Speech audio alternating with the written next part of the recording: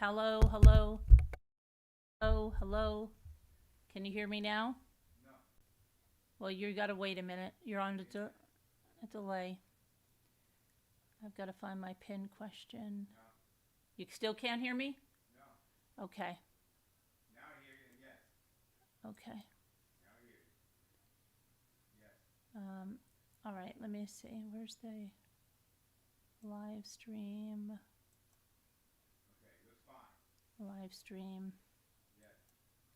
Hey, Leslie PB. Low. I'm very low?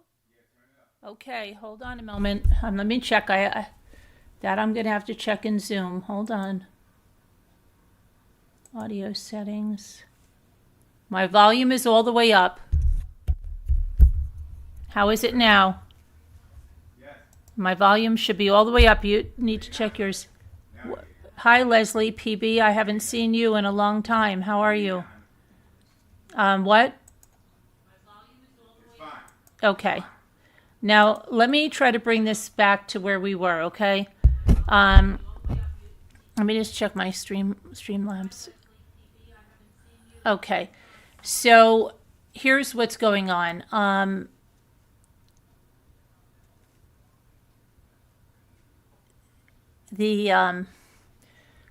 got to get all my bearings back again. Let me try to do this. Okay. Ashleigh Banfield. In the beginning, when Nancy Guthrie was going away, hi 61, hi Leslie, hi Amanda Sue, hi. I hope everybody comes back. Originally with Ashleigh Banfield, she said that Tommaso was the prime suspect and that they took their car. And Scooter came flying in here one night early on, and she was like, "Oh, Carolyn, there's breaking news, breaking news." I looked everywhere, but could find no other source other than Ashleigh Banfield, and I didn't want to report that. Well, then a few days later, Sheriff Nanos comes out and calls Ashleigh Banfield, well, I don't know if he used her name, but he said there was reckless reporting, that somebody reported that.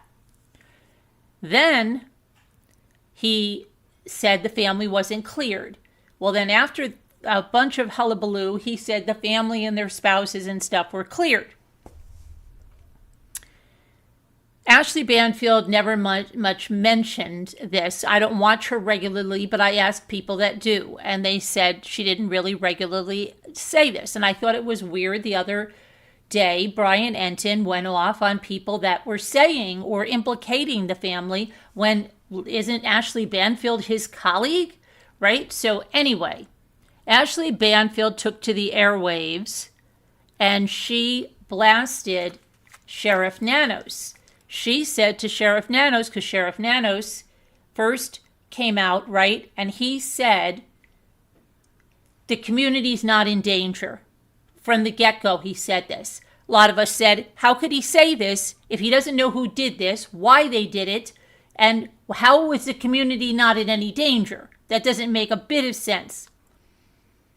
So then he came out and said that he's known since day one this is a targeted attack and it happened to anybody else, meaning the entire community is in danger. You're in danger, girl, right? So he contradicts himself. So now she's calling him out saying, you're not going to get away with this, basically, but why did my law enforcement source tell me that who your prime suspect was? Why did you take their car? Why did you go to their house? You got a voluntary search warrant, but they probably, if they didn't give it to him, would have got a court-ordered one, right? So she's calling him and saying, why, how can you say you now know from day one when she is still standing that her law enforcement source is correct, meaning that that would have been what he thought, that it was Tommaso, okay? So now you're saying it was targeted and the community's at risk and this can happen to anyone, right? So, yeah, tell me what, tell me what's going on with that. And Okay, I'm just checking my Streamlabs. So yeah, so I don't know.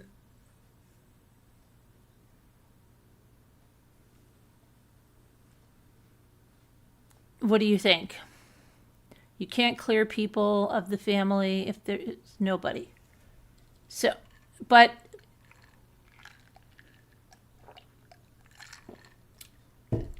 it's crazy. So she's calling him out. Now, here's the other thing that I couldn't believe. I don't listen to Ashleigh Banfield, but I did listen to this. And you know what she said? The exact same thing that I've been saying, but I thought it was 56 days. I think she's saying 46. I said to you guys, and you know it, when we get to where we were in Idaho before Brian was arrested, if we get to that point and there's no suspect arrested, then I'm going to say we're going in a cold case. She has the exact same feeling. She is using that as her benchmark too. And I have not watched her, and I was like, oh my gosh, but she said it's 46. And I could swear that it was 56, but let me just check it again. And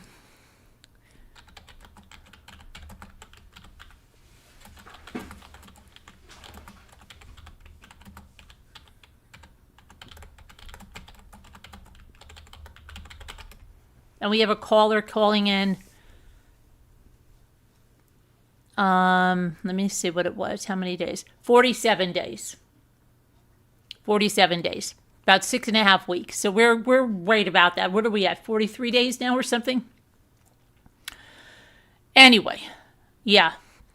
So that is what I want to talk about. And then the FBI, okay, the other thing is that the FBI says they recovered the images from these other cameras. They were recording towards the pool area, towards the back of the house, and like over the garage. And they have images from the day before of people there.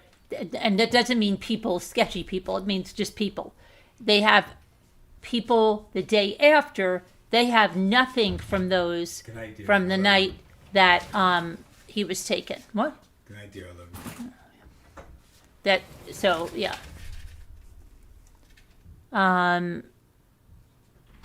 That not he was taken. I'm so sorry. I'm so sorry. She was taken. The night that she was taken. You have been saying that time frame. Yeah, the whole time I've been saying the Idaho 4. I had it wrong. I thought it was 56. It's 47. I think in the beginning I looked it up, so I must have said 47 and slipped into the 56 in the last week or so. But hi Lasso. Check this out, Carolyn. Check out this YouTube.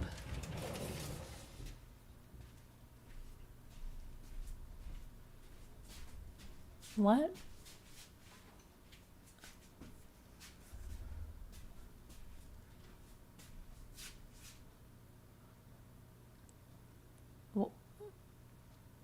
Uh-oh. What's that about? What? I don't know. There was something. Did you see that thing that just showed up on my screen over there? No. Yeah. What was that? What was that? I don't know. Let's see. What is that? Oh, maybe that's when I was fixing my audio settings. This is what. In a sex space, I just got to get myself a little bit under control. I'm a little bit. I'll give you the number. Hang on. I think I have to start a new Zoom because this is from last night and it's going to die. So let me start a new Zoom. I just want to make sure that everything is working all right. I'm making sure that nothing is going on here. I don't know what that is, Lacey, but I don't usually post links in here. Because I don't know who that is or what that is. And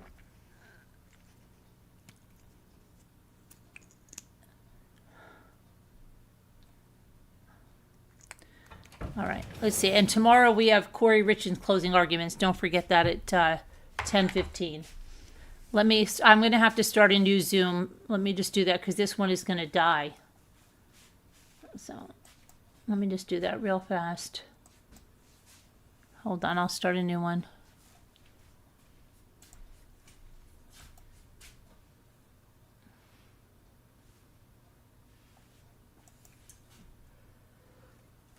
Okay. That's a new one, and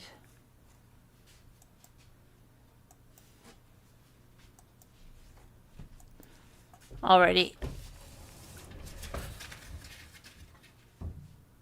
So let me say, I'm in One Eye Blind Art. I don't see him back. Hi, One Eye. I'm sorry I didn't get to say hello to you before.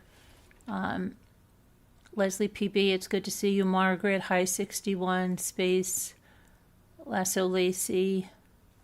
Amanda Sue.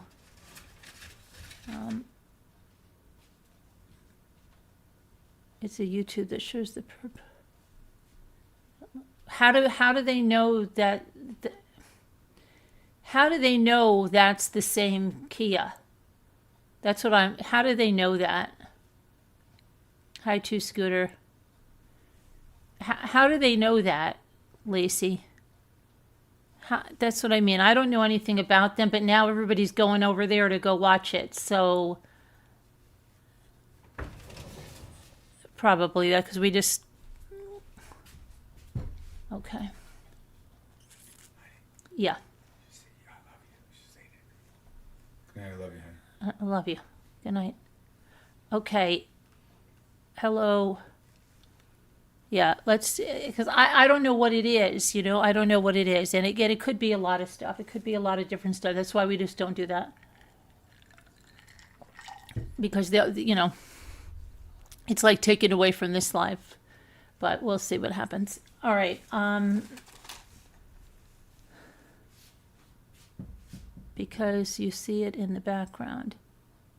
Oh, yeah. No, we don't usually do that, and especially not like to take them to another video. It's all right. It's all right. You didn't know. Okay. But you see the Kia, they say, but how do you know it's that one? Do you know what I mean? How do you know it's that one? There's a million of them. It's like seeing a Toyota Sienna. How do you know it's that Sienna? Right? How do you know that? It sounds like a bunch of clickbait to me. We had it with Koberger. Remember the Hyundai? And not the, did he have a? Was it a Hyundai that we were looking at the time? What the heck? He had a Hyundai, right? Is that what he had? We were finding it all over. People were calling in, and then the girl came in on the side of the road. And we went over there, and it looked just like it. I mean, how can you tell, right? How can you tell? You can't really. All right, Space, I'm going to send you the, you got to drive? Okay, hi. I just want to see that I covered what I said I was going to cover before I take a caller. So, yeah, Ashleigh Banfield called everything out on this, and it's just, hi, Dookie, how are you? I missed you yesterday. It's okay, Lacey. It's just I don't know. Like you know me. I'm a fact checker, and I'd want to see because it sounds kind of sketchy. I'm not gonna, you know. I mean, it sounds sketchy to me, but I didn't see it. That's what I mean. So I don't want to promote something I didn't see. Plus, I just the Kia. That's another thing, though, Lacey. The Kia was not seen on Nancy's camera. The Kia was seen on the neighbor's camera 2 miles away. Don't you remember? And the FBI said that those cars have nothing to do with this. So maybe it's the Kia from there, but it has nothing to do with Nancy's disappearance. I don't know. That's all I can tell you is about that. Maybe Space has more on that. I don't know, but I don't know really much about why they're thinking who this guy is thinking it's in Northport. I don't know. All right, let me email. I'm just. You have to forgive me, okay? it is, I have a lot of anxiety still from what happened before with the live stream. That really like frazzles me, and I'm sorry. I do have anxiety about that. I get anxiety about that, and my mind's going a million miles a minute. Like he's not going to remember what he changed. I've got the trial set up. I actually have pain in my chest from this. Not joking. I had some before, and now I've got it really, really bad. And so, I'm very emotional as it is. Ray's birthday's in 4 days. I've been very emotional. People close to me know this. And so, like, this whole thing is just really, I need to just calm down for a second.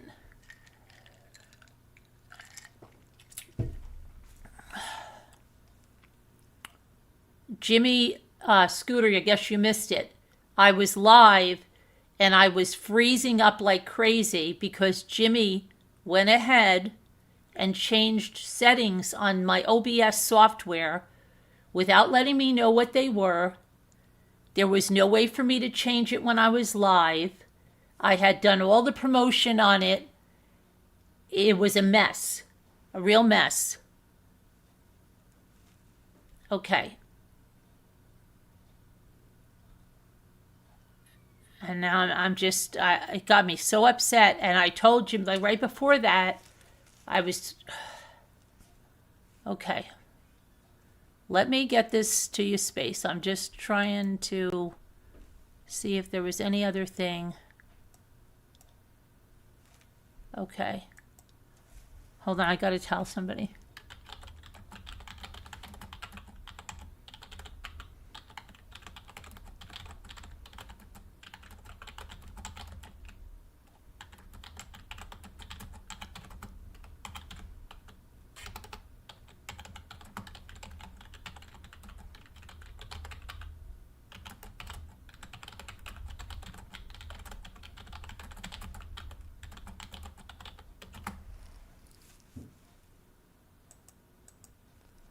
Okay.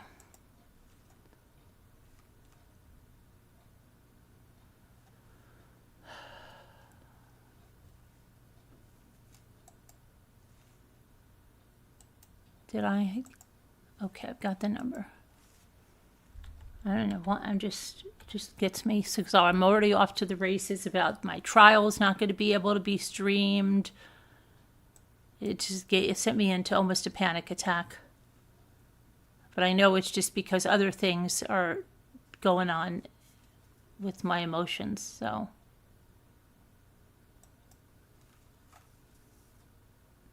Okay, I sent it to you. If anybody else would like to call in, you're welcome to call in. Okay, good.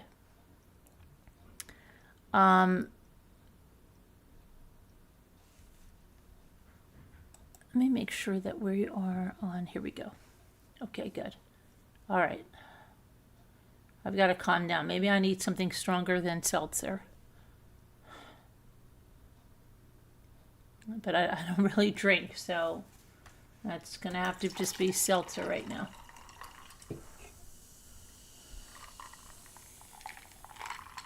Okay.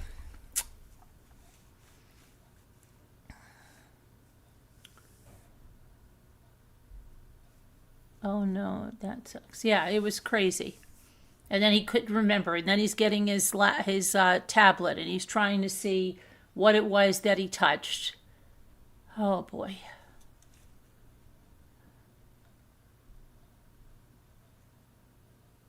Okay, Scooter, I'll put the number in Slack as well.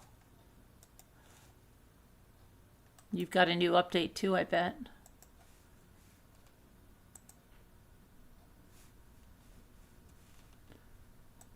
And then Linda couldn't understand that we were live, and Bucky and I were, Linda, we're live, and she was with Tina coming back from Washington, and she wasn't getting the message at all. So yeah, it was kind of crazy. But that was in the other live. Okay, I'm coming. Hang on a minute. I'm trying to answer the doorbell. Okay. Now I've got to get back to the live. Okay. Yeah, I am. I am. I'm just having a little bit of a panic attack here, but I'll be fine. Yeah, you'll be fine. Yeah. You'll be fine. Okay. Thanks. We'll get your mind off the your technicalities there. Yeah, I Uh, know. That was it, crazy. Okay. yeah, I can talk for a little bit about things while you calm down or whatever, Okay. because All right. I've crossed a lot of interesting topics since we last talked. So I'm actually interested in talking about a variety of different things that I've come across. So I've got plenty, and you can think of whatever you want, to insert as we go. So Okay. uh, I just got off. You want me to just start talking, or Yeah, did yeah, you go take ahead. the Yeah, phone yeah, down? you're Okay, calming. Yeah, your okay, voice is calming. oh, Okay. okay, yeah. So we'll try to do it. Take that Okay. approach. Uh, I think I noticed you talking something about one of the vehicles, and the huge focus has been recently is when is Annie and Tommaso's car going to be returned?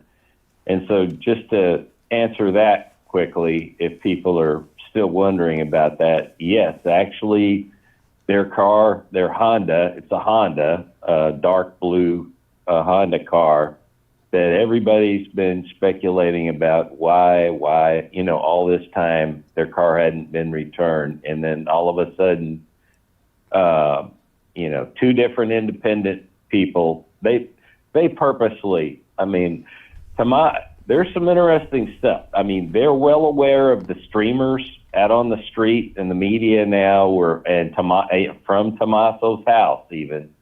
And that place has been vacated for the media mostly hung out at Nancy's place, and pretty much after the sheriff cleared the family, within a short time after that, most people left Tommaso's. There might have been a major media outfit there for a while after, but even JLR, I was surprised. He said he wouldn't, and he didn't. He do drive by there and, maybe stop for a minute or two. But he was the first one to spot it. I happened to get up early in the morning to catch him because he sometimes does updates, and he said he was going to drive by the house. So I was able to find live pretty much the first. He was the first to know, at least as far as YouTube world goes, that the car was back, and they purposely parked it out front. When they could have put it in the garage. So I think and then later, a day later, another YouTuber guy that people probably have heard of. Let's see which one is Oh, he's Mark the Mark. Shark, right? Mark, Yeah, he got yeah, yelled Mark, at, right? Mark the Shark. So he goes by there today. Now, see, all these guys are talking together, and they're sort of saying we're trying to respect the family and give him some distance. But then, Mark, you already knew that JLR was there the day before, and you saw his video, and you talked to him every day. So, it's a little hypocritical then to go over So the was next he day standing and outside there and filming? what he did was he drove in. He got parked. He parked too far down the street. I guess he's too lazy to. He didn't want to just walk back up. He whatever it is, he parked. I don't know what distance more from the house. He got a little confused, and that's just in a perfect example of how sort of you get lost in these yards. The way the landscaping is with all these things. He couldn't quite drill it down to the exact parking spot, and he realized he overshot. But as soon as he got out, within a minute, somebody told him, you can't park here. So there are people on that street, and there was hardly anybody out there. I didn't even see the person that told him that, but there must be people with security cameras now, and I don't know what, because I didn't even see anybody walking on the street. But anyway, somebody came out and tried to shoo him away from where he stopped right there. And then he realized he moved his car up closer to Tommaso's, and he actually parked it adjacent on the other side of the street. So he wasn't square in front of the house. He had to walk down, let's say, 100 feet to get down to where his house was. And what he was trying to do was get a shot of the vehicle in the driveway. But again, I mean, this is where you could criticize him for doing this, because he's just trying to get more clicks and more views for his thing when he already knew that JLR the day before found the car. So people, still will show up to do this sort of stuff. Now, I'll just say, though, that he wasn't, as he walked up, he said he wasn't going to, he actually was saying, and he was kind of huffing and puffing. These guys are not all in very good shape. It seems they all breathe heavily just for walking a little ways. But anyway, he got up over to the driveway and just barely set up his camera and shot it, and these guys are the worst photographers. I have a photography background, filming, and it's such trashy stuff that could be done so better, much better. But anyway, that's just me being a critic. But the point was, he was not setting up shop to sit out there. He just wanted to show that the vehicle was there, and maybe less than 60 seconds, he was there doing that, and then he picked this thing out. Now, I think what happened was he heard somebody come out of the house, and it might have been Annie, who was going to go use the car, because he revealed that just talking about it while it did stress him out. I mean, I'll say that incident freaked him out. It wouldn't have freaked me out. He really got freaked out, kind of scared for what the encounter was. He could have been calm and just maybe even gotten to talk to him. He might have talked to him a little bit. But anyway, the way it works was he was there maybe 60 seconds, got the shot of the thing. Maybe somebody was coming out to use the car, but boy, they got their neighbors on alert, or he's got cameras all over the place now, because he saw him like you say, within 60 seconds, and then he's walking back to his car. And I don't know whether I can't say whether he left because he heard somebody coming out of the house and he didn't want to hang out, and he got a little afraid of that. He sort of indicated that when he was driving away, talking about the incident, because he said he thought maybe Annie was coming out to use the car, and then she saw him there with the camera, or maybe he saw her too. Who knows? Because he said her name. And he didn't go into the detail. But the bottom line from that is he started walking back to his car, probably because he heard somebody come out there or something. And then he said, I hear somebody, as he walked further down. And he was a good ways away from the house. He was almost to his truck when Tommaso came out. So you could barely see Tommaso. He had to zoom use the digital zoom and everything on it. So it's all pixelated. It's not a sharp image. And he shouted back to him that, yes, he would leave. He said sort of a stupid thing. He said, I'm taking pictures of the street or something like that, because I guess he's trying to cover up that he's taking a picture of their car. That's kind of goofy, the Mark guy. So that's an embarrassing thing to say. Anyway, but the bottom line is he was shouting back to Tommaso, and this is a long distance away, and Tommaso just was standing up near his doorway on the porch. He didn't even come off on the sidewalk or anything, and you couldn't hear the audio. He could hear it, but it didn't really pick up. You'd have to turn the gain up all the way, and maybe you might hear it. I didn't hear anything from the audio playback from what Tommaso said. But it was just a real quick exchange, and he said yes. He said that Tommaso did ask him to leave, please, and he used the word please.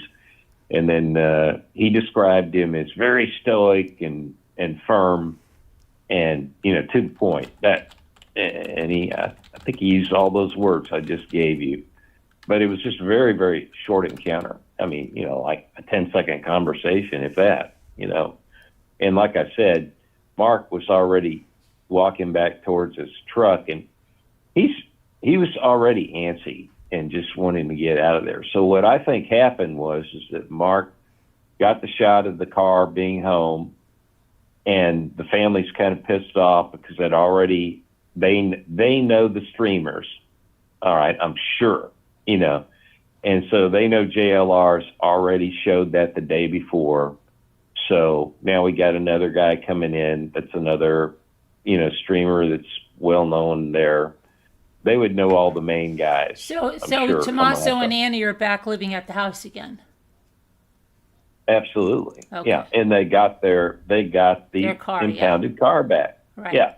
And now this has been verified by two different people. And they were obviously parking it in the driveway so that because they know everybody's driving by there all the time. Mm-hmm. So they wanted people to know to end that speculation, because they could have easily continued to hide the car in their garage, and they didn't. They pulled it right up. Yeah, I mean, and you can't blame that. You can't really blame them for not wanting people filming them. I mean, well, sure. Yeah. All he can do is ask them. I mean, please stop filming us. Unless he's not, you have to commit a crime to be moved off. So what the crime would be loitering, but he's not loitering, just there for a minute or two. Or the other thing would be stalking, but he's not technically violating it. He's not doing any stalking. I wonder how long, but how long do you have to sit there and film someone at their house to be considered stalking if it's continual, right? I don't know what the law is, but it doesn't matter. These people all know what's going on. I mean, they know it's, they know this guy. I guarantee you they know him. Tommaso's, they absolutely know who he is. And, it wasn't a terrible thing for the guy to have done. I mean, because he really wasn't trying to hang out. I do think, though, he heard somebody come out of the house, so he thought, oh, shit, I better get the hell out of here. Because, I think that freaked him out. He probably would have stayed, a little bit longer. But as he walked up, he did say, I'm not going to stay here long.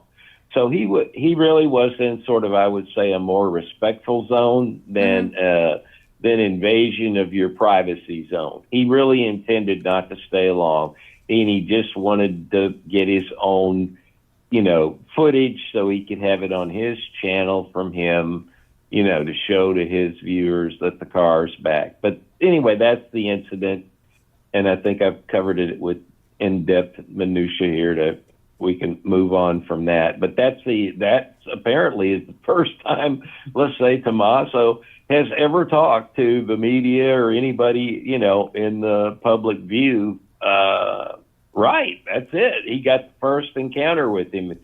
And, if that had happened to me, I would have said, I would have tried to talk to him a little bit, tell him and just try to say, sorry for what happened and hope, all this stuff.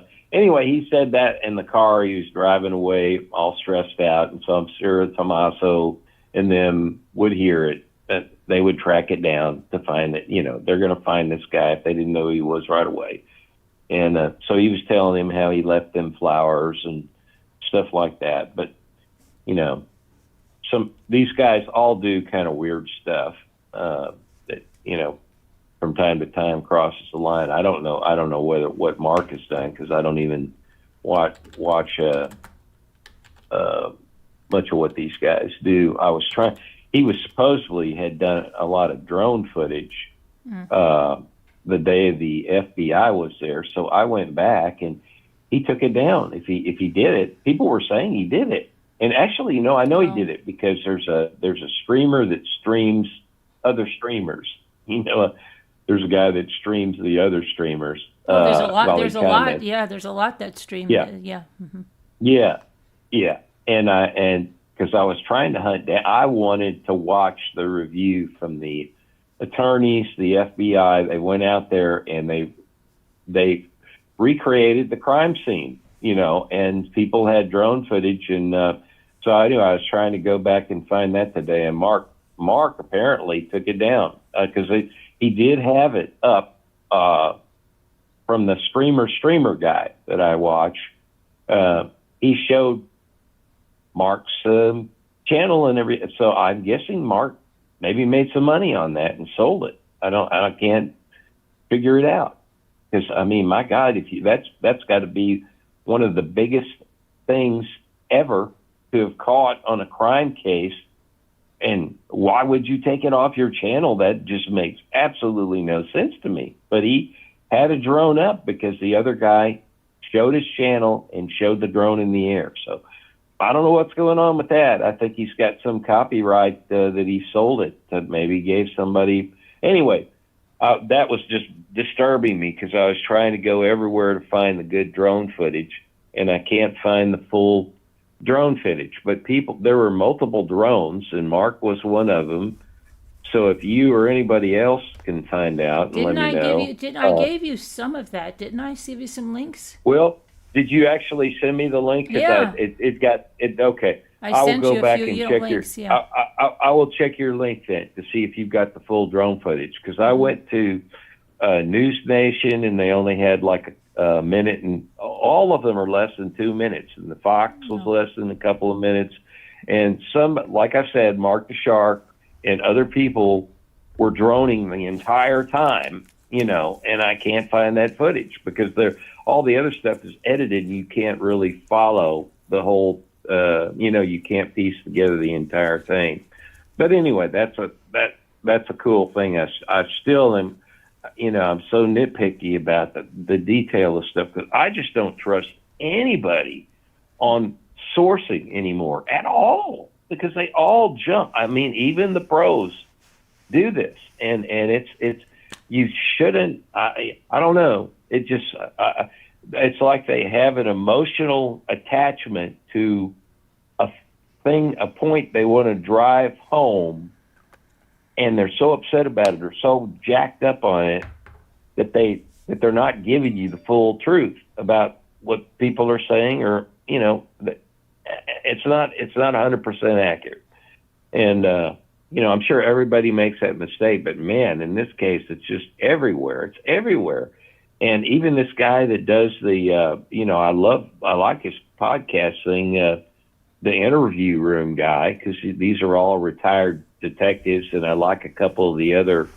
The interview Mark.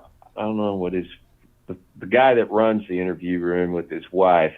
He all the time jumps to conclusions, and he doesn't. He's not aware of some of the details or minutia out there in the case. That to me is just wild, that these guys are, and they spend hours on this case, and I just can't believe that he's not even aware of some things.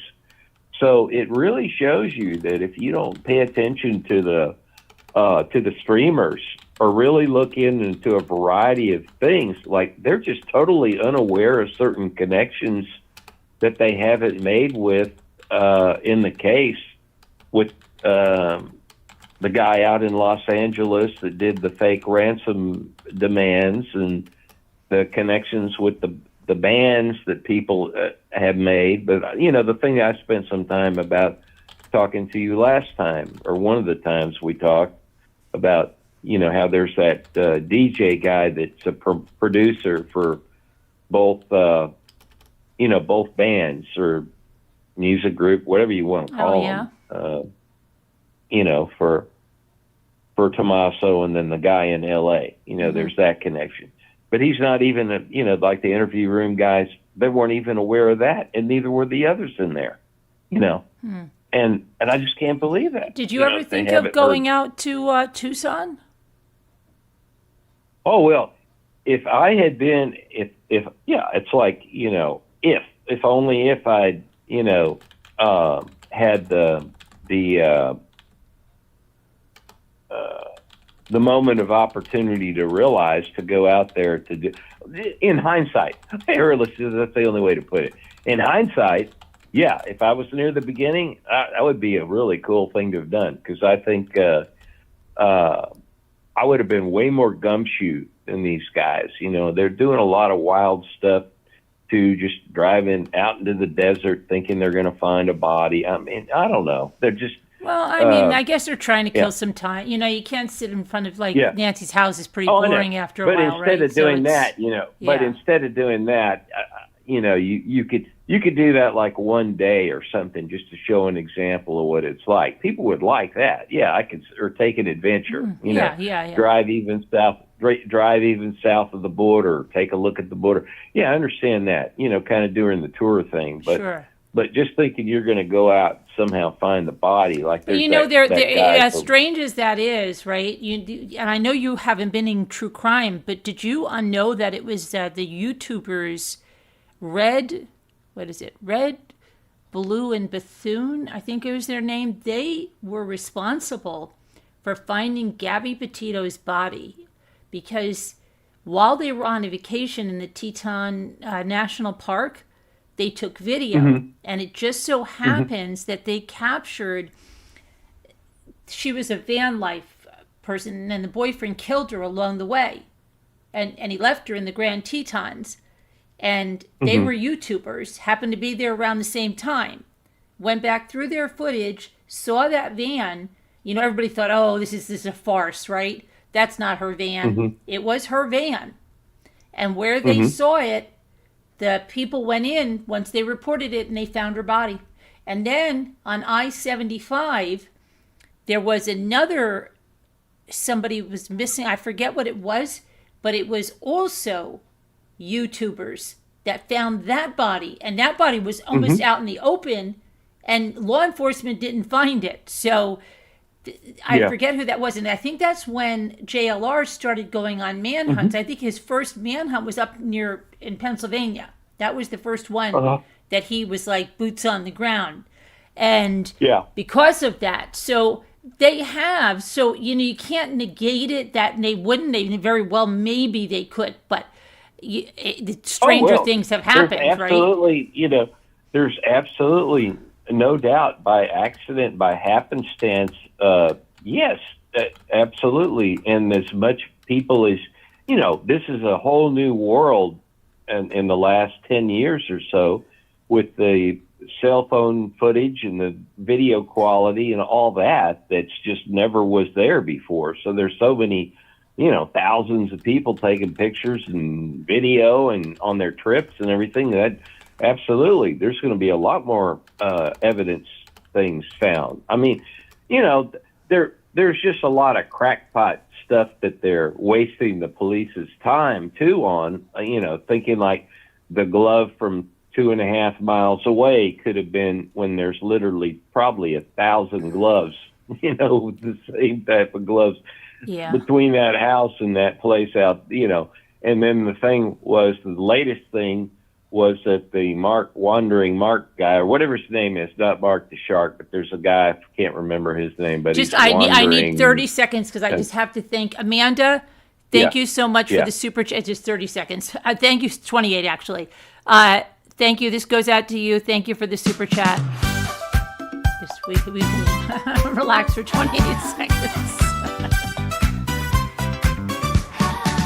Whoa, super chat, look at you. Sending love, we see it too.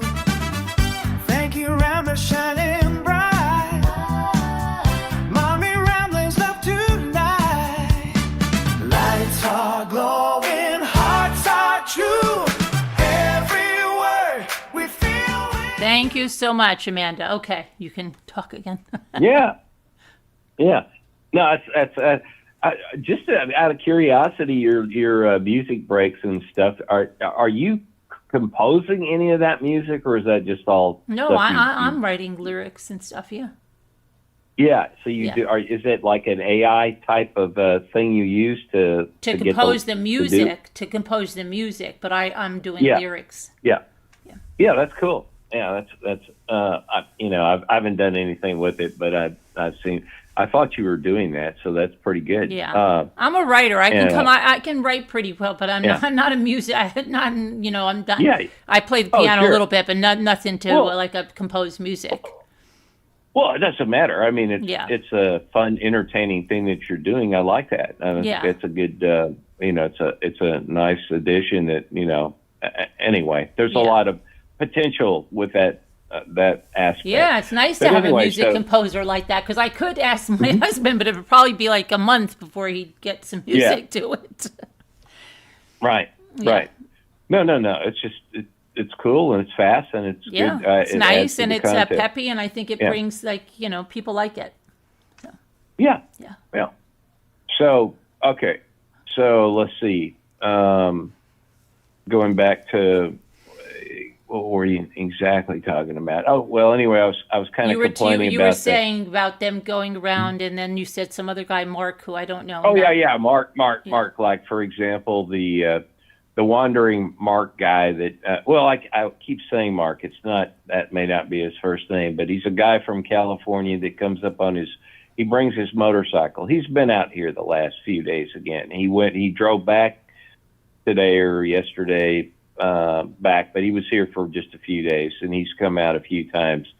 But this is the kind of crazy stuff where the guy's on his motorcycle and he had a helmet camera and he's driving all over the whole place, which again, like taking tours, and this is something that he just does with his YouTube channel. This is a new thing probably for him, a crime thing, but he goes around exploring things. So this is natural for him to do this, but he's, gone out on his motorcycle with his helmet camera and goes doing searches and stuff. And then he found, but again, I guarantee you this is a complete waste of time, but for whatever damn reason, he went over to Tommaso's house back behind the home there. The home is actually still in view from where they found some homeless. I'm absolutely certain of this. I mean, if you've I'm somebody that's hiked around and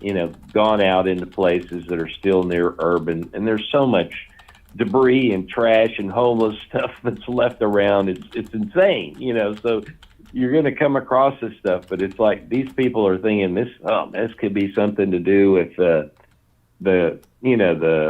Nancy's clothes being out somewhere, like it looked like a distance of 100 or plus yards, between 100 and 200 yards from Tommaso and Annie's house, some old half-buried pants, and there was a couple of other items there that were, a knee brace.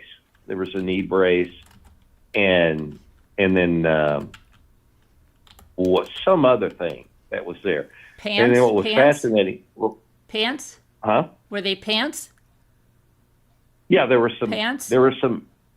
They have a picture. He has a picture of it in his timeline and stuff. But but the point, these are like clothes that a homeless person would have left or used.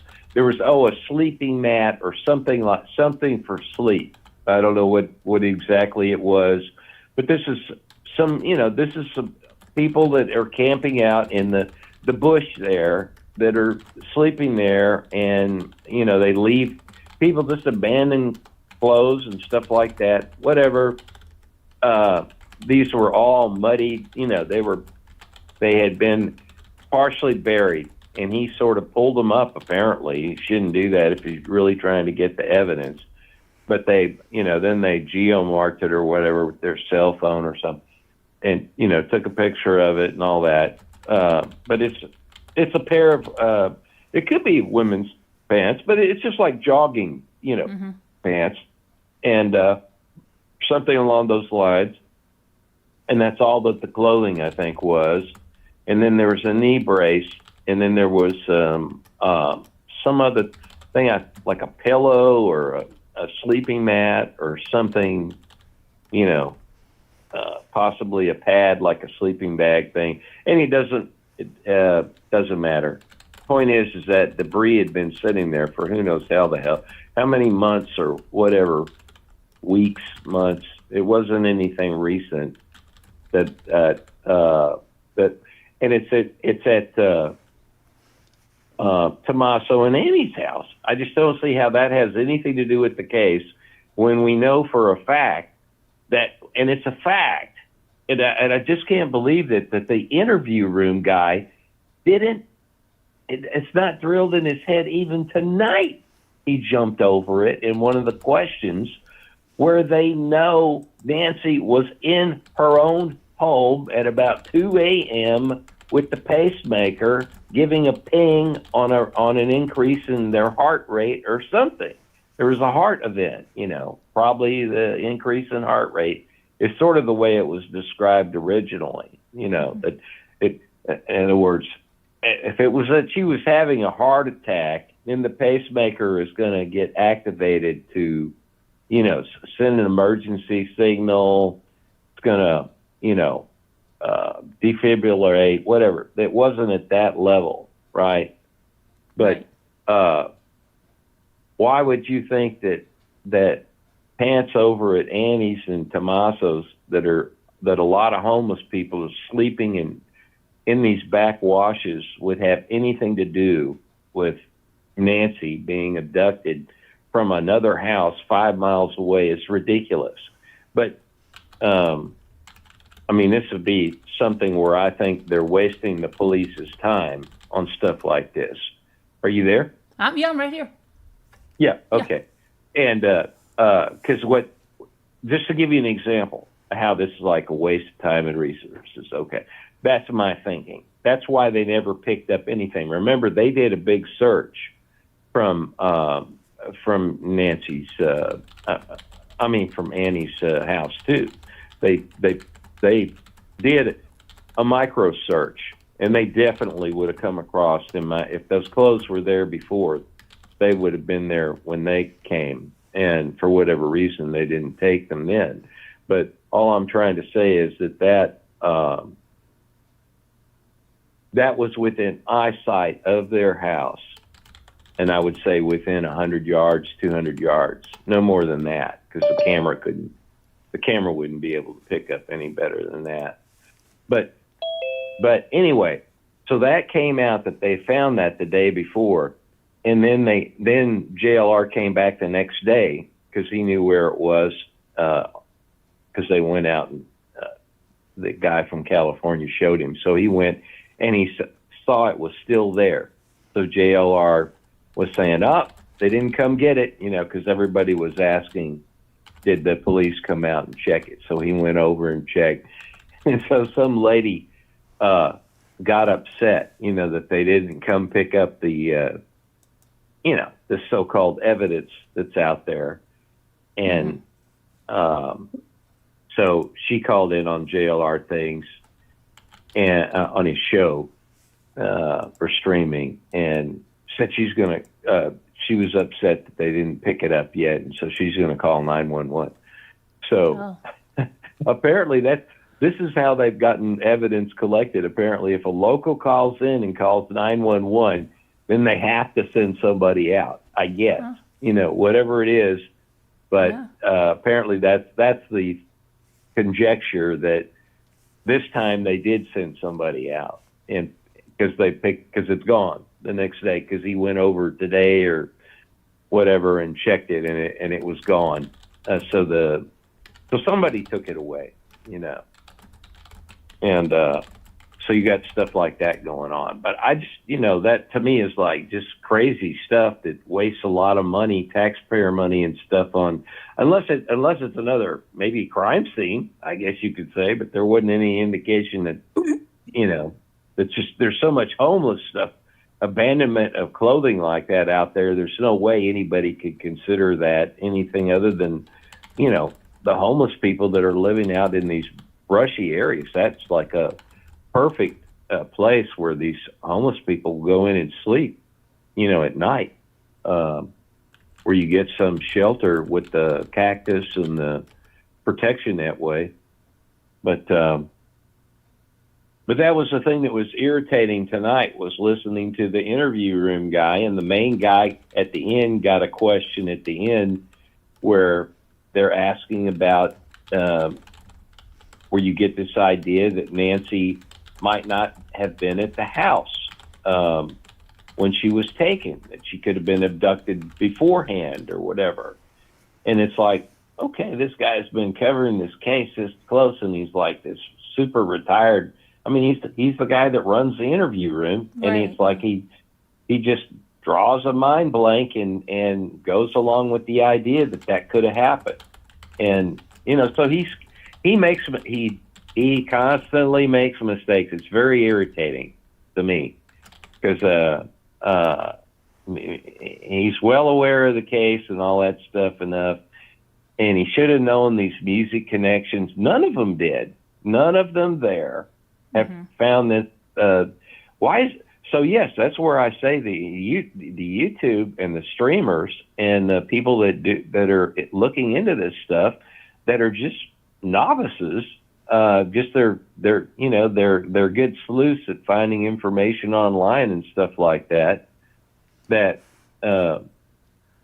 these guys, the experts that are running their big channels aren't even aware of. But I mean, it would seem to me like that's sort of your main retirement job or whatever, that you would go and see what other people are saying and you would be aware of those connections, those music connections that Tommaso and the Kalila guy, or whatever his name is, the Italian guy from Los Angeles, had together with this DJ Mojito in Tucson. That's their producer. It's been their producer. Hey, Carolyn. How's Hey, it how are going? you? Good. Good. Who's chatting? Sorry. That's Space Cat. Oh, hey, how are you? Okay. Hello. So I have a couple questions. You were commenting about the interview room, and do you mean the guy who runs the channel? Yes. Were you meaning him? Yes. Oh, okay. Well, from what you said, I was taking it a different way, that he puts a lot to the chat to see and draw people in to what's going on. Because he actually found a glove when him and his wife went to Idaho, and when they covered that case. So he's a pretty well-known detective. Oh, yes. and all that. This is a professional that's dedicated his whole life to detective work. Yeah. I mean, he's. I thought maybe you were prefacing that he did something wrong, or I was just trying to understand what you were explaining. Well, I think it could be his age or just his attention to. I mean, certainly he's paid a lot of attention to the case, but he's just not aware of some ins and outs and stuff that the way he answers questions and stuff. Sometimes I think he skips over and forgets, a certain, I was just using the example tonight. Like, he answered a question where he obviously should already know the answer, and I think he does know the answer, but it's like his mind went blank and he answered it the wrong way. Okay. He gave somebody the wrong answer because he was giving them the impression that could have happened the way they were talking about. But that's not accurate, because it's not possible, because they know Nancy was in that house at a time. And that's like given as fact in the case, so that's nothing that's controversial that's been released to the public. So it's like he just missed that, and I don't know whether that's because it's more likely he just not, it's like it goes over your, you don't what you're saying. remember it. I think he just, he does that to get the chat involved, to get people involved. Like, he's not saying that's definite. He would say it like, oh, well, what if she wasn't there? Trying to say things out loud and brainstorm different things and see what other people would think. Yeah, except the way he answered it, though, you wouldn't think that. If you're not familiar with the case, a little, because I haven't watched it in a while, so. This isn't the first time he's done this. He's done this multiple times. I mean, I'm not sitting here trying to be a critic of him and make any kind of personal attack. I'm just saying what I was really doing here is agreeing with our host here tonight, where she's saying that YouTubers have solved things, that the experts haven't, Yeah. and then what I was saying is that, that these guys who are running this channel, I mean, because I think the reason why I use the interview room as an example is because he is this expert, all right, a lifetime expert. I think he's written some books, okay, and his wife Dr. is involved. Bravado. His wife is involved in the criminal field too. I think they're like a partner. Yeah, she's like a reporter type person. Yeah. Yeah, I don't know exactly what her work was. I wasn't paying that much attention what it is. I think it was more in the PR or report news part. Anyway, it doesn't matter. It's maybe in the POIO office aspect of anyway, it doesn't matter. But the point is, they're this expert team, and then they got these other experts that I like them all. They're the other 3 people that are in this interview room. And and these people, they do long shows. I mean, they do, minimum. I think that the shortest one I've seen is like a couple hours. Usually they're 3, even sometimes 4 hours on this Guthrie case, But no, I've noticed multiple times he skips over stuff, and he's not aware of things he should be aware of. There are blanks there. I'm not saying that as a critique. Maybe he's of him. just All I'm trying to distracted. say is, It's easy to get distracted. Sometimes you don't see I don't see things in the chat. You get distracted sometimes. Yeah. Yeah, but I'm just saying if you're not. How about some other views that you have on the case? Any other views besides the interview room? Pardon me? Any other views that you have on the case? Any other? Oh, I've listened. Yeah, I've listened to a lot of different streams. I mean, well, not the streams. I'm just talking about Nancy Guthrie's case. Oh, in the case about it? Yeah. Yes, there was actually in one of the people that I was actually going to record the audio or send her send our host here the clip. I was getting to that level of detail, maybe to share some stuff that I found that we could play back the original caller or something. There was one lady that I thought she had thought out things very logically, and one of the guys that was on the interview room, I wish I could remember I don't know these people well enough to know them by first name basis or whatever, but he's the psychologist guy. He's in his 40s. He's also written books, and he's sort of the shrink guy that, or the psychological guy, and he has some connection, he claims, to Columbia University, which I'm guessing. Mm-hmm. Maybe the New York one in New York City. Is that? I don't know. I don't watch it, so I don't know. But I do know, like, the host of it. I don't know any of the sidekicks because I haven't watched him in years and years. Well, Dr. Bravado's on that channel too, and he's amazing. He's written books, and he's worked with serial killers and everything.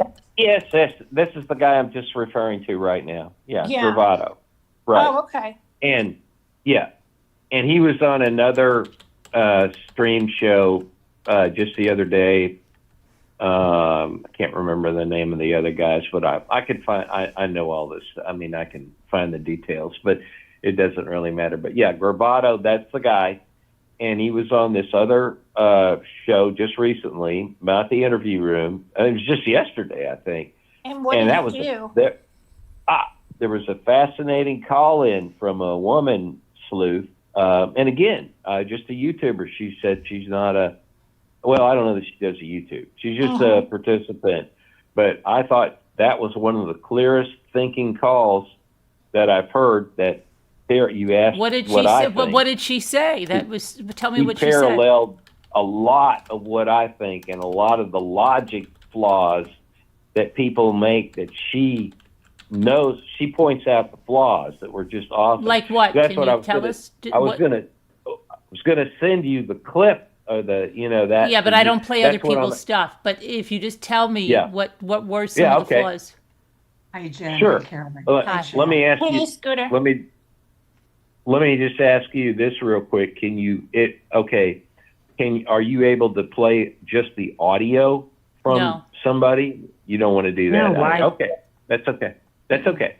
All right. So Caroline, can you hear me? Yes. Hi, Margaret. Hi, Margaret. Hi, I'm trying to get everybody. the chat up.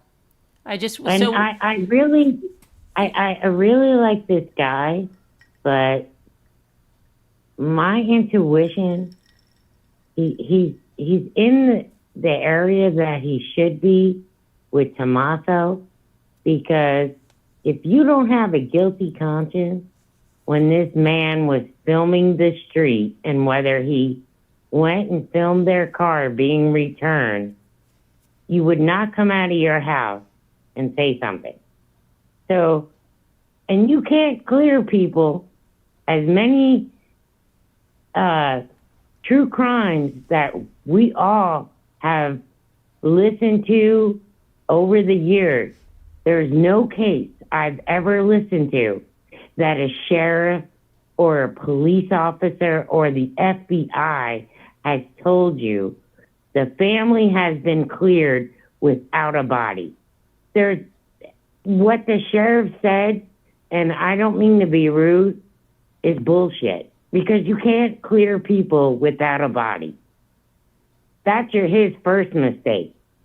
And then his second mistake was he didn't let the FBI help them because he's such on a trip.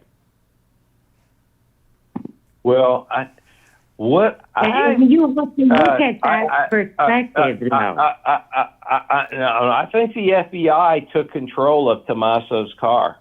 I think that's I'm not going out on a limb here to say that the FBI took that in as evidence, because they did. The FBI Because absolutely. they did. Pardon me? Because if they took Tommaso's car, the FBI, it would have went to Phoenix, where their office is. It didn't. It went to the sheriff's department.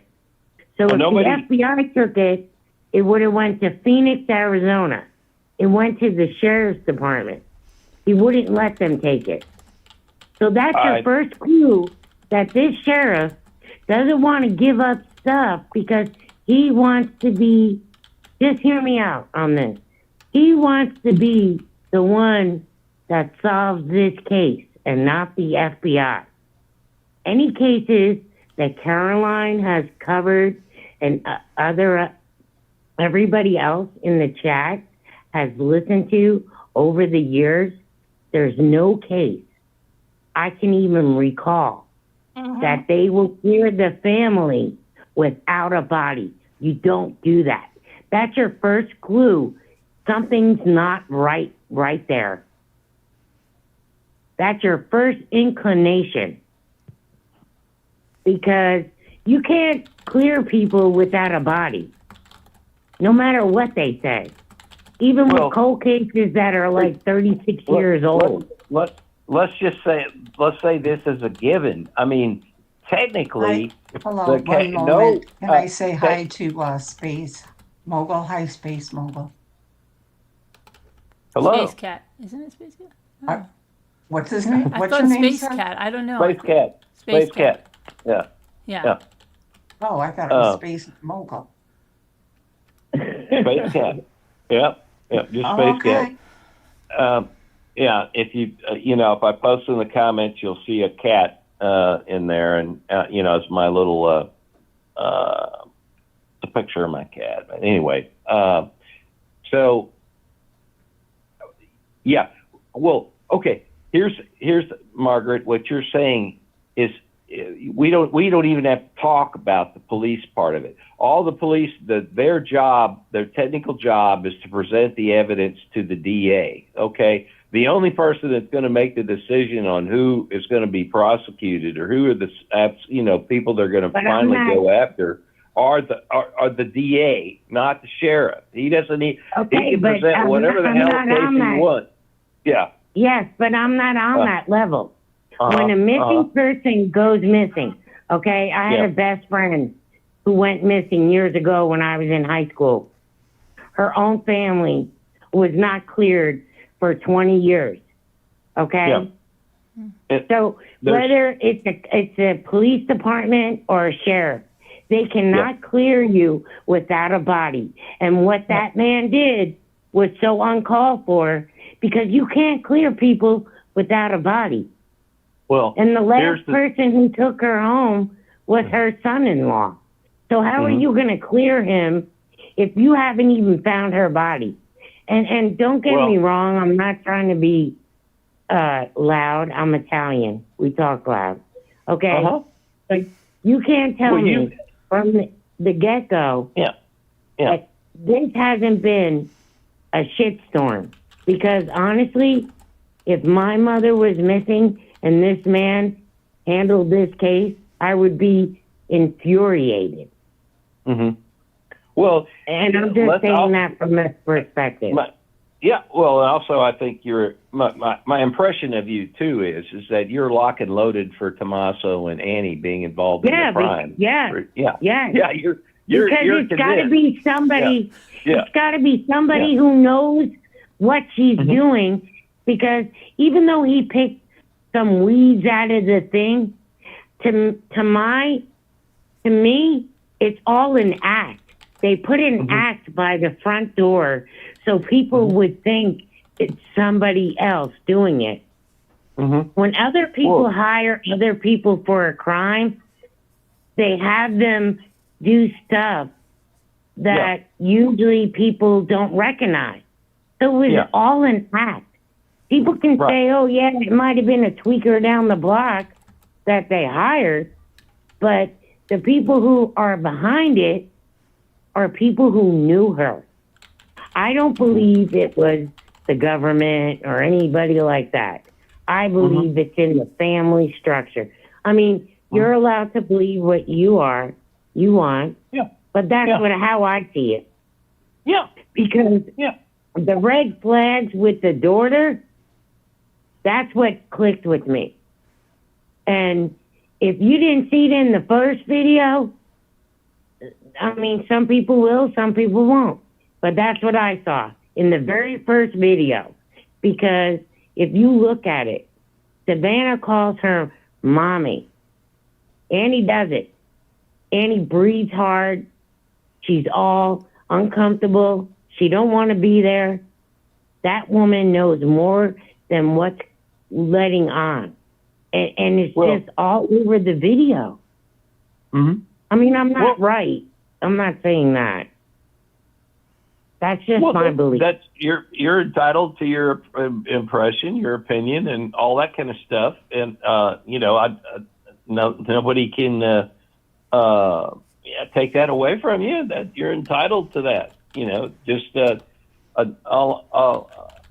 my thinking about the case is in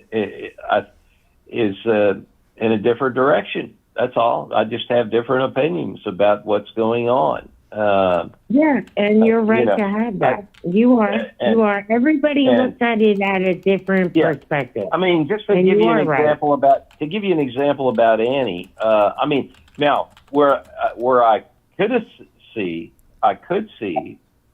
what that other sleuth guy dug up on the internet was this crazy connection to the snuff film people or the crazy sadistic community, whatever you want to call it, death culture, whatever it is, the crazy people that do the crazy music that Tommaso dabbled in. Maybe I haven't listened to his music or lyrics or anything, but he was within a community that's within other people that have these bizarre connections where they're in this world.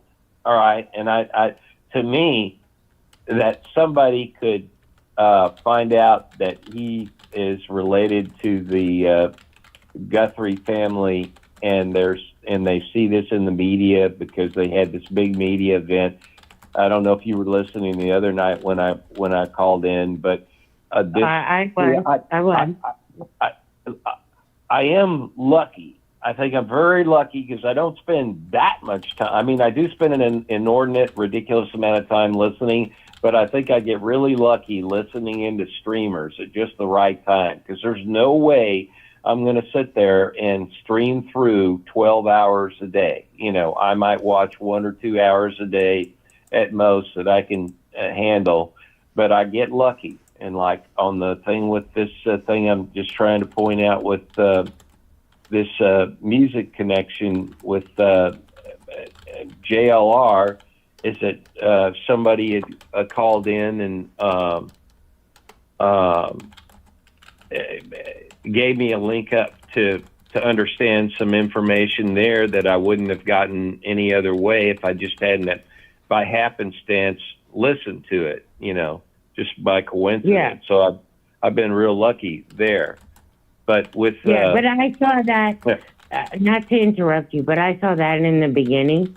But have you ever read Annie's books, the poetry that she's wrote, and then even Savannah's book? They had a game when they were kids. Oh, I know I know the kidnapping game. Yeah. Yes, I know mean, that. who does that? You got to understand. Well, yeah, but you got to look at it like, what family in this world does something like that? That's some off the wall stuff that you sit back and you think, why would you even play that game? The way the world has been since. I mean, you could go back we don't to 30. Look, I mean, you come and I on, are not of the Well, you and I are not of the generation. You and I are not of the generation of the goth and the really dark people. So yeah, I am. Whatever it is that these people endeavor in, where they're I'm talking piercing, about. Yeah. Yeah, but I'm talking about, what family have you ever met in your lifetime that played a game that you're going to get kidnapped and your mom's got to find you and your cousin? I've never met anybody in my lifetime. Excuse me, Margaret. Right there.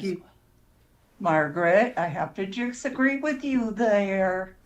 I think that's been made more and more. That's because I think that's made out more to be than what it is. I have to disagree there. Yeah. Well, yeah, but if you wrote it in your book. I strongly disagree. Well, but here's the thing. We've already discussed this the other day, so I just want to lay in new material. You know, we know people's formed opinions, and it isn't going to do any good to debate back and forth. If you've got new info, let's talk about it. But this wastes time going in circles. But Space, you've spoke your opinion a lot. Yeah. Well, it's because nobody. Yeah, but I'm the one calling in talking. I've got new information. I've got new information, but I can't get it in. You know. I haven't spoken mine whatsoever. I'll let you talk. Yeah. I'll let you talk. Go ahead. No, that was all I wanted to say. That was it. Go ahead, you guys. Continue. Go ahead. Go for it. Tell your new information. Yeah. Yeah. Go ahead. I am. So as I was referring back to, was the woman that called into this other show that, she laid in some really good logical points of how you can think about the crime and eliminate a lot of other hypotheses or, just beliefs that people think, jump to conclusions on how things, outcomes that don't make any logical sense. Okay. And that Guthrie, not Guthrie, the psychologist, you knew his name, the lady here starts with a G, that psychologist guy. He was, what's his name again? You mentioned his name. Dr. Bravado? Yeah, Bravado, right. Yeah.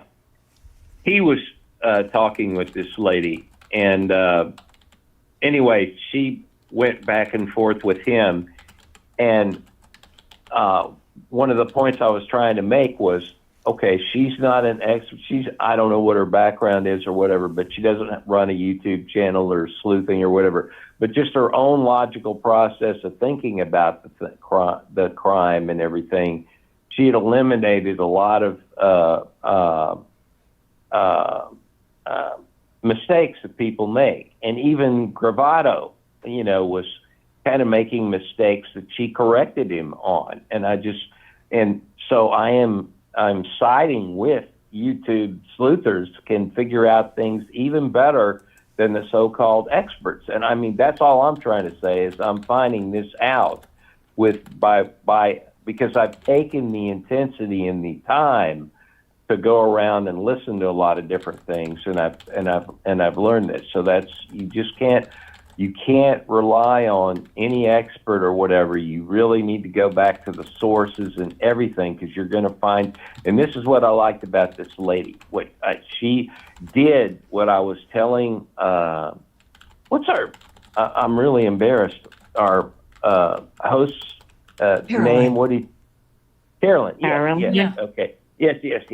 That's just slip of the tongue. I mean, I know it's Carolyn, it just slipped off my tongue.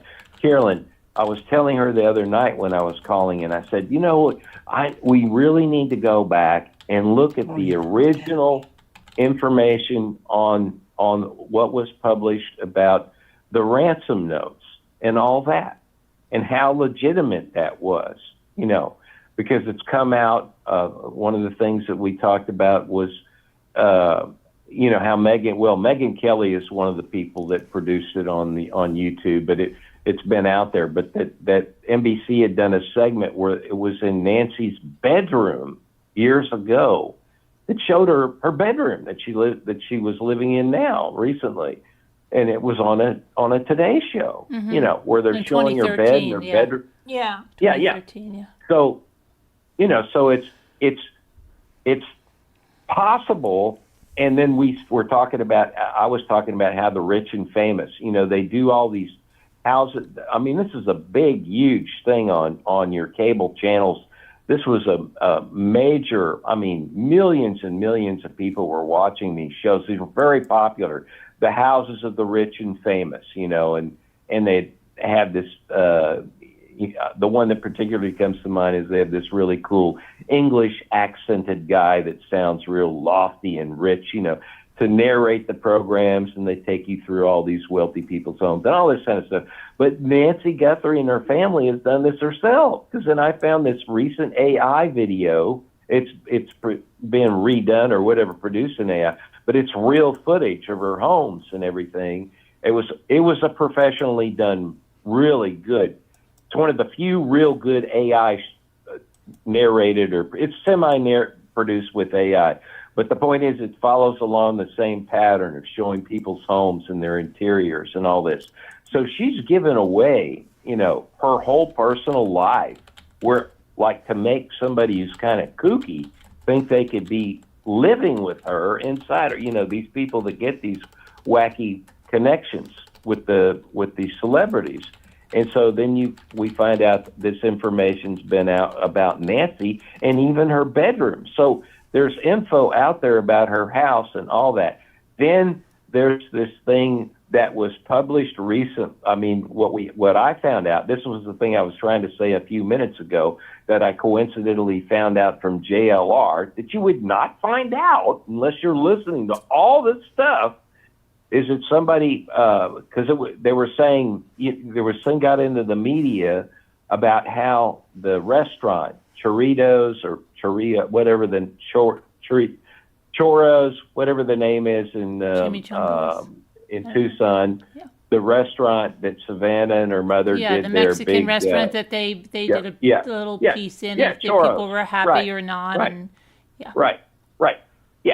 Anyway, they did a big thing there. And so people were was rumored that the FBI went that, not rumored, it got into the media by some of the main people, like even Ashleigh, Banfield, whatever, all these people that are reporting that FBI was in there recently, again, questioning, including Brian Enton guy.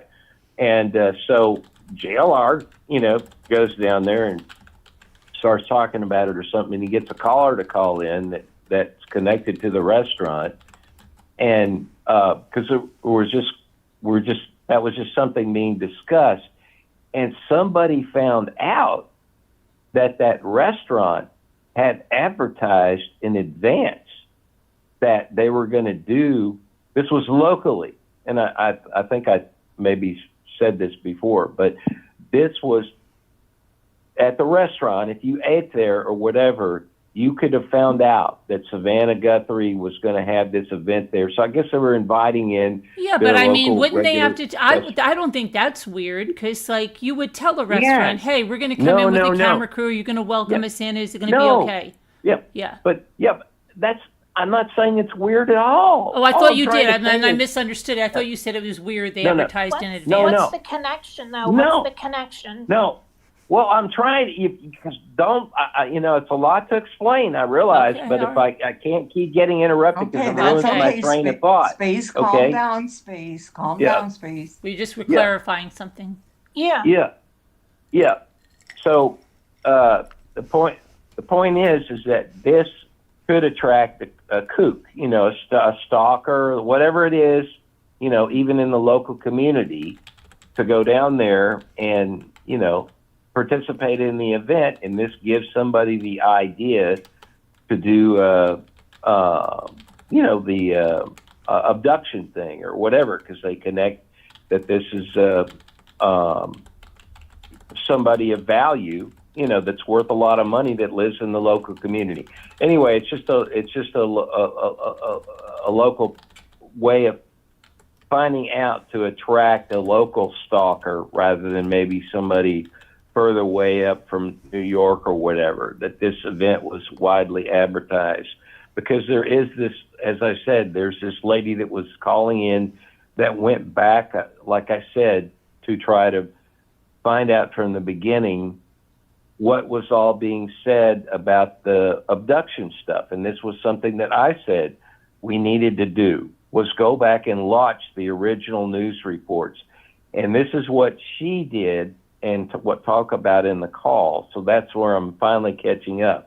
So she did go and look at all the original interviews with the FBI, the police, the sheriff, and all that. And she found the particulars in some of the news conferences where and this was the FBI that said this. And I believe this woman. I mean, I believe she's being absolutely accurate. I haven't verified it, but I absolutely believe it can be verified. She said that I think it was the first news conference where the FBI actually was allowed to comment. The sheriff, talked, and then the FBI did too. And she was indicating that yes, there were elements, the FBI said, in the case that were only known to the investigators, and that this is not something that in other words, indicating that only the criminals would have known. Because I was complaining what was being said were the unique things that leaked, as sources. And, I was complaining, they said there was a broken floodlight outside. Well, that could have been picked up by the news coverage. Or the Apple Watch was by her nightstand. That was another thing that was said. And I said that's kind of ridiculous, because there's pictures of her with her Apple Watch on, even at the event at the Mexican restaurant. Even I saw that. So that to me didn't sound like anything unique that was leaked to the press, that I'm trying to think of the right word for it, but somebody that just wants to capitalize on this incident and maybe make the quick money through the crypto and take off, but doesn't have anything to do with the crime at all. They saw the Apple, they did enough to do the ransom notes. All right. But the point is, this woman repeated back with that the FBI, maybe there are some elements that we are not made aware of, that were never sourced out. And because the FBI is saying this, then she's taking it seriously. Because in my mind, I was not really taking any of this abduction stuff totally seriously. I thought it was, somebody. This happened like 3 days after she was gone. Before we became aware of the ransom notes, they weren't delivered immediately. That's not a normal way ransom kidnapping is done ever. This is like it's a one-off. This has never happened typically before, where you get ransomed, kidnapped, and then you get the notes 2 or 3 days later, which is the way this works. Yeah, because, not to interrupt you, but they don't send them to the media. They send them to the police. Okay? Right. Yeah. They send them to the media. If you look at it, they send them to the media, like the first guy that they arrested, just to get some money from these people. And we know that was bull. And then all the others, if you look at it, they're trying to distract you from the real crime. Look over here. Don't pay attention over there. If you look at it. Because honestly, I believe it was all false, because the guy on TMC or T whatever, why didn't he put up money for one of the ransoms? Because he made a comment, well, this could be my mom. Why didn't he do it?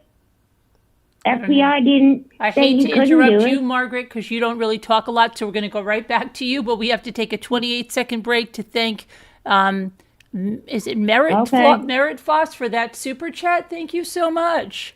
This is for you. 28 minutes to hold on. There we go. 28 seconds, not minutes. 28 seconds. 28 seconds to relax. Thank you, Marene. Well, I didn't want to talk, Caroline, because he was talking. No, it's your turn. You can talk when we get back. Okay. Mommy ramblings love tonight. Lights are glowing, hearts are true. Every word we feel. Thank you so much for the super chat. Okay, back to the panel. Go ahead, Margaret. Take it away. A super chat? Okay, so I'm just saying this to you, Super Cat. If you look at Space Cat. Space Cat. I'm sorry, my bad. She got mixed up with the super chat. I'm sorry. I always get that confused. Me too. But if you look at it in history, true crime, there's never been anyone that's put it to the media.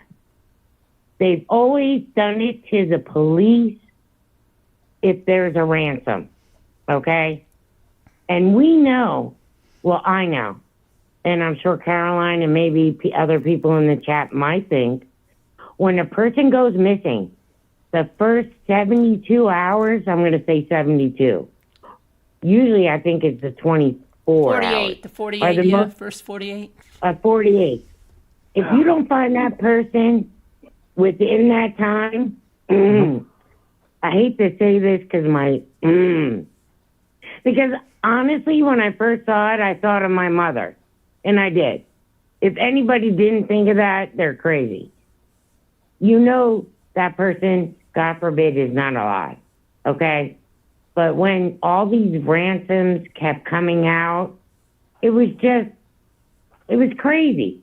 Because if you want money that bad, you're not going to put it to the media.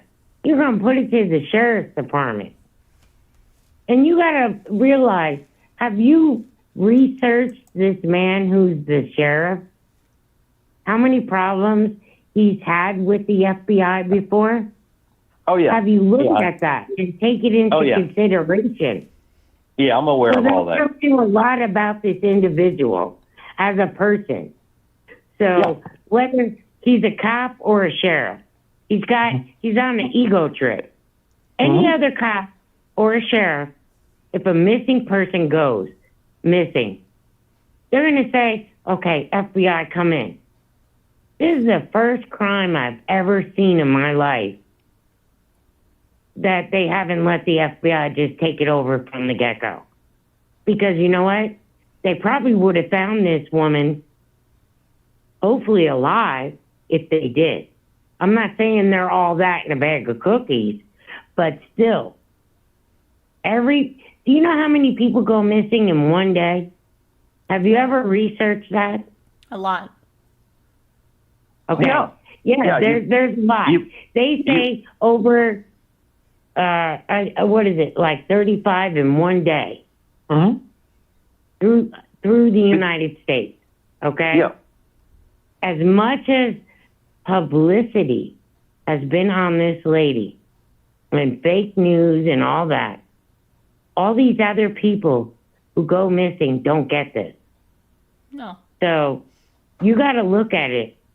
Is this sheriff just saying stuff to boost it up for him?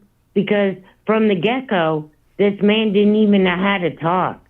From the very first press conference he did. Yeah. Well, okay.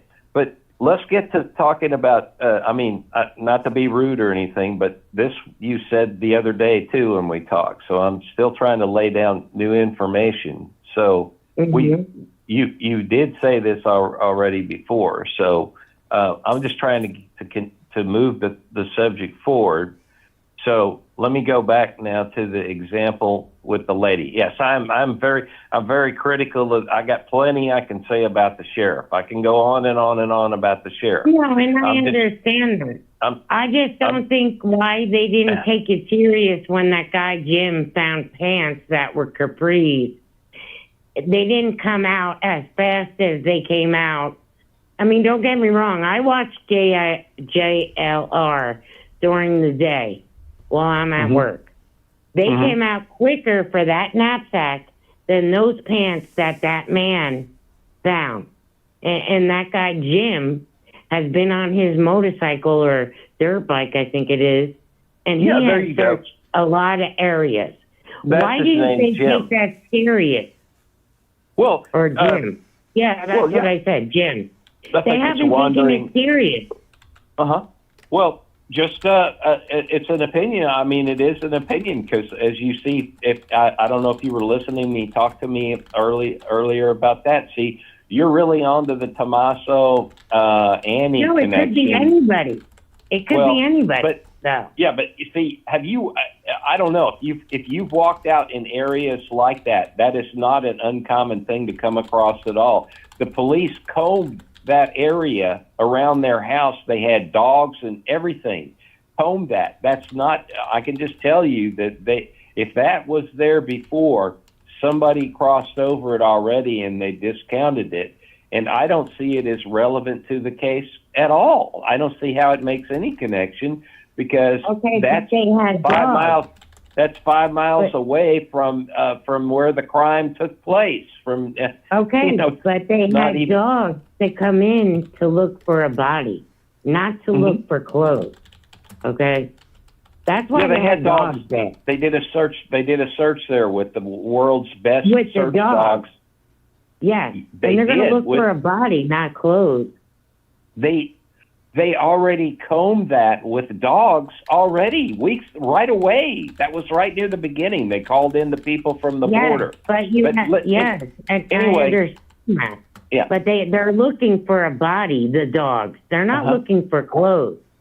Oh, they would have scented on the clothes if it had her scent.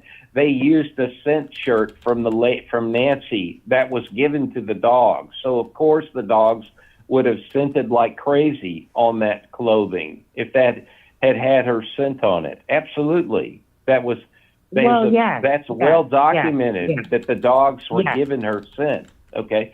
But let me go to new information here. Okay. Cause that's like a separate debate over Jim and whether that thing's relevant or not. I already talked about that. I'm still trying to get back to my theme that I started the other day when I called in, which was going back to the original information that whether this really was a real abduction, kidnapping crime, where the actual criminals committed the kidnapping and abduction and were trying to collect money. Is that real or not? Because that's been something that's called, as you were just doing, calling into question whether that's real or not. You have the opinion that that's not real, that that was something done later. And for your information, that was pretty much what I was leaning, that these were opportunists. That was the word I was trying to come up with. There you go. These were people just trying to take advantage of the situation.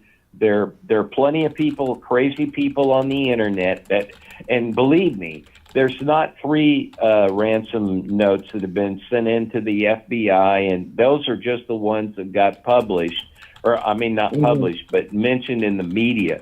Believe me, there have been dozens, if not hundreds, of those sent in to the Guthries or the but we don't know that. We don't know that. We know. Well, yes. No. I can guarantee you. I can personally guarantee you the amount of crazies that are out there on the internet. They've received dozens of these. We are just not aware of them because they haven't made them public. Sure. Yeah. Okay. Yeah. So, but that's why I was liking this caller, and I'm still trying to go back to information I was been trying to get out for 20 minutes now. So let me just complete my thought. Okay, that's rude. Please don't, let me, no, space, that's rude. Please don't say that. I'm just giving you my opinion. I'm not trying to interrupt you. Please don't cut her off. Don't cut her off like that. This isn't just I'm not trying to interrupt you. I'm just giving you to speak as well.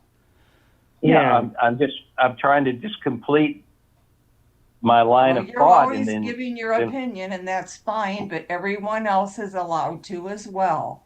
Okay. All right. Let me know when I can continue and complete my thought. Go ahead, Margaret.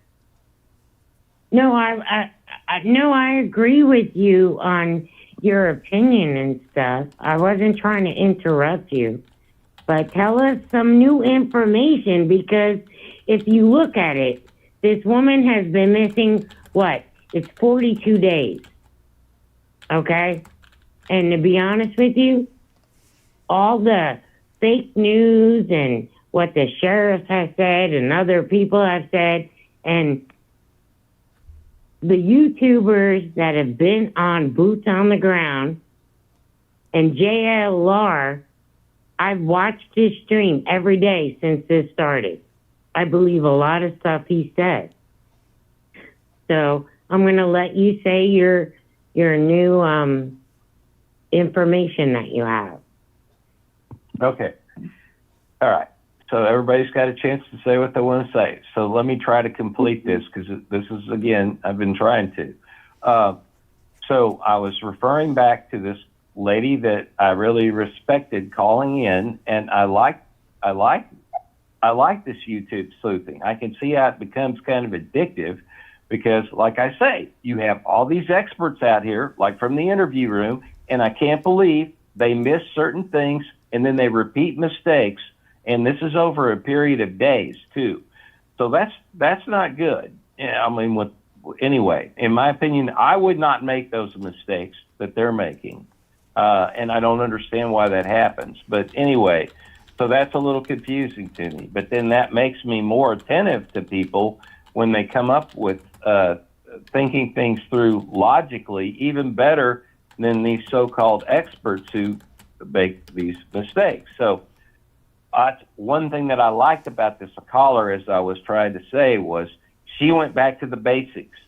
She went back to the very beginning of the case and looked up the news reports and all that. And so the FBI said there were elements in the that were only known to the investigators, and that only them and they were inferring the criminals would know. Now I don't have the quote word for word quoting, but Carolyn, she's expert at finding the transcripts and stuff. And this is, I believe, the first time the FBI spoke about the case. I mean, the evidence and stuff that they found. And when they were paralleled into the case. So that to me is significant, because I don't think the FBI, I mean, we know the sheriff screws up and says a lot of weird stuff that doesn't, I mean, even in the same sentence or paragraph can sound contradictory. But for the FBI to say that, she pegged that. So then that makes me focus back. Well, hell, maybe this really was a kidnapping attempt for obviously money, because they're referring to these notes, all right, which everybody knows this was a thing asking for crypto. So just like you, Margaret, all right, and I were really discounting that as mostly crimes of opportunity. In other words, people saw this as a chance to make some quick money, and they don't have anything to do with the original crime, all right? But now this lady goes back in the news stuff and looks at it and finds that the FBI was taking this serious. Then she had some really good logical points, and this is all the things I'm trying to make, how you have to piece together things like a puzzle, all right? Because then the psychologist guy, whatever his name is, starts with the D, I'll just call him Dr. G, he starts to play devil's advocate with this lady. And so he was trying to lead her down different ways of thinking about it, but then she had thought those through and defeated his counter logic, or what it could be instead. She really kept him on track, and I thought that was amazing that she had thought all these things through.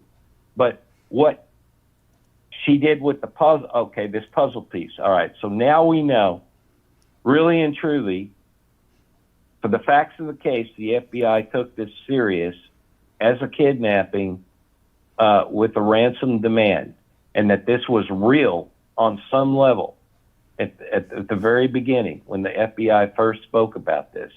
And this is something I missed. I didn't catch all these details like this lady had to go back and find.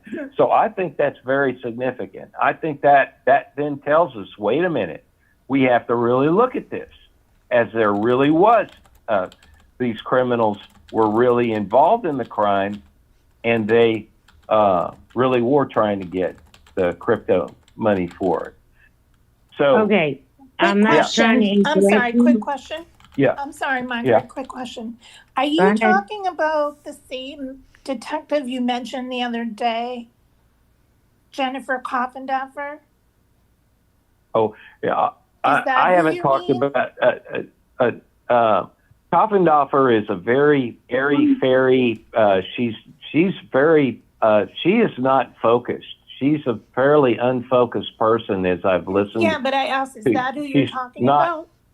No? She's not accurate about things, but no, that's not who I've been. You'd have to be specific as to which point I'm making. I've talked about so many things, but in general, Well, you no, said I'm not how talking. she I'm- went back to the beginning. So it wasn't No, no. No, I think he's that- talking about the- somebody that called in on the No, interview room. I'm talking about an internet sleuth, just somebody like me who's interested, who's gotten caught into the case. And I'm trying to say that people like her, or maybe somebody like me, these are important people that contribute things that even the experts are not catching. And so that's why I'm focusing on this lady, because no, she has nothing to do with Jen Coffendorfer or anything like that. Coffendorfer okay. lady, That's all I wanted to know. I thought you were talking about her. I agree. I agree with, I don't know whether it's Margaret that said this the other time, but the first time I called in, somebody said that they didn't really think that Jen Coffendorfer was that accurate No, about it was things. not me, because That was me. I've listened to that lady, and Who was it? she's a Who was it that- retired FBI agent. Yeah. And, But somebody- and you might think that she's off, but she's really not. I've listened to other cases that she's dealt with. The Yeah. only thing I want to say, not to interrupt you, there has not been a media that the FBI has come on and talked about. It's always been the sheriff. So No, I'm confused no, the here FBI, where you're saying the FBI stepped up and made some comments in a co-conference they made a with. comment. Okay, Yeah, but yeah. when she first went missing, you can't say the FBI didn't take it serious. Because I'm when not- she first what are you saying? missing, is that what you said, or am I No, just no, understanding what you're saying? no. You're misunderstanding me. I said that that the I'm FBI sorry. is taking it serious, like this is a kidnapping with real ransom, with a real, Okay, my bad. My bad. money Okay, demand, okay, through crypto. That's what I'm trying to. I'm okay. trying to. Okay. It's taking all this. Yeah. So we're trying to refocus back on this. All right. And so, no, this has nothing to do with Jen. And so the other lady that's on here, not Margaret, was saying that Jen isn't accurate about things because somebody told me that. I guess it was this other lady. Jen. And Jen. That was yes, me. yes, We're both yes, named Jen. okay. That's why it's confusing. Yes. I right. agree as well. Yeah. Since Yes. she's been brought So up, she's- I do not like her. Since you guys are Yeah. bringing her up, Yeah, I she's cannot off a stand little. that woman. Yeah. She is very disorganized in her presentations, and it's she's just she's scatterbrained. This is Yes, a 100% exactly. That's a accurate good way to thing describe about her. her. Yeah. Yeah, and she All can't right. So you were focus. saying your puzzle. Sorry to interrupt you. The Yeah, puzzle piece. So, I'm trying to go back to this lady caller that's that I like, The sleuth. and I mirror. People are asking how I think about the thing, so I'm mirroring this lady because she's dead on with what the logic of the thing. Okay, so then Dr. G comes in and says some stuff that sort of obscures, but he doesn't know. Caroline. He doesn't know that she's thought things through past Sorry, that. Caroline. Pardon me? Go ahead. No, she was just saying something to okay. make it's okay. Okay. All right. So, yeah. So anyway, this is a little hard to get this through because I sometimes lose my train of thought myself on this because it is a little convoluted and tricky. Okay. So anyway, so she focused back on that. So this really sounds like the FBI is taking this very serious from the beginning. So we could discount the sheriff. All right. Because the FBI is taking this serious. So there must be something in there beyond the stupid Apple Watch and the light being blown out, because those are things that could be seen or learned outside of the case. This has to be something more inside that we're not being made aware of. And of course, the police and FBI are going to keep that secret. So now we have to assume that this is more of a real targeted thing, and that despite that there's going to be dozens, if not hundreds of other people writing in fake ransom notes to try to make money off of this, there is some serious connection to the crime, to the people that actually perpetrated it in that sense.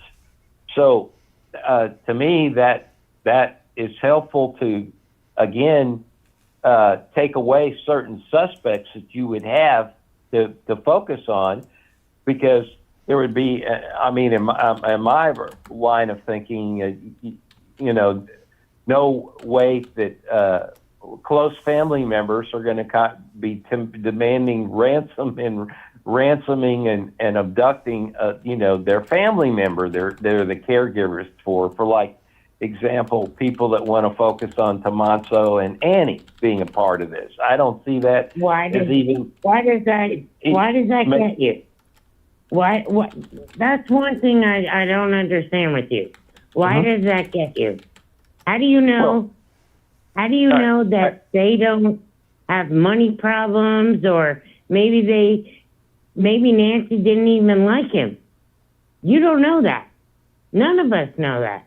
We don't know what happens behind closed doors. Well, somebody has done some. I haven't pegged down I don't think this is just rumor. Okay, I don't think this is just rumor. Somewhere, some friends or somebody have come up to JLR or to somewhere in the media or whatever. I don't know whether it's like somebody like a Brian Enton or somebody like that, Ashfield lady, whatever. But anyway, I've heard it on the solid knowledge that this is not unknown, and I've seen people actually come down and talk to JLR about Tommaso as a teacher. They said there's no way this guy had anything to do at all with any of this. But let me complete my thought. Let me complete my thought. I'm trying to complete my thought. All right. I'm sorry. So they've had personal people. You don't have to say you're sorry, Margaret. Yeah. Hey, it's all good. Yeah. 3 people have come down to JLR, and these were parents of students. All right, that gave upstanding. Said there's absolutely no way Tommaso has anything to do with this, and they're coming down there and they're telling JLR and the streamers that this is crazy and you all are off on the wrong track and blah, blah, blah. All right. Also, it's come out on this sort of same level of information, of inside knowledge, where it comes to people that personally know this family, that Nancy adored Tommaso, that there was an extremely good relationship between the two of them, and to the level where the word adored is used. And it's, I don't know how much this is the game of telephone or whatever that's going on, but, they were the designated pretty much caregivers of Nancy. They're doing social things with her. She's very active socially, whatever, with her family, I've doing already things. seen that. Yeah. Just because people say that, right, doesn't mean it's true. Well, no. Nobody these are knows people the person. These are You people don't that are know this witnesses. man. Yeah, okay, but but these- just because I could come up to JL, Okay. Yeah. I could come up to him and tell him, oh, Tommaso's a great teacher. He does this with his students. That doesn't mean that man is actually like that. People have 2 sides of them. Yeah. And if you don't see the second side of them, just like the world doesn't with every person in the world, that doesn't mean it's true. Well, let me Just ask you because this: people- if you've made a judgment about this guy apparently and Annie, and you've From made the certain beginning. character From the very first day. Okay. Yes, I have. Okay. So everything you're going to think, so everything about this case, you're going to fit in that framework to fit that viewpoint. That's not how detectives work to solve cases. Okay, and I know that. You have to think. I know that. Okay, can you break up, pause. Space Cat, are you an ex-FBI or something? I'm simply trying to follow the line of logic. This lady who I agree with mirrors things, who is, I can't complete because we keep getting pushed back to Tommaso and Annie constantly. I'm just trying to what is finish. he trying to complete? What are you trying to complete? That's what Well, I'm you have trying to to let figure me- out. Waiting for you to tell us. Well, Yeah. okay. And I am completing that, but if I keep getting sidetracked on having to, because anyway, we know you think that Tommaso and Annie have I'm something just to do giving with you it my and point of everything. view. Yeah, and that's fine, but we're well aware of that. Okay, and so all right, to go back to the lady. All right. Anyway, who's making all these different points, and she made some good points against the Dr. G, who was playing devil's advocate with it. And one of the things that verified to her, and I thought this was brilliant, a way of thinking about it, that this was being taken very seriously, that this is a real ransom, and the criminals that were part of this were really trying to commit kidnapping and ransom, all right, was that the way the way Savannah did her interviews, how she was guided by the FBI and everything. These were excellent points because Savannah definitely was talking straight into the camera at least 2 different instances to the criminals, all right, who had done this. And they were characterizing how she was crafted, obviously given advice from experts on how to speak to this person to try to generate sympathy and everything with them. And at least 2 of the things, I think she's done 4 Instagrams or whatever, but in the first 2 or whatever, she is very much talking to these, to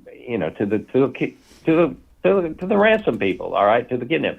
And this was deadly serious, all right. So they all believe, and including Savannah, they absolutely believe this is an external crime that's been committed. So yeah, but you can't say that. You don't know what that lady Savannah is believing. Just because she said it on the internet or Instagram, you have no idea, because she was just seen in New York City with her husband. And like you said the other night, she has security. She was walking in New York City with her husband to dinner, and she had no security. She was walking down the street. So we don't know. Oh, yeah. No, you can't say that. You don't know what security is with these people up there at all. They could be sitting there. What are you talking about? I'm a New Yorker. I used to live there. Well, they can be she shadowing was walking down the street. Yeah. And they were going to dinner, and my sister called me and said, "Guess who I ran into?" And I said, "What?" And this was Friday night. Yeah. And she ran into Savannah and her husband. Let me explain dinner. something to you. Let me explain something to you. I know something about VIP. I know something about VIP security and how people are watched and monitored. These people can be out there in the public looking like they're invisible and there's nobody around them. And then somebody comes in and gets near these people, and in like 1 minute or less, police cars show up like from out of nowhere. Well, I'm just trying to tell you, you can't say that they don't have security there just because they look like they're not. That's not true. There absolutely is almost certainly 100% security there. I can almost guarantee you that. But me and you both don't know what this lady Savannah is thinking. So you can't project that. You have no idea what this woman is thinking. Right. Yeah. I'm just saying. Yeah.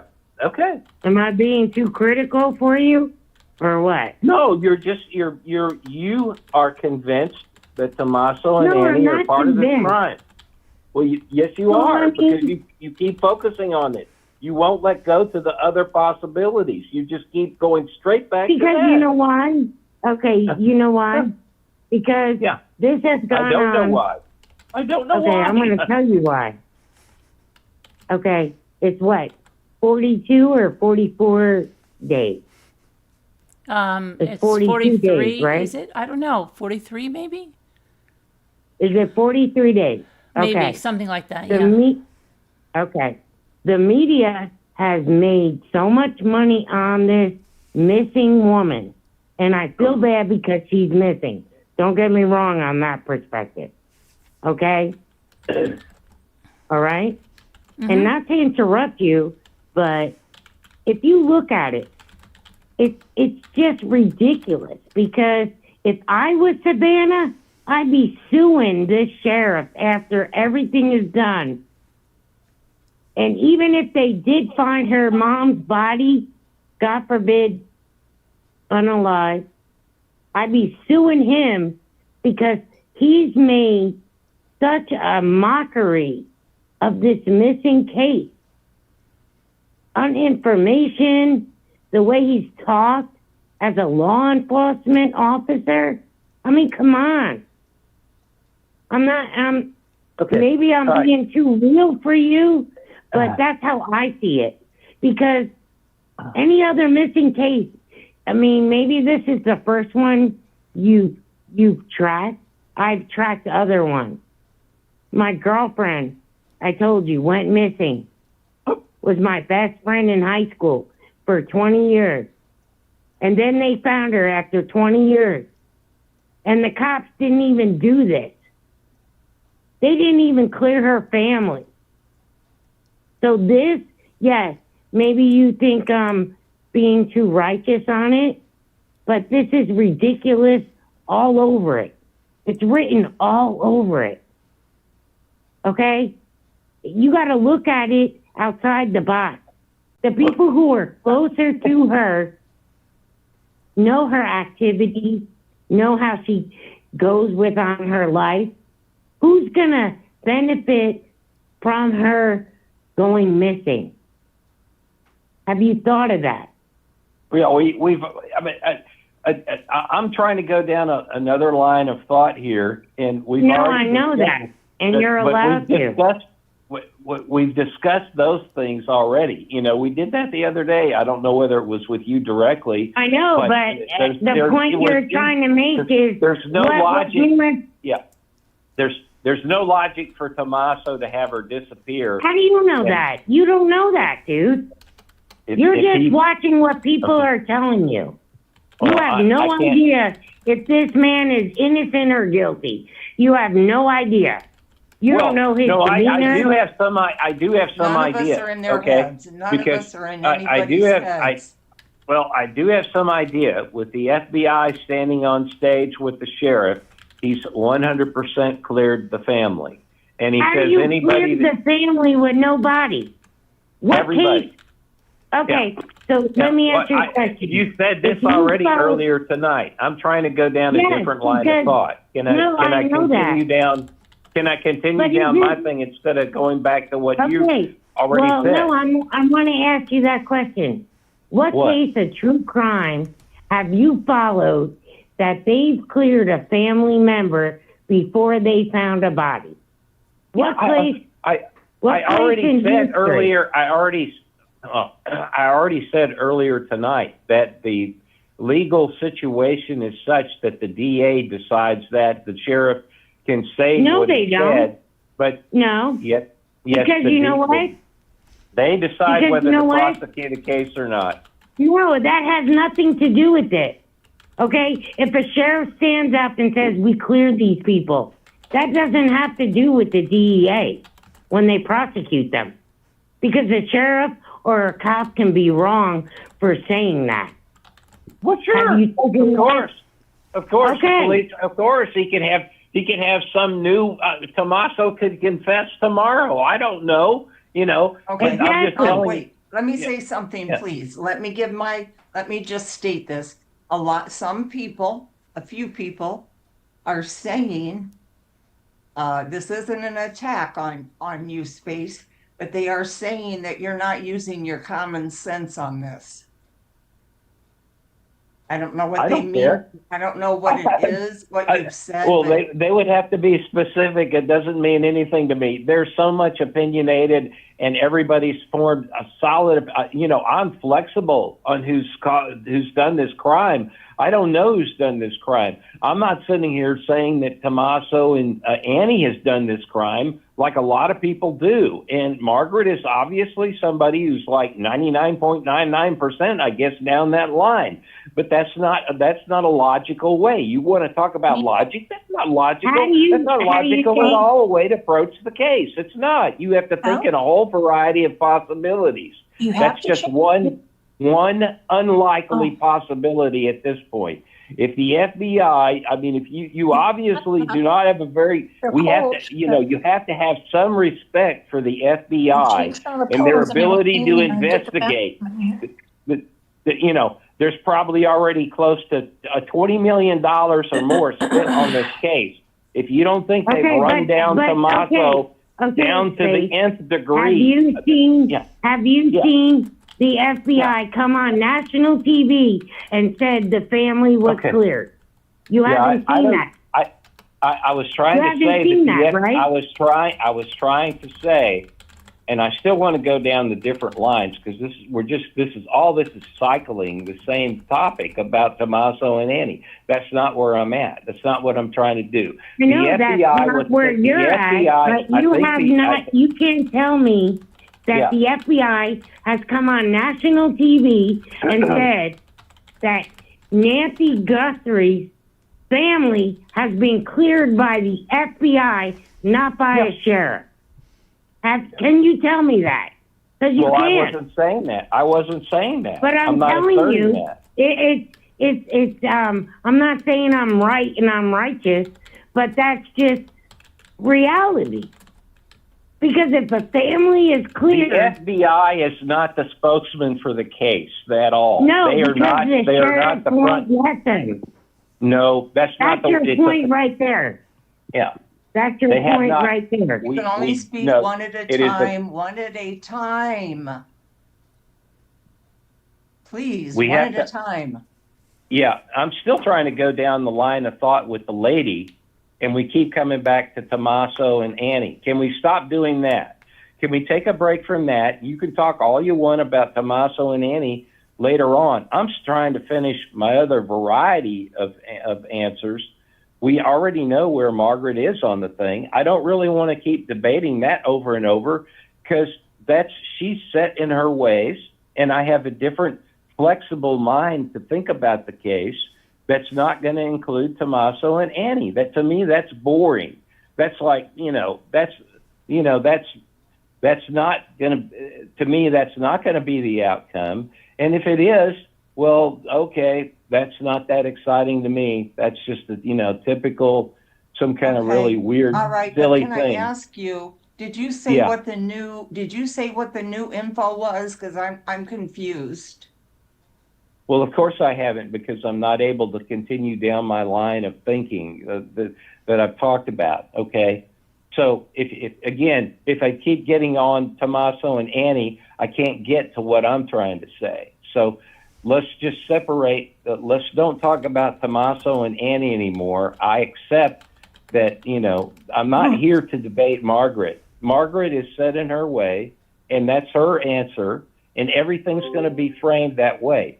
She can come up with her own theories about that. That's fine. But I'm trying to get on to my thing about how we can think about this from other people involved in the case, which to me is what's logically leading it down a road that even I didn't think it was down. All right, just as an amateur sleuth Well, guy. will you tell us now? Because follow. I believe she's hung up. So please go ahead. Yeah. Okay. So what I was trying to say is that this lady that was was doing this call, I should have taken notes because I didn't know I was going to have to keep talking about this for so long and get the details down. But she got to the point where she was talking with Dr. G, and then she also came up with this idea of it being a real ransom kidnapping situation because of the way Savannah was addressing the audience, the criminals directly and everything. And that to me comes across as 100% sincere.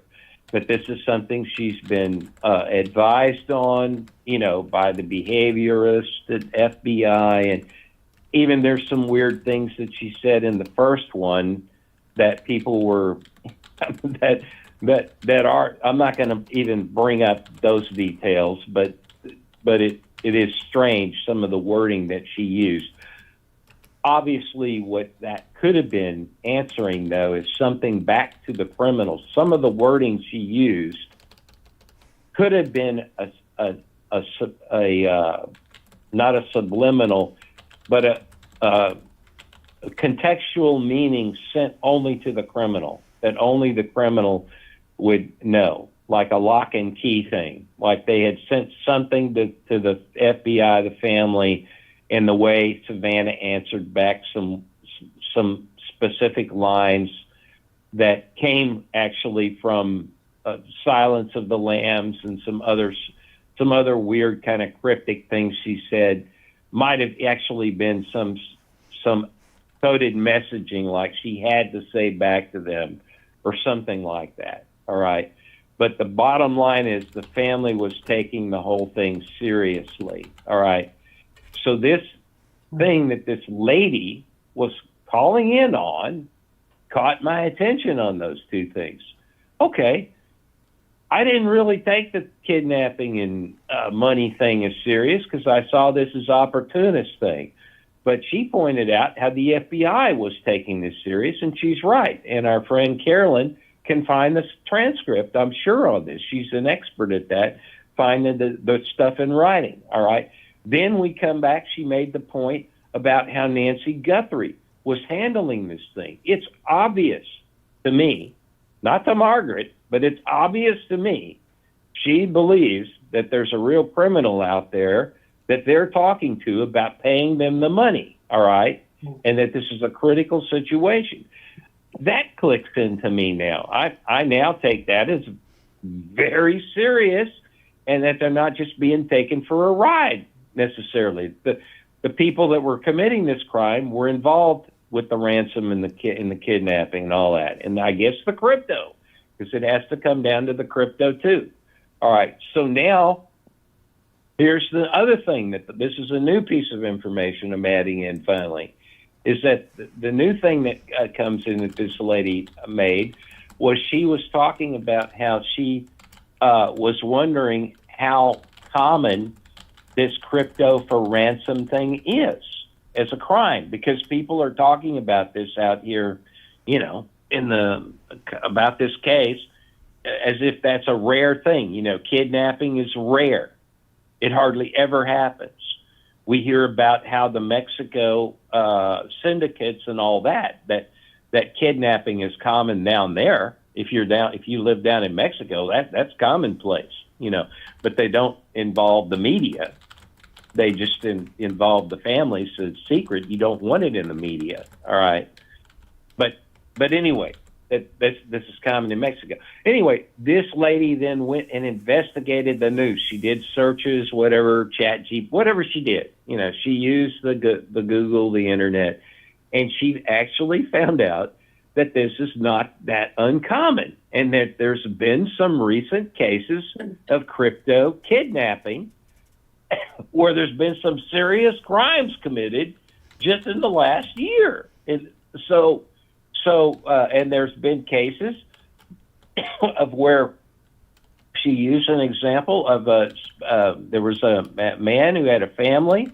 They were well off, and I believe they lived in Minnesota. And somebody, just like we've heard with the teenagers that were trying to do the crypto theft with the elderly couple, in this case, they had I think it was a brother team, might be two brothers that were, I guess, younger adults, wannabe criminals that got into this scheme with a third party directorate. All right, somebody who is operating them at a distance, just like happened with these teenagers.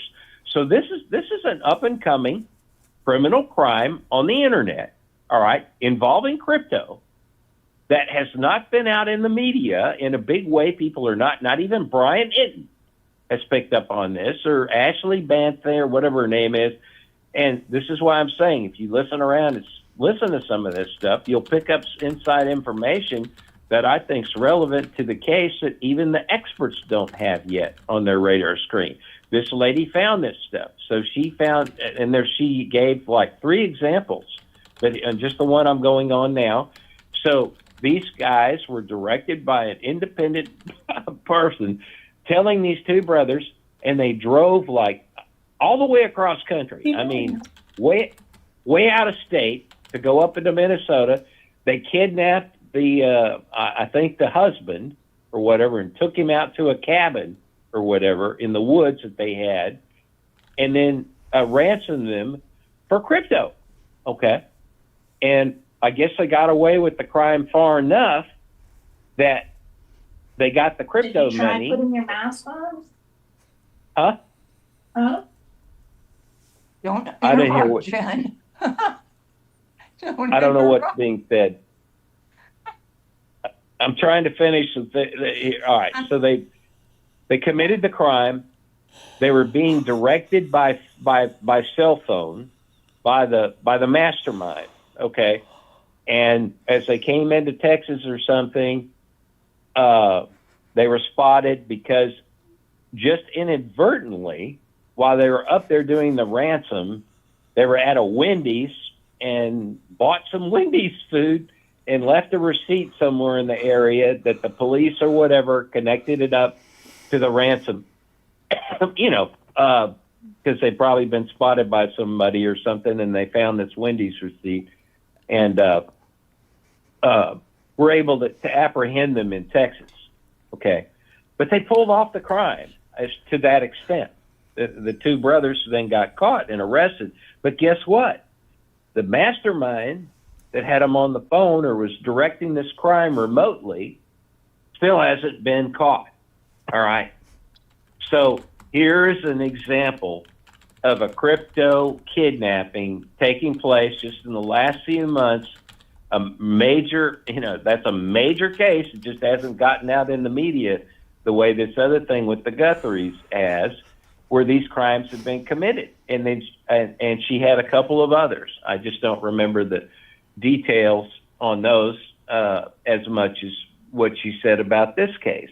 But that this is an up and coming crime, that she found crime statistics, and just in the last year, in 2025, she said that this type of crime, which is not uncommon, has increased something like 50% or more. I don't remember the exact percentage, but it's a huge increase, and it's on a trend to go way up.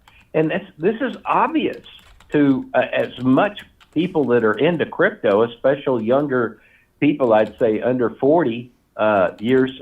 There's a huge crypto involvement with all kinds of criminal elements, underworld elements in crypto. I mean, crypto is so full of fraud and crime, it's unreal, So this is it would be a common thing for criminals to try to use crypto as part of their criminal efforts.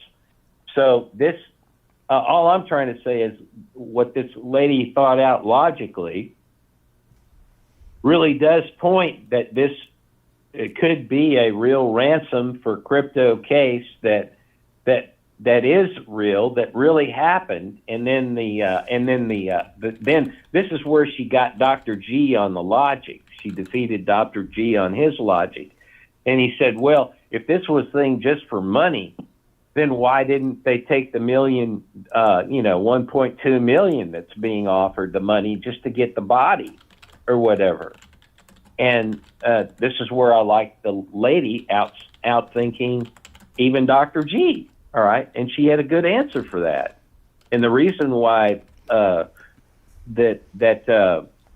they're not trying to collect on the other 1.2 million, and there's could be a lot of reasons, but the one that just stopped him in his tracks right away was, well, they can't turn that in because that'll turn in the body that in other words, she's saying that she's dead. Nancy's been dead, and that this was, she thinks, an accident. And in other words, it was a real kidnapping. She died right away, which is, a lot of people have thought that. And that's why Dr. G, they can't collect on the 1.2 million to tell them where the body is, not just that she died, but that this will tie the case back to them somehow. Like they've got evidence on the body or the way they turn it in about the body, where it is, that they'll be found out, and they're not going to risk it. And that was one thing on the interview room tonight that was a lot of entertainment, a lot of entertaining fun. I mean, it was just fun to listen to them joke about it. Was that they thought that anybody that would fall for anybody that would be involved in that crime, if they would fall for if they would be as gullible as they think that's a trap. I guess that's what I'm trying to say quickly, is that all those 5 ex-policemen think that the Guthrie reward that can supposedly be given anonymously, and that anybody collecting that where the body is, that if they think that they're going to collect that anonymously, if they were involved with the crime and get away with it, they were just laughing. They think that they don't believe that for a second. None of them. They think that's not legitimate. That there's no way that the government or the way this thing's set up to collect money to find the body, that if you're going to have anything to do with this crime, that you're not going to be found out and caught. So they don't think that's possible. But this is where the lady, had a good reason why they're not going to ever tell where the body is, why nobody involved with the crime will ever tell where the body is, because they'll be found out some way. They had the thinking there is that they probably had to get rid of the body pretty quickly, or to get rid of it, because there's some evidence there. And all I'm trying to say is that where I was following this case all along from the beginning, I thought all this ransom note stuff and everything was a joke, not really tied to the real criminals that committed this crime, that was done to mislead the investigation or something like that. But what it points to me is that we have to take that as a really serious element to who committed this crime. And I wish I could think of some other details that the lady had in the thing, but that's all. That's really all where I'm at. The other thing that I thought about, that this is not a robbery, or ever was going to be a robbery, like anything robbery related at all, or even drug related at all. And so I disagree with all the detectives that think that's it. Is because Nancy's was being cased at her house for some period of time. At least these people were in the area, the police think, as far back as January 11th, because they're asking for video that would go back that far. So they think there's some crew or efforts in the area that maybe she was being cased that long with the extra picture that was found or whatever. But if that's true, okay, and she was really targeted that way, then the thieves would have known that Nancy goes out on a regular basis to her church outings, to her daughter's house to spend time with her grandson in the daughter's house. These were regular social events. She liked to play this game with them. So these are regular pattern things, and she's been cased. All right. So if this was a drug hit or a burglary hit, then you're going to go when Nancy's out of the house and just break in and take whatever it is you want, snatch and grab. So that's a puzzle piece I add to the picture that I've heard mentioned before at all. No sleuth, no detective said that I heard, that I thought of that. I think that's one unique thing that I thought of, because they all say that people that want to do burglaries and stuff, they want to do it when you're not there, and they tend to case your place or go in the daytime when you're not there. Mm-hmm. So Nancy was a perfect opportunity to steal from her while she's gone for church, and these things only take minutes. They're in the theft in like 5 or 10 minutes, and they're gone. So she went to church every week, and she goes to play games over at her daughter's and grandson's house every week, and that's her. She's been cased. So it sure as hell wasn't a robbery in my mind at all. It's nothing to do with as far as going in. I think we came to that conclusion a long time ago, right? That it wasn't a robbery or anything. Yeah. Well, but a lot of detectives and stuff like that are still, sticking to that as a real possibility. That's still being said. But anyway, all I'm trying to say, nobody came up with the logic piece that I did. As far, I've not heard one of them. I dare anybody to find anybody out there what I just said, that it's been known, she's been cased, she's been watched probably, and if that's true, which apparently it is, then they would have robbed her while she's gone in her regular patterned events.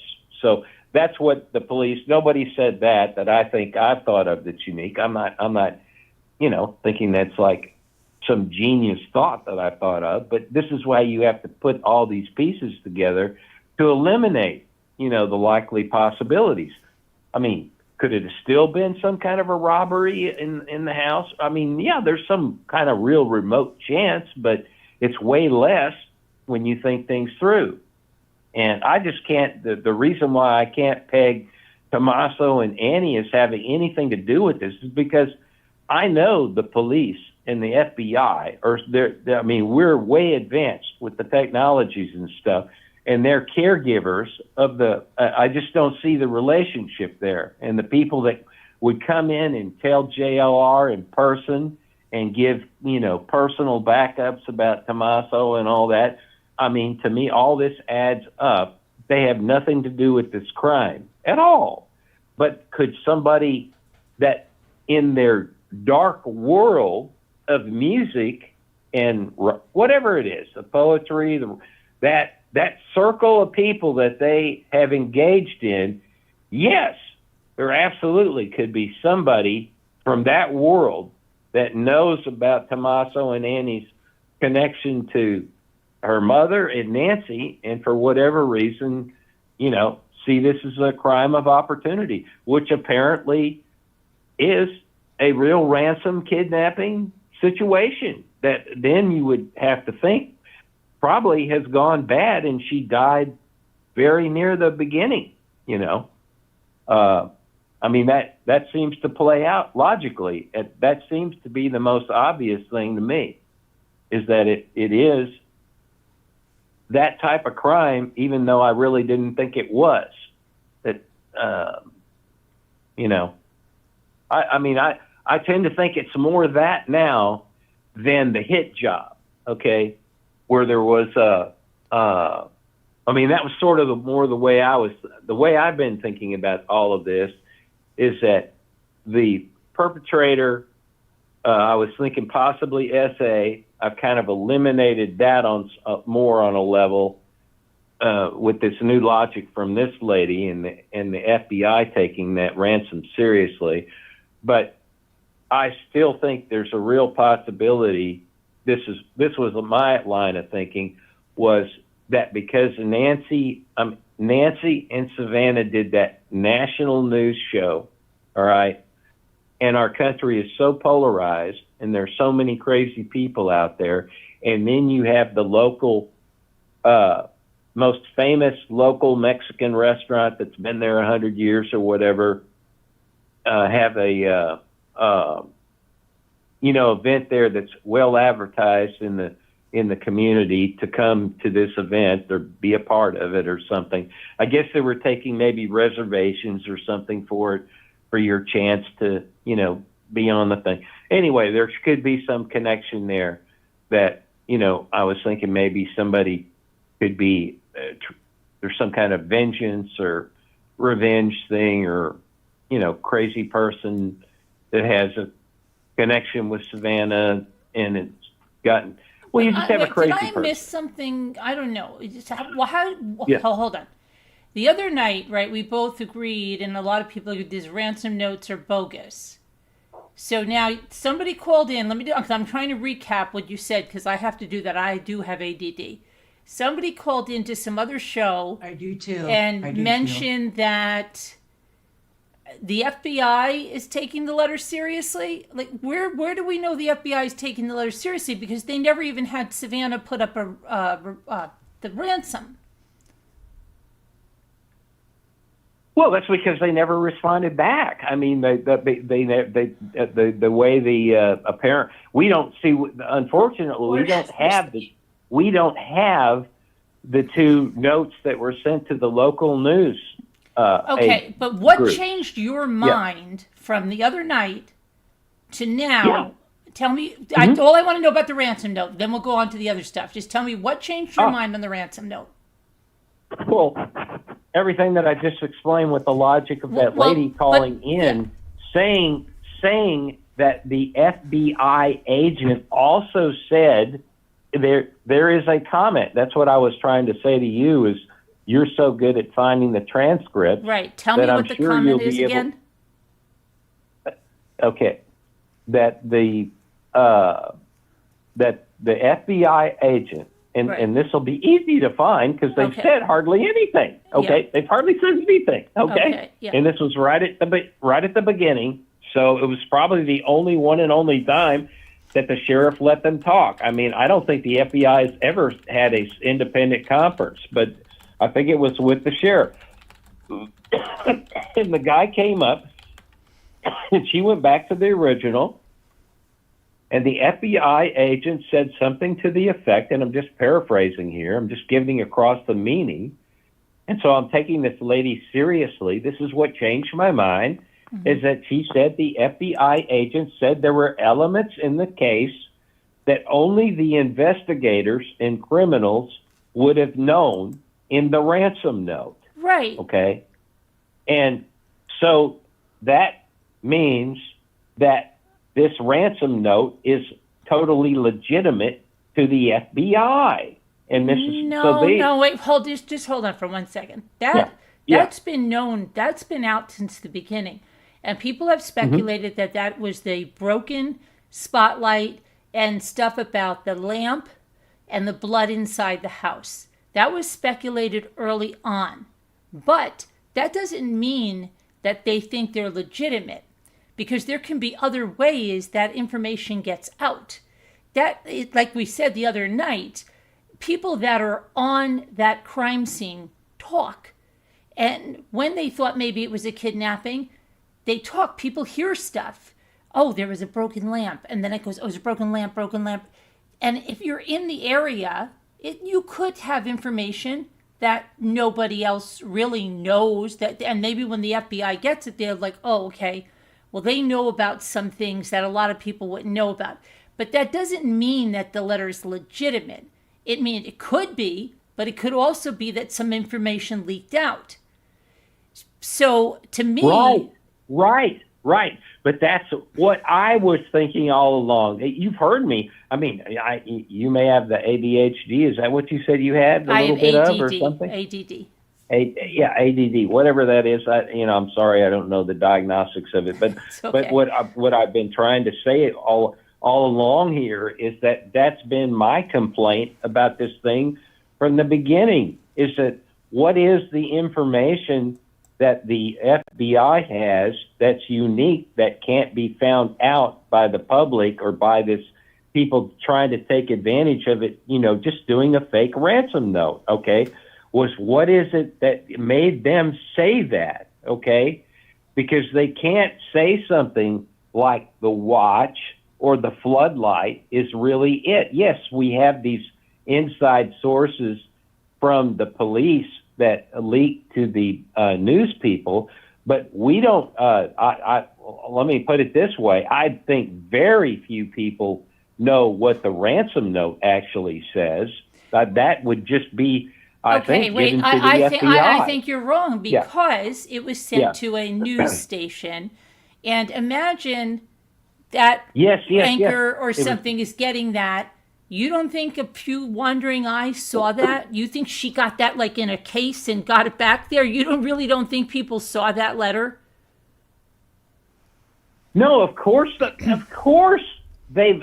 Lots of people have seen it in the news agency and some other people. That's fine, but the point is that we don't know exactly what was said in the notes. That was been my huge complaint. All right? But they don't have to tell us what was said in the notes. And here's the thing.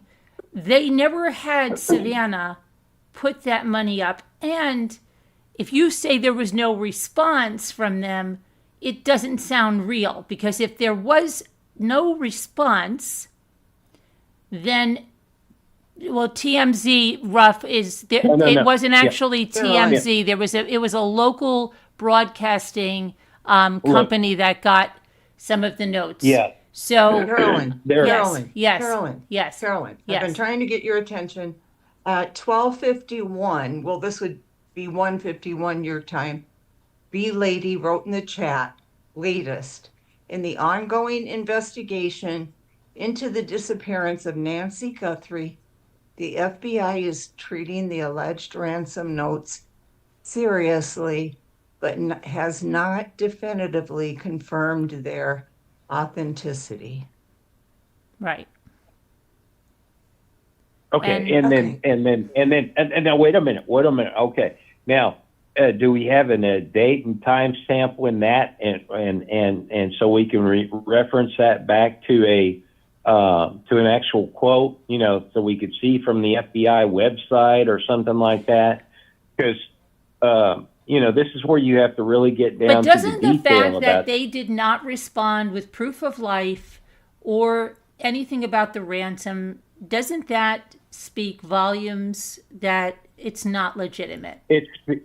No, it speaks volumes now, the way I interpret it. It speaks absolute volumes that this was a real kidnapping attempt to collect the crypto money, whether it came not from the guy in probably from Los Angeles that's arrested, although he has some creepy ass connections that I've already explained. I hope people have followed it with the music field that both Tommaso and that guy and the DJ have. I mean, you have to go watch these. I can reference people to the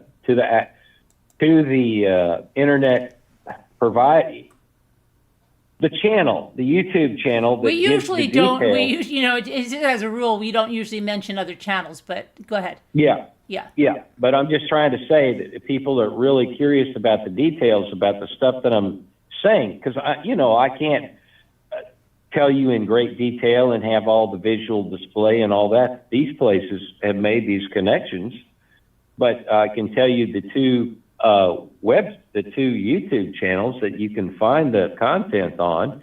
And if you're curious about what all I'm trying to say, and there is this creepy part of, I don't know whether that's the right words, because I haven't read Tommaso's poetry or Annie's books or poetry, how crazy it is and all that. I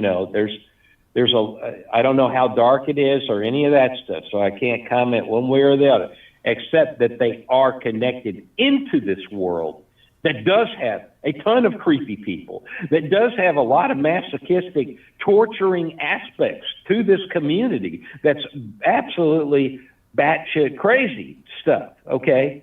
So there could be some cursory, connection that they have no idea that these criminals in this community have attacked, that they wouldn't have anything to do with it, but they could have exposed themselves to this type of community that does crazy stuff like this. And I wouldn't bat an eye to think that whoever this criminal ends up being has some connection back to Annie and Tommaso that they have no idea. They're not a part of the crime at all. But it could have a connection to these people. I mean, it's weird.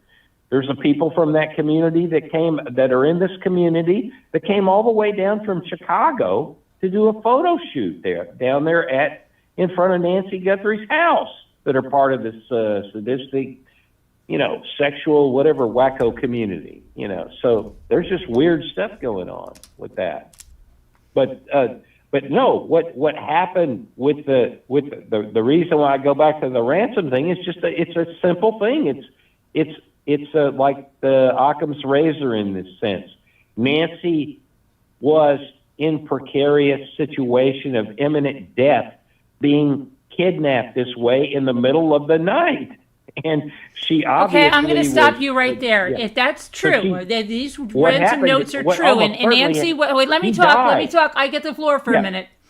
Yeah. Yeah, listen. If those ransom notes, I'm going to blow your theory right out of the water. If the Boy. ransom notes were real, okay, let's go back to the beginning. And you're saying I imagine that you're saying they didn't offer a proof of life because Nancy died. I don't believe that, because the ransom notes gave them until Thursday, and then when it didn't come on Thursday, they said you have until Monday. Mm-hmm. Okay? So you said that there was no answer. No, they answered. They did not provide proof of life. They're bogus in my book. Sorry, that's my opinion. They did answer. They gave them 2 extended deadlines. Yeah, but they weren't going to pay the ransom unless the person's alive. But So you they said they didn't have a way didn't to prove answer. life. You said they didn't answer. They did answer, but they could not provide the proof of life. Oh, well, okay, yeah. You mean that like they were offering a so-called down payment or another payment. Yeah, and this is where it's very, very confusing, is we have no, this is why you have to get down to the absolute minutia of everything. We have nothing from the 2 local news agencies that confirm or validate that their ransom notes are identical to the one sent to TMZ. All right. Those can be that can be separate. All that was, and the follow-up note was sent to TMZ. All right. We don't know. And remember, TMZ was always said to be an elaborate, intricate, unbelievable, amazing ransom note. You know, he built all that up. But I haven't heard that from the 2 local stations that got their ransom notes, that were never publicized, that were never talked about, that were sent to the FBI. And we don't know that they've never said they never received a second note at the news stations, did they? I can't say 100% on that, but I believe that's true. Yeah, and then there was another note that didn't even mention a ransom. Yeah, but all I'm trying to say is you have to understand there are dozens, if not hundreds, of ransom notes that have been sent in to the FBI that we don't even know about, right? That's just a given. You've been on the internet enough with the loonies out here, that's absolutely all over the place with them. I mean, I would be shocked if they don't have over 100 ransom notes, at least, from crazies out there, all right? What I'm trying to focus back on is we do not have factually that there's any connection between in fact, we have some evidence that they're not connected necessarily between TMZ and the 2 local news stations. Because TMZ, he did say that these notes were very elaborate. And I mean, what I thought there with that, I thought all that stuff with TMZ is hokum stuff, okay? Like a hoax.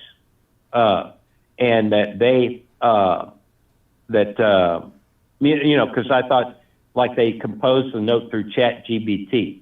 And I bet you anything, if this case ever gets solved or they're able to dig into the data, how ChatGPT, I don't know, they said that's very hard to isolate the geolocation on a ChatGPT search. Maybe they can, and I don't know that it's ChatGPT because there's so many AI, things out there. But that could be a really cool thing. If that is the case, that it was written by AI and there's some geolocating with that, then the FBI certainly would have run that down by now on the TMZ notes. But what we don't know is that the 2 local ransom notes are tied to the TMZ ones, that they're the same at all. Okay? So all I'm trying to say is that whatever was sent to the local stations has been totally kept quiet. We have no idea. And that's been my complaint, is that about the ransom notes with the TMZ thing, is this rumored thing about the, with the watch and the broken lamp. And I was saying, well, anybody could find that out. That's nothing special about that knowledge. But that's not the way the case has been handled. That's what I'm saying that's logical about this lady, is that the FBI says that, now your friend that you just read something from said they haven't been verified or something. I don't know what they mean by that, and I don't know what they're referring authenticity. to. And I heard that too. They don't know whether they are Yeah. authentic. And that was said early on. Yeah. Yeah. Yeah. So what we need to find out is who said that and to what thing were they referring to? Is it just TMZ or is it to the notes to the local station? All It was right. to all of the notes. Yeah. Well, no, we need to verify. No, I know because I covered that. Yeah. I do Yeah. know that. Yeah. I know. So I want to verify that. All right. Super Okay. cat. That's all I'm trying to say. Yeah. Space cat, space cat. In Yeah. two sentences, no more than 2 sentences. Will you please give those who just came in only 2 sentences, no more than that? What was the new info?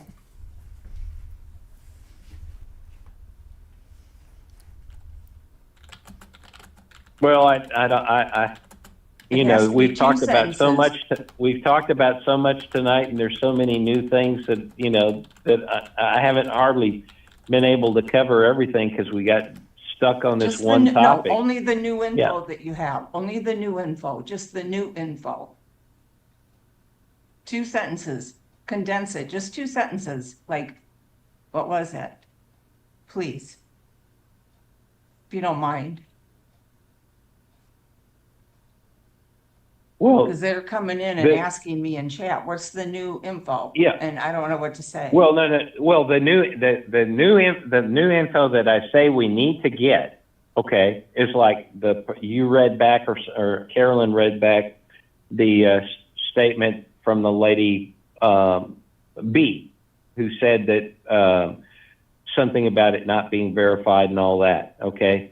And then the info that I was offering from the other lady, which sounds different, or I don't know the timeline when that, except that I think this came out in the news conference because the lady was saying this was said, yeah, she named the FBI agent. So this is a word for word quote she was reading from him.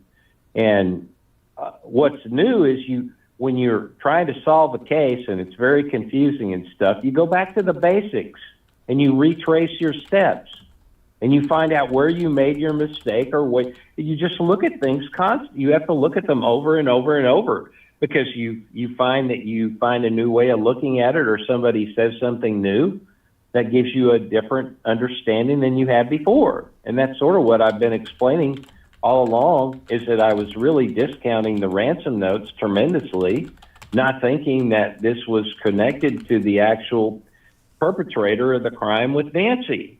But apparently it seems to be that it is. And that's based on the kind of the new information that's new to me. It may not be new to anybody else here, but the way I'm looking at it is new. And that's all I've been trying to explain. So Carolyn says that there's something about a verification here, with these notes about the FBI. And I'm saying, okay, so that's a different piece of information that I just saw from Carolyn from B that seems to contradict what the other lady just had said in this thing just yesterday from the agent that goes back to the original, that elements of the case could only be known to the investigators and the criminals. Okay, that's extremely important because that tells you, whoa, that's different than saying it can't be verified. No. Those are 2 different things. Yeah, but they said that so early on, though. Okay, well, so what? Let's get the timeline. That's what I'm trying to say. You cannot. We got 2 conflicting statements. Somebody from B has given us something. Well, it's a generic thing. I don't have the date, the timestamp, who said it, nothing. I know the other one from the other lady can absolutely be verified because she named the agent, the FBI agent, and basically what he said. And I don't think that he said, she focused in on that. He did say that, but he said it very early on. Yes, but you'd understand that these 2 statements supposedly from the FBI contradict each other. You can't say one and the other one be true. What is the one that contradicts them? They contradict each other. No. Because I'm asking, what's the other statement? The one statement is that they have information that only the investigators or the perpetrator would know. What's the other statement? Okay. And so, but no, then what's the other the other one statement? was just the one. The other one you said was from B. It says that they can't be verified. Right. Yes. How does that contradict each other? Easy. They're not Easy. saying no. Only the criminal and only the investigators could know something. That's verification in itself. It's a self-verification But statement. it's not really, because we know information gets leaked. No. Yeah. This is straight from the FBI guy. I realize in a public statement. I realize That's that. not- But they're saying Okay. that for a reason. But information gets leaked. It does. There's more than just. You can't be absolute like that. That's not. All it takes is one person to hear one thing, and it's spread around. So, and I can tell you when those were said, and they were both said, because I remember this. Yeah, I guess all I'm trying to say is I'm taking that as a black and white, straightforward statement that's self-verifying, and that we would have to see the context of the other statement and when it was said versus this one to get any kind of meaning out of this. And besides that, I'm not using that as an isolated piece of information. That information is added to the way Nancy Guthrie, Savannah reacted to the whole thing, okay? The way she worded everything and all that. This was taken very seriously. And we don't have the details about the ransom notes to the local news stations, which could be entirely different information than what TMZ has. Okay? Those are not necessarily identical by any means. So okay, the lady said, she never said it had been verified. She said the FBI is treating the alleged ransom notes seriously, but has not definitively confirmed their authenticity, but they are treating them seriously. Just to make that point, okay? She just wrote it again. Yeah. We're right. This is the problem in not seeing things down in writing in front of us. We're just talking in it in a hypothetical situation. But all I'm trying to say is this: that my statement is if it holds true. Okay. Let me talk. Let me talk. I have the information. Yeah. Early on, the FBI confirmed that they were taking multiple cent ransom notes seriously, noting that they contained private, unreleased details about the scene. Special Agent Heath Jakey stated they were in communication with the family, but noted the lack of proof of life was unusual, advising that final decisions on payments rested with the family. The FBI found it notable that the ransom notes included specific non-public details such as information about a broken backyard floodlight and an Apple Watch. While not dismissing them, the FBI treated the notes as serious leads, even though they lacked proof of life, which is usually crucial for verifying such demands.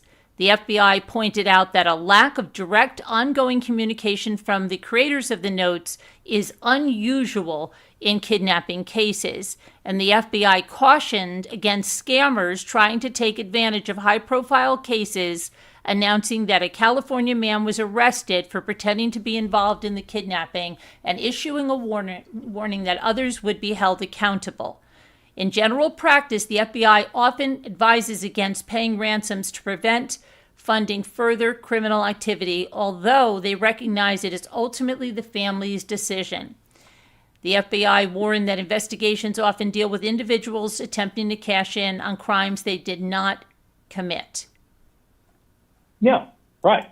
And there's no doubt that, like I've said, you've heard me say it here many times tonight, that I'm sure the FBI has received hundreds of these. That's my opinion. I mean, of these illegal ransom demands, and that may have been sent to the family too. It wouldn't shock me in the least, you know. But I'm still trying to focus down on what, and this is confusing because we know that. In one instance, FBI statements included that while they were taking the ransom letter seriously, they cannot authenticate it, and it might have had nothing to do with the victim.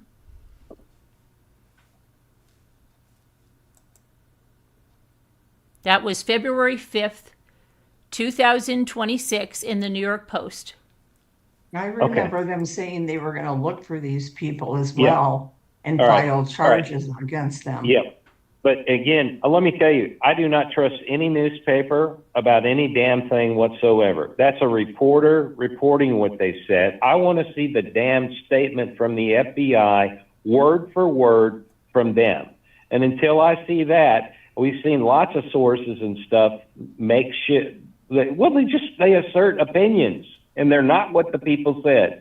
This is numerous. I can give numerous examples of this in this case. Like I said, I was complaining about the interview room guy. He used to make all kinds, and I like him. There's nothing wrong with him. But he makes mistakes. I've seen Ashleigh Banfield do this, jump over things, where she's asserting things that sheriff has said that are not actually right. She's had a firm opinion, and then she takes sort of out of context things that he asserts. And I don't like the sheriff. I think he's goofy. But again, you really have to. I mean, if you're really trying to figure stuff out, you can't take the New York Post word for any.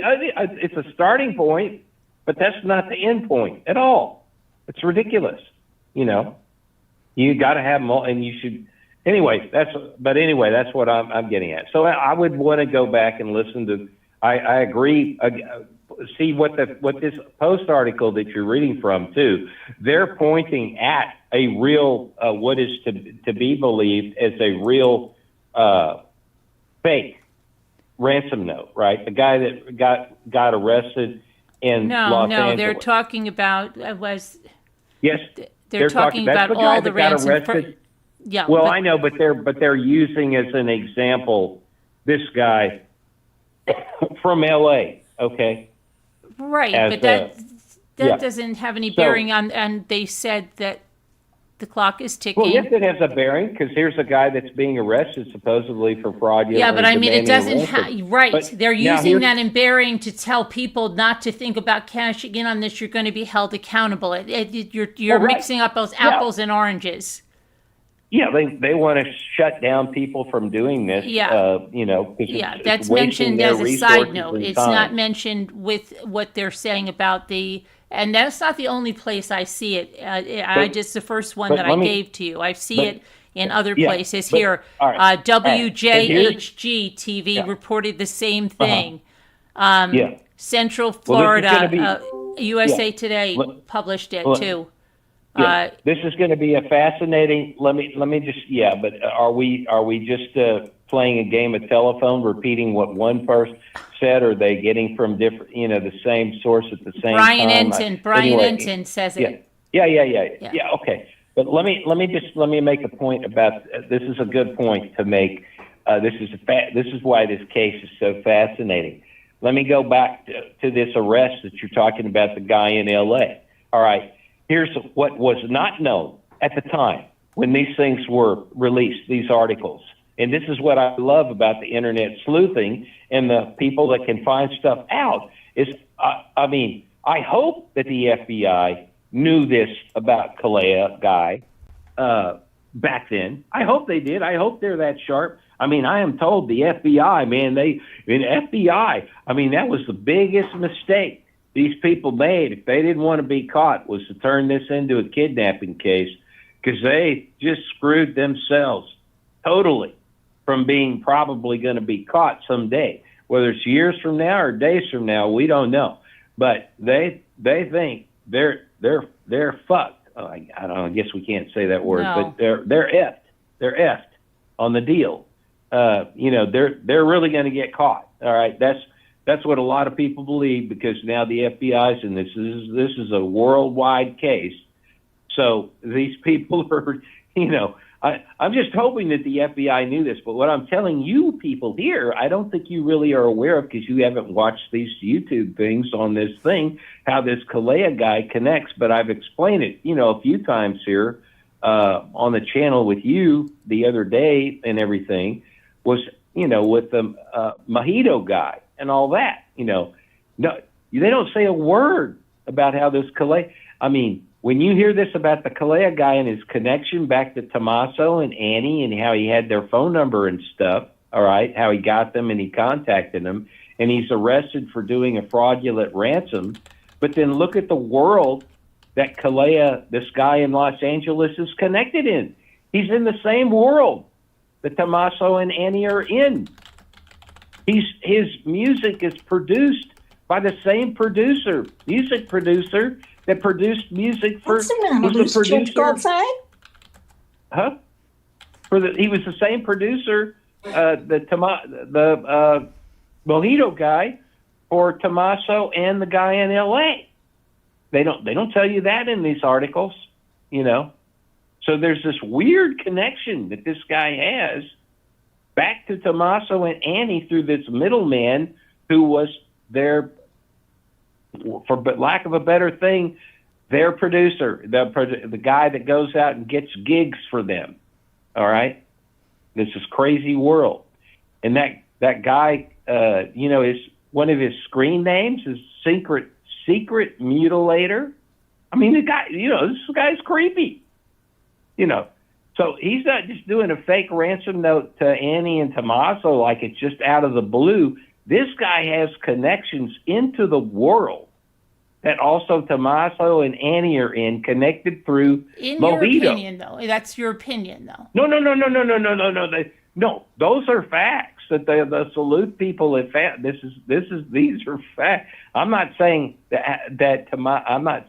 They are in the same world. They're in the same music world. But yes, they know of these types of people. Do they personally know each other? No, there's no proof of that. But there is proof that they are connected through Mojito. And Mojito he promoted both of these bands. All right? And the guy in Los Angeles is creepy. He doesn't just engage in fraud. He calls himself Secret Mutilator. He does all this psycho dancing, masochistic killer. It's all, death, torture, violent themes. All right?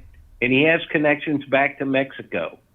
There's some weird stuff that guy in Los Angeles has been involved with. And I assume the FBI knows all about this about him, So there's still a lot of question about somebody like him.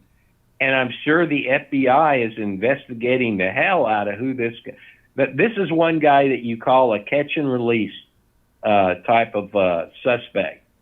I don't think the FBI is through investigating all this guy's connections, the LA guy, because he connects through this underworld back indirectly to Tommaso and Annie. All right. And it's creepy. All right. Believe me, somebody can make a movie out of this. This is like Silence of the Lambs stuff with that angle. And I can guarantee you somebody's making a movie out of this. Oh, I would.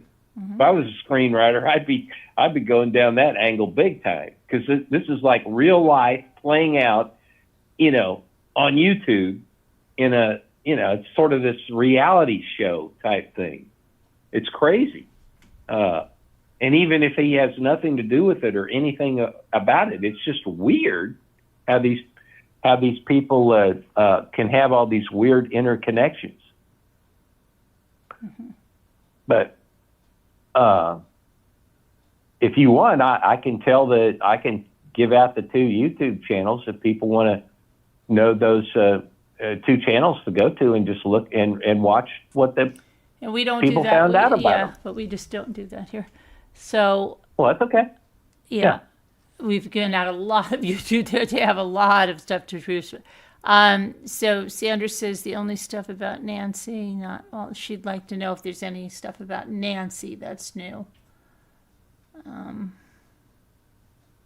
Well, I'll Just tell the you stuff something that new the that FBI said I- about the that- images. That's the newest Well, thing. just the thing that's new to me about Nancy is that I did learn she was definitely on heavy doses of blood thinners, because they have a nice picture of her posed with her cane, and that's where you can see that big gold ring on her too.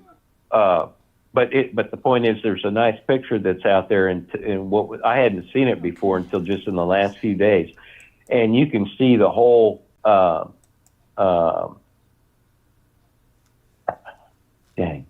your whole lower arm from the wrist up about 7 or 8 inches, almost. Let's say from the wrist halfway up to the elbow at least is totally blood bruised. The elderly, their skin gets much thinner and is susceptible to bruising, but hers is extreme. So this is a lady that could barely bump into something and it'll blow out I had to care for my elderly parents, and they lived in their late 90s and late 80s. So all I'm trying to say is, and one of them was on blood thinner. These, had medical conditions, and this is I've seen this absolutely before. So her skin was like paper thin, and also on blood thinners, and so she would be extremely susceptible to just a bumping bruises. Like if they wrapped her up, if they rolled her up in that tarp and everything, she'd be black and blue with all kinds of blood bruising just from that alone. I mean, she'd look terrible the next day if they had to do anything like that with her. So, but I'm just saying that's something new that I learned. I didn't realize she was on that heavy a dose of blood thinners and that susceptible to injury. So this is somebody that, easily could have just maybe not been badly beaten or terribly abused, even though there's that blood trickling out from the doorway. Honestly, it could just be, from her kind of being roughed up, but not beat up. You know what I'm saying? Like she just kind of bumps into the people, or they grab her too hard on her wrist or something. And I mean, I did hear about heavy doses of blood thinners. That was around. I did hear that. Yeah. Yeah, but you can see in that picture of her with a massive bruise up her arm, and that's even in a posed picture. I guess that the family had made of her or whatever. That's a posed picture. So obviously you wouldn't take that if you could avoid taking it. And so that was it's a common condition she had, So she's a very fragile person. I think, all I'm trying to say, I guess my kind of reversal on the whole thing is that I just didn't take all this kidnapping and crypto stuff serious, but that lady calling in, talking about all these points, and this crypto crime is common and in the same area. Some guy just hired 2 teenagers. I mean, this is how crazy the world has gotten. They got 2 teenage kids. You know the case I'm talking about. A guy hires them to go off, and they break into elderly couple's home, and it's for crypto, all right? And they got caught. And these 2 guys didn't even know each other, So this is a crime that's happening, out here. So I don't know why they were targeting her so much for crypto. It'd be interesting to know what would be fascinating. I think what could be fascinating is to know if possibly Annie or Tommaso or Savannah and her husband were involved in any kind of crypto. Because that could be a circle of suspects to look into. Who do they know? If any of them were in crypto, who do they know? that are in crypto, you know, because that could be your connection to the real criminals. All right. But I mean, to me, I would lean Okay. towards We got thinking that James these here. I'm just going to move are this over here just to make sure. I just have to make sure James is wearing clothing.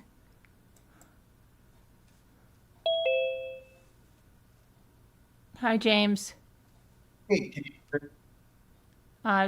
you Say it again. hear me? You're a little bit choppy. All right. Now I can you're still better. hear background. Let me mute him so I can. Yeah.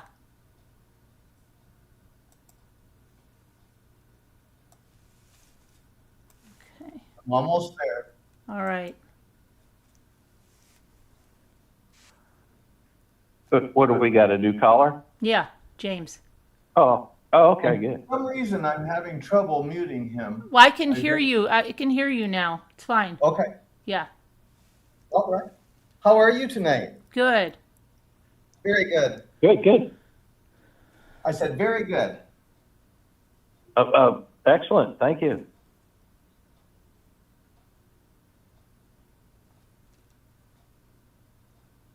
So what's your Let me theory, know. James? All right. So we're ready to go. You can hear me? Yep. Okay. Very good. So we can go into my theory first, but all right, I'll go into the theory.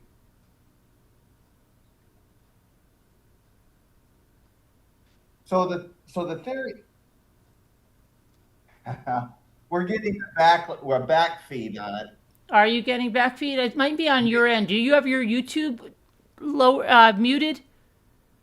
Let's see, hold on a second here. I'm almost there with you. Okay. Yeah, he'll have to mute his YouTube and There we also go. take him.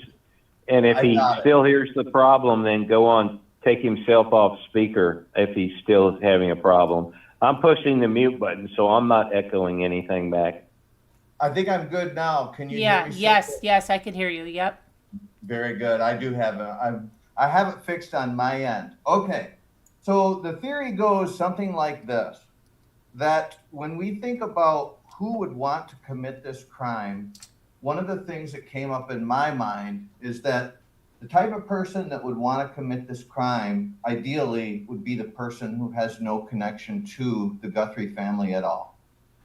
And so that would be an incentive, because they would say to themselves, especially if they were technically sophisticated, that there's a very good probability they're going to do geofencing, they're going to do polygraphs, they're going to do everything they can to try to trace that we did this. And so the only type of people who could maybe have a chance at doing it would be someone that's not connected to the Guthries at all. Mm-hmm.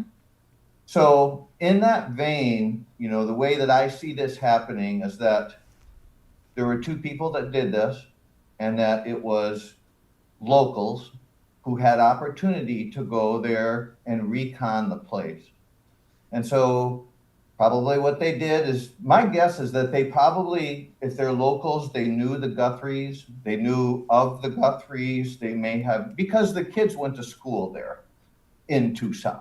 Right. And so if it's a local, they probably knew of the Guthries. They could have even seen a segment of the mother and, you know, Savannah on TV, for all that we know. But the bottom line is they could have said to themselves, this looks like someone that maybe we could abduct, maybe someone that we could kidnap. So they, in my thinking, that they went over there first just to do a dry run and to see what it looked like. And when they checked it out, and maybe they did a Google Earth, maybe not, but bottom line is they physically went to the location and they figured out that this is doable. This is something that we could actually do. And they probably reconned it a little bit further.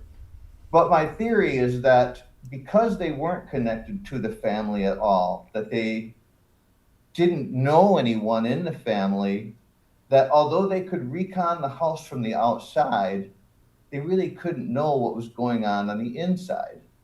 And so since these two people, who presumably maybe saw the mother on TV, maybe saw her even on recon if they set up a trail cam or whatever, maybe outwardly looked very healthy, someone that they could do this to and pull it off successfully. But when they got in there, they found out that this is not a real healthy person. And I'm not sure what unfolded. I think that she was alive in the sense that there was aspirated blood on the porch, so that aspirated blood implies to me that she was breathing. But I do think that she was harmed in some way. But going back to this theory about, so the two people who I believe did this, when I tell you that they're not connected, this is probably something that you've heard before, but the other part that I think that might be more novel is that, so that when we think about this $1 million reward that has been offered, one of the things that comes up is, well, this is supposed to be an incredible incentive for someone to step forward, someone to essentially, if necessary, turn on someone else. Yet, we've not seen that happen. And I know that there's been theories that have been presented where people have said, well, the reason why the perps haven't turned or spoke up was because the people who were above them killed them. So there's nobody to talk. Now, if we were to accept a premise that we're like that, it means that we've deepened the web considerably, and I'm not suggesting that that's true, but I'm saying that that's something that's been proposed. But, the way that I tend to more see it is that the reason why there's been no one that has stepped forward, particularly if there's these two people, and this is a psychological part that I think is most fascinating for me, is that I get a sense that there's a very deep loyalty. There's a very deep connection between the two individuals that did this, because just like if we think for an example, like, okay, if it was somebody who were just two friends, two people who knew each other, that when it got thick and maybe somebody's photo got put out on TV because the surveillance got released, that, gee, if there was an ideal time to turn on somebody for $1 million, then that might be the time, but nobody did that. And so it leads me to a belief that the two people who did this are potentially related and that they're likely siblings or they're cousins. Because when you get blood or family involved, then someone has an extra reason to say, I'm not going to turn on you, your blood, your family. We've been with each other since, we were born. And so there's this tight-knit element that wouldn't be present normally. The other thing, too, that I didn't bring up, that I think the other caller was touching on, and that was only the part, I didn't hear all of his conversation, he's probably still listening to me now, and that was that, so for the ransom letters, I know that, as we have discussed on the call from the bit that I heard, that we cannot say that the FBI says, well, we validated them, they're real. We can't go so far as to say that that is true, because it's not true. They haven't validated them. But at the same time, we also know that they didn't come out and discredit them. They didn't come out and say, we know for a fact that all of the letters that we received were hoaxes. They didn't say that. So we have to look at this and we have to say to ourselves that they knew what the crime scene looked like. We don't. They knew what this crime scene looked like, and they knew what was discussed in those notes that we didn't get to see all the elements in those notes. Now, people may have reported this, that, or the other thing, but where I'm going with this is that, so when it came down to them looking at the notes and saying to themselves, do we have a credible note here or do we not? And they went through it and they said, okay, well, let's go to the crime scene that's making references to the crime scene and let's see if, it comes up that it's credible. So they go to the crime scene and they say, well, look at this. It says that this object would be positioned in this particular place, and lo and behold that it is. Now, I know there's other people who might say, oh, well, but anybody could have placed it there and somebody could have guessed it by chance that it was the Apple phone at the foot of the bed or wherever it was or whatever the situation was. But where I'm going with this is that, so for the FBI to say to themselves, for family who's being traumatized, like you just had your mother literally ripped out of her bed and you came into her house and you discovered this and you're traumatized. You would be.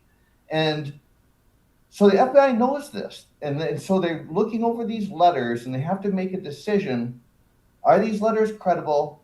And do we need to go to the family and tell the family X, Y, and Z? And ultimately, that is what they did. They went to the family and they coached the family. They said, we want you to say this, we want you to approach it this way based on what the behavioral people tell us is the correct phrasing. We want you to say X, Y, and Z. And we think that this might get the person to respond to us. Now, I'm just saying that I don't think that they would ever go to that extent to put that family through that. And then to even go there and do it again, to where now the family is only now they're coming out and saying, it certainly was implied, if not directly stated, but it certainly was implied that just give us the body and we'll pay. You know, just let us celebrate with our mother. Just give us the body back and we'll pay. You know, and so someone might say to themselves, well, gee, even with that, you know, they could have given the body back, you know, and we weren't saying proof of life, absolutely, just give us some proof that you had her. And so even if it was the body, but, you know, my theory, because someone might say, well, everything you're saying sounds good, so why didn't they proceed? Well, you got her outside of the house and she suddenly died on you. And now you see that your photo has been released to the world, you know, right there, your face is right there with the surveillance in front of the camera. And you're thinking like, well, we've got away with it this far. At least we think that we have. And, you know, last thing that we want to do is, you know, try to cash in on this and maybe get detected, whatever. And so we're just backing out. We don't want any part of this because we think that, you know, we're going to get busted. It's not worth it, you know. And so I personally think that it's a ransom gone bad, but I think that why someone hasn't stepped forward is that it's actually two brothers or they're cousins, they're related, and that there's a deep loyalty going on. So I had the floor for quite a while, Carolyn. No, I appreciate it, James. The only thing I can see with that is, though, if she had died when they were taking her out of the house, then how come they proceeded with the ransom letters if they were just going to abandon them and then even extended the deadline? That's what I'm struggling with to understand. I don't know that she would have died as they were transitioning her from the house to the vehicle. For example, they could have got her to a location where they had her there long enough to where then she did pass after that point. I thought that they said in the ransom letter that they gave some kind of a timeline. Yeah, they did. It was like Thursday, and then when that didn't happen, they extended it till Monday. And the other thing, too, that we noticed is that, so, and this is just my understanding, and help me if I'm wrong on this, but my understanding is that, so the ransomers kind of put a note out there in such a way that essentially was saying, you put the Bitcoin in this account, and we'll make Nancy, we'll present Nancy to you in some way, shape, or form. We'll tell you where, yeah, something like we'll tell you where. Yeah. Was that your basic take that they would do that? Yes. Okay. So what my understanding was is that you see the FBI then coach the Guthrie family, that the Guthrie family say, well, we're waiting out for you to tell us what to do. We're waiting for you to blah, blah, blah. And it was me. So if I was the ransomer, I'd be thinking like, I know what you guys are trying to do. You're not following the instructions I told you to just put the money in the account. Now you're telling me to reach out to you and you're trying to set me up so a tracer can be ran, blah, blah, blah, you know, and like, so I smell something that smells bad, you know, like from a ransom point of view, like this is not what I told you to do in the ransom, right? You know, and so where's your thoughts on that? Where, you know, like, do you see there's any credibility in this angle? That they wouldn't say that because they think they're being set up? Well, then I'm saying that if she passed away right a couple days later, then that would explain, you know, your concern with, you know, the ransom letters and why would they issue them after the fact that she was already dead? Right. You know, and even, for example, it still isn't to say that, so when they say in the letter, like, we'll return Nancy to you We don't know whether they said to them, we'll return her to you alive or dead or whatever. You know, it could have been that they dropped some body off out in the desert after they put the Bitcoin money in. Right, and I think that second video, the family was basically saying whether she's dead or alive, we want our mother back and we will pay. Yes, yes.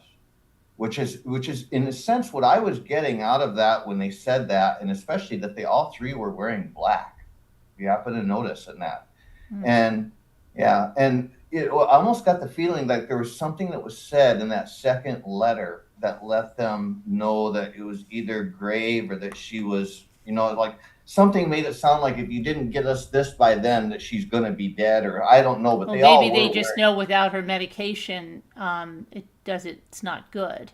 Mm-hmm. It's not going to be good, and with the blood, and who knows what the amount of blood inside the house or whatever else they found. Yeah.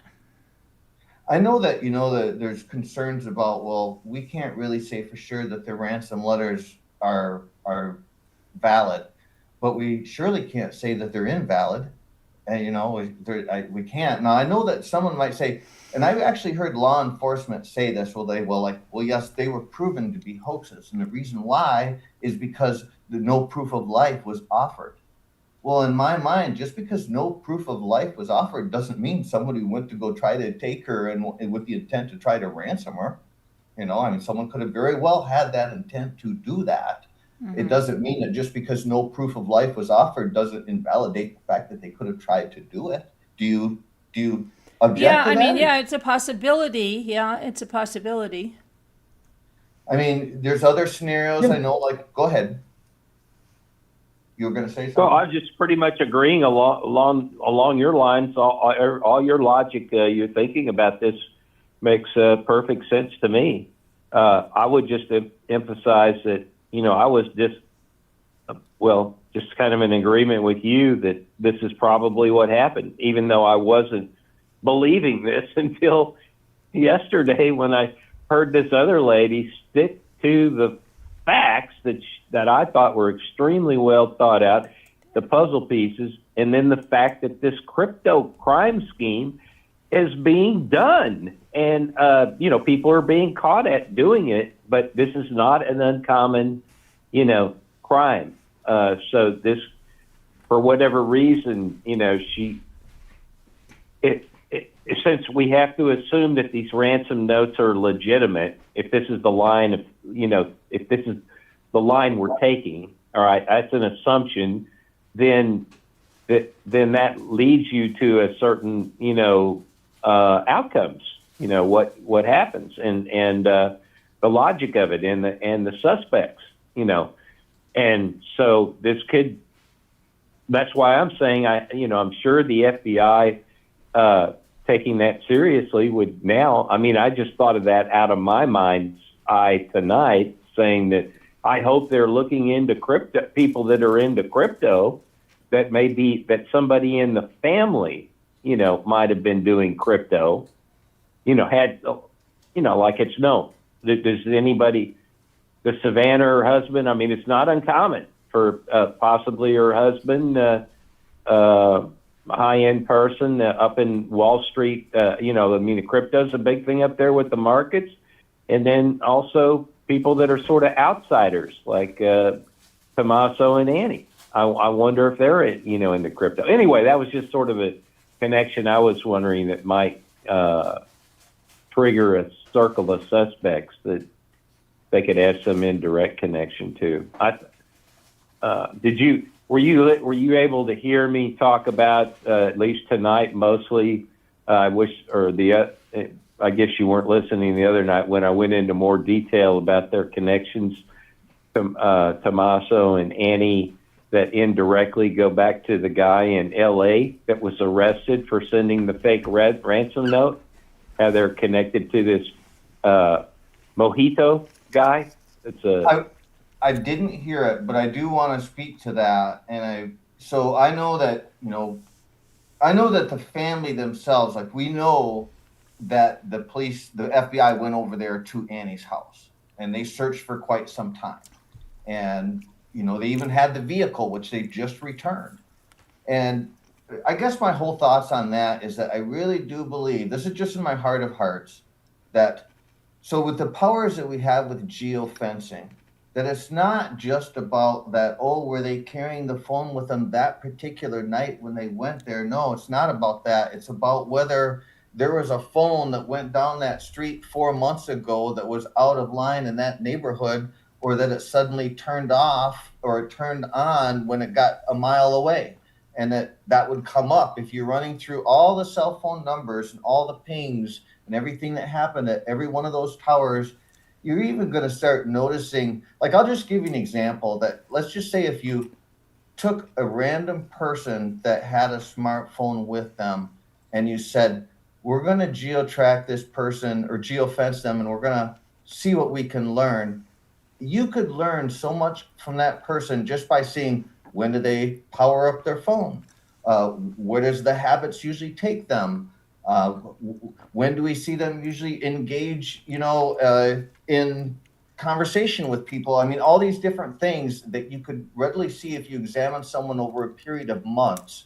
You would see a habit form where you could probably pretty much say that I know where this person is going to be on this particular day, just by the geofencing. Where I'm going with that is that, we must know that for any person who is even remotely connected, not just Annie, not just Tommaso, not just the Colello guy, Luke, anyone who is connected, they ran those phone numbers for months across the pings and the towers to find out, like, is there anything that's showing us some type of a relationship?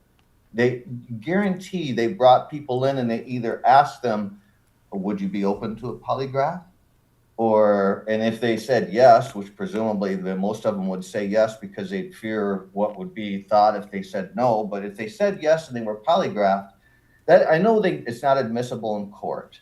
But for someone to say, like, well, we're walking away from this person, we're moving in a different direction, or whatever the case is, my point is that it all comes back to that. If we say to ourselves that they did all their due diligence with their geofencing and their polygraphs and they came back to zero, they're like, well, we didn't get anybody that was deceptive on the polygraph, and we didn't get any suspicious hits off of all these pings. We went back 6 months. That the only conclusion you'd be left with is that it has to be somebody who's not related to the case at all. Like, they don't know the family, they haven't interacted with the family. So there's no tie. It's not like you could go to a gardener and say, like, oh, do you know somebody? Or, it's not like you'd go to the roofer and do you know somebody? Like, because we went through all those people and there's nobody. It came back zero. Do you guys think that they were diligent, that they've covered all those bases? Well, just knowing about depends on how many people they can put on it and how many experts. I mean, I could easily see that could take 60 to 90 days at least. Depending on how many people are on it. I mean, but that wouldn't be unreasonable that it could take that amount of time. Of course, noting the resources that are being put on this, what normally might take 90 days to 6 months should be done probably within a few weeks. That would be the way I would think about it. But when you're getting it, the more circles you're having to go further out, the more difficult and more randomized, what I'm saying, the connections are going to be harder to make. So that takes more and more time. So it sort of makes me think, in my mind's eye, like the genetics. If you got a direct match on the genetics, you can do that really quick. They're not obviously seeing that in the phones, but there could be more randomized connections that take much longer, like with the partial genes and the blood samples or the mixtures. They can still work out through other means. It could take years for that. So maybe, yeah. And it just as an example, it also, it depends on how much resources and how much they really want to put on it. There is a limitation of resources on when you're going out further like that. Just the example is a bomber, the guy that during the election that put the bomb. I don't remember whether it was near the Republican or Democrat thing, but that guy got away with it for years. And you know, the Biden administration didn't pay. Well, anyway, whether they were following it as much, it got intensified under, if you believe the story, it got much more intensified with the new FBI, and they finally tracked this guy down through all. I mean, that took years, but they've got him. You know, so I think there's a lot still that could be worked out with the phone.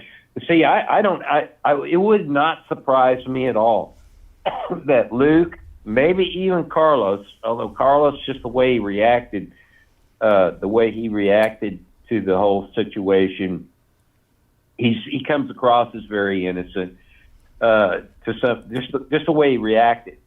But I mean, they still have their phones, okay? And just because they gave back the guy's car and all that, they still have their phones, all right? And Luke had just bought that car, so it couldn't have been part of the crime directly. Anyway, with Nancy, that he hadn't acquired that till after. So I wouldn't be surprised if these people are just part of a catch and release. And the same guy with Kalea guy out in L.A., because there's this weird underlying connection that's not just the superficial fraud. I mean, this guy has this weird music, bizarre, you know, it's a crazy music abuse scene. I mean, it's not anything a normal person would participate in musically. I don't know. I mean, you have to be into like the idea of death and I don't know, mutilation or sacrifice or, you know, some very just dark death related thing. I guess that attracts some people, but it's kind of a weird environment to be in, you know. Do you think Kalila is involved? Well, there's this weird connection that like the other investigator people, I don't think they know. Like the interview room, I don't think he knows. I think he's watched this other thing about the background of this guy like that. And the FBI hasn't said anything about that, you know. And I just found it bizarre that, you know, that this, that's why this thing has become so curious, so fascinating to me, is because the average person has figured out stuff that the experts still haven't caught on to, and their logic is more accurate or better thought out than even these guys who did this stuff all their lives, and that other stuff isn't in the media, and there's all kinds of inaccuracy because there's so much telephone game being played where rumors just spread like wildfire. So, I just find it is odd. And this Kaleo guy, you know, another thing I just learned about him that this other guy uncovered about him was, you know, he was also doing his music productions down in Mexico. And these are, again, all these bizarre underworldish, you know, and they're drug related, they're violence related. And he has some pictures of him with, you know, people he's met, like a girlfriend or something down there. And he posted to, in the social media, I don't remember what it was on, but like a Twitter account well, anyway, Instagram or something like that, one of those. It doesn't really matter which one it was. I think it was Instagram, where there was some people that were trafficking in like fake marriages or to get visas. And we know for a fact that he really did post that. Well, all I'm trying to say is these are just traces of stuff on the internet that people sleuthers. I mean, people. I'll just say this: I've been involved in weirdos screwing with people online and stuff as a victim, okay, of things. And there are people that can go out and find out all kinds of information on people that you would be amazed how they can uncover things, about this. So is it possible that what they're finding out about this Kalila guy, whatever, is accurate? I think yes. I think what they're showing, is it proof? Of course not. Absolutely no proof. This is just discussion, people trying to find stuff out. I mean, people can make up fake things. And they do. Do you think then it's just basically pointing out that he's got a shady background, he's a shady character kind of guy, but he's not necessarily? Yeah, he has kind of these underworld connections of illegal activity. He's already been prosecuted and convicted of fraud. Okay, but can I just say something? Okay, because you bring up channels, and we don't do that here. But since you brought up a certain channel with 3 initials many times, you do know, okay, and I'm not saying anything, but you seem to be saying, okay, if somebody has this in their background, if somebody's been to prison, if somebody's this, if somebody's that, then they're shady, and that's how it's going to be. But you do know JLR's background. Oh, see, these are fat. See, you got to understand. And I'm not saying anything about him, but since you're bringing it up and you're saying it about other people. No, but you see, if I had just been allowed to talk, you would have known all this. I mean, my goodness, you were allowed to talk for a very long time, longer than anyone. I know that. But one of the, I would have already gotten to that subject, because there's a lot of things I've learned. As I told you in the chat initially, it was just anyway, yes, there's a lot of things, of course, when that was brought up, you and I, the other night about him. And I even brought it up. I had heard some things. I've seen things in his flow, So what did I do? I just went out and started looking at what I could find out about him. And, I mean, we're off the charts with that guy. We want to be, but we want to be relevant, right? We want to be talking about, I understand that people get in trouble and people have criminal backgrounds. And people can change. I mean, we can't live in a world where people can't change and they're condemned. I agree, 100%. So don't we really want to focus on what, so I think it's great talking about Kalila in the aspects that he's related to the Guthrie thing and the things that he did. But outside of that, well, I understand where you're coming from in the sense that, if he's got a background and they did contact him, but I want to push back and just say that we've had enough time, like the FBI and the authorities have had enough time with Kalila now, that if he really was involved with the Guthrie case and not just a shady character, but more so like involved with the case where he was coordinating with other people, don't you think they would have sniffed that out? Well, I think that's see, this is my theory that this case could be, they know who's involved, and all they're doing is it's a catch and release to catch all the people involved and build the evidence for the case.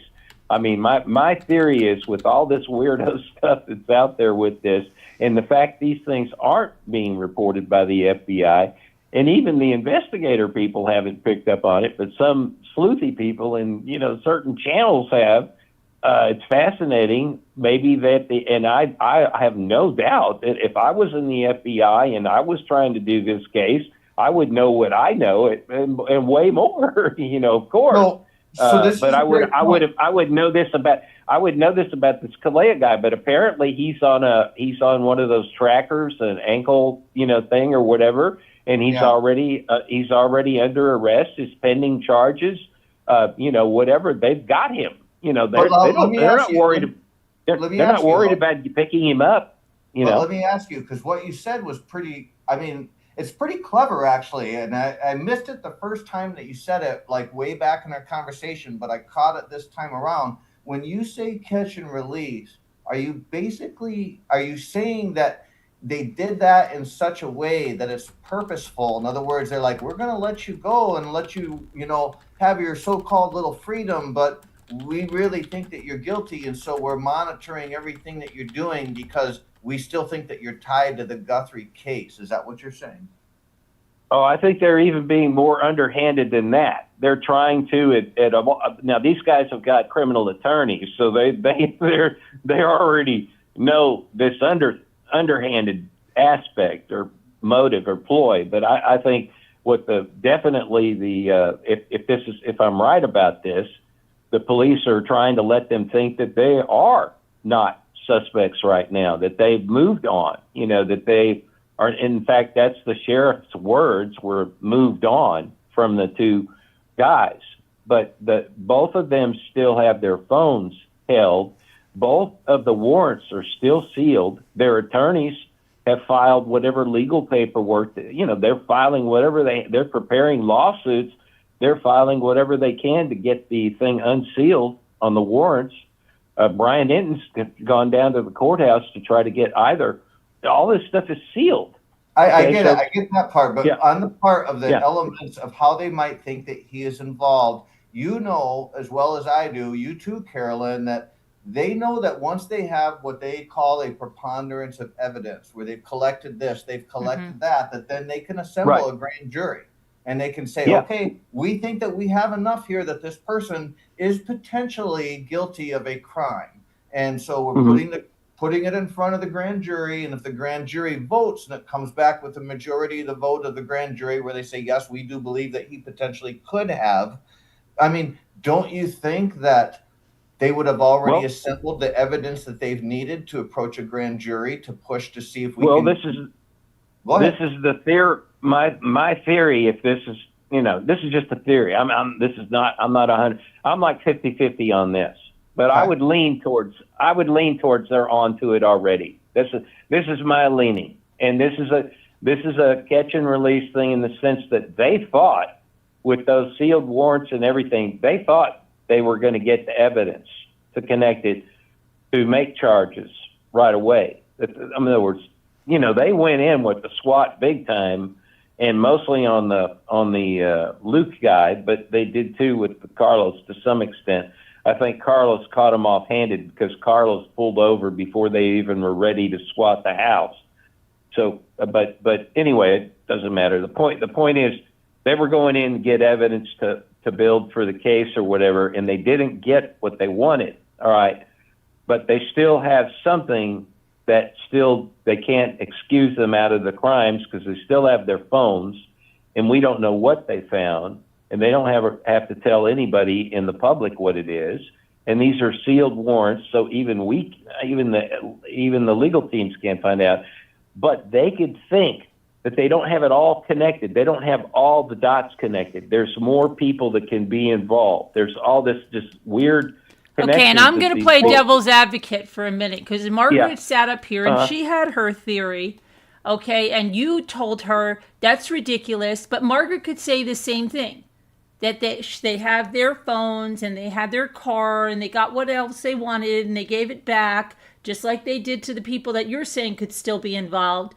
And Margaret had valid, that's her theory. So it's the same. It is.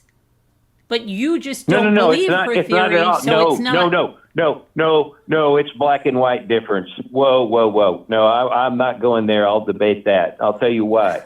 The sheriff just says we've moved on. But you already said the sheriff said that the sheriff also said that about Luke and Carlos. Right. Well, I just said that's right. The sheriff is, so what I'm just saying is move on is not cleared. You got to dissect the words precisely. I know that you're reading between the lines, and you're saying okay, but let me ask a question about Kallela, because so if we're saying that Kallela has a degree of sophistication, let's say where he could involve other people and kind of not necessarily be a master planner, but be a significant cog in the wheel. Let's follow just through on the theory for a second. I want to ask, do you really think that if he was like that sophisticated, that he would be calling from his own cell phone directly to the Guthrie family to, basically implicate himself? I mean, that's about as stupid as it gets, isn't it? Oh, yeah. Yeah, it's definitely, you're calling from your own phone. It's definitely stupid. Absolutely, no doubt about it. Go ahead. Go ahead. Yeah, exactly. And and on that level, this is where you get kind of it's cognitive dissonance about somebody like him. This is what the result is, cognitive dissonance, because you have this stupid thing like that he did that on, and I could see how he thought being over a VPN and a VoIP thing, he thought he was safe, maybe that way. I mean, he's definitely not tech savvy, that's for sure. And he used his real email address, so it's just like, yeah. Carolyn, you want to weigh in on that? Yeah, but that could just, sometimes you could say that's like ego, possibly just, I mean, really being dumb, not, anyway, it doesn't, I see exactly what you're saying, and I dismissed it totally. He's been totally dismissed by me, and I don't see him as a mastermind at all necessarily. I don't see him as a mastermind. I just see that he's in this weird, sadistic death world of music and culture that is a bizarre But it could very coincidence. easily be, okay, let's just say this. It's a What bizarre if he's just coincidence, the reason that, maybe it's not a coincidence, but not for the reasons that you think. Maybe he heard about this because he knows Tommaso. Hey, did you hear Tommaso's mother-in-law was kidnapped? And maybe he thought, oh, well, I'll write a ransom note. Maybe it's a different connection than you think. He didn't have a real connection to it other than knowing someone, and someone told him, and he thought about it, did it, got caught. The FBI has enough information on him from this arrest and everything else that they would know what's going on. Right. Yeah, all I'm trying to say about this guy is I don't have any judgment one way or the other what his involvement level is or with the crime or anything. I just think that he could still be part of this in some weird way. Well, he's part of it in some weird way that he tried to cash in on it. They don't have any proof to go to the grand jury yet, but we already know that the house was returned, so this is traditional that the attorneys and everything will go over the house, so that could just be for only that reason. But it's also speculated that also before going to grand juries, the attorneys will go in and look at the crime scene too. So there's speculation that this could be forming, that this is being done not just because the house is being returned, because they have some suspects there maybe in line for a grand jury, and because they're also U.S. attorneys. In other words, they saw these are feds too. So this could be federal prosecution as well. So that's where this guy, the Kalila guy or whatever, the L.A. guy, is federal crime. So he could still have some involvement with there. All I'm just trying to say is this guy isn't going anywhere. They got him on an ankle thing, and they got some evidence on him, and they're still building their case, and I'm sure they have his phones. He's apparently been banned from getting online anymore. So whether that really happens or not, I don't know. But I'm sure he's being watched, and I don't know whether he's part of the thing or not. He did have this. I'd like to confirm just from both of you, so we can get this clarified. And that is, so when the Guthrie family made their first announcement, their first plea, didn't he call after that? Oh yeah. He's contacted the family. His whole connection with them was, I think, days after. I think 2 or 3 days even. So my point is that's how he would have known. He watched them on TV. He literally saw them. Oh yeah. I mean, that's how he would know who they were.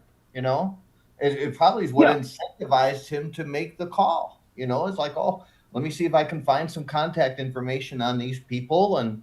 Call them up. Supposedly that's all been verified that he did. He spent $20 or whatever it was to get the names and addresses. I mean, the phone numbers for Tommaso and Annie. I mean, that's what's alleged You don't or even whatever. need $20. You just need half the time it's $1 for the trial, but you don't even need that. A lot of times that's all out there for free. And plus, Annie had a lot of business online. I think her phone number and stuff were listed. But anyway. Yeah.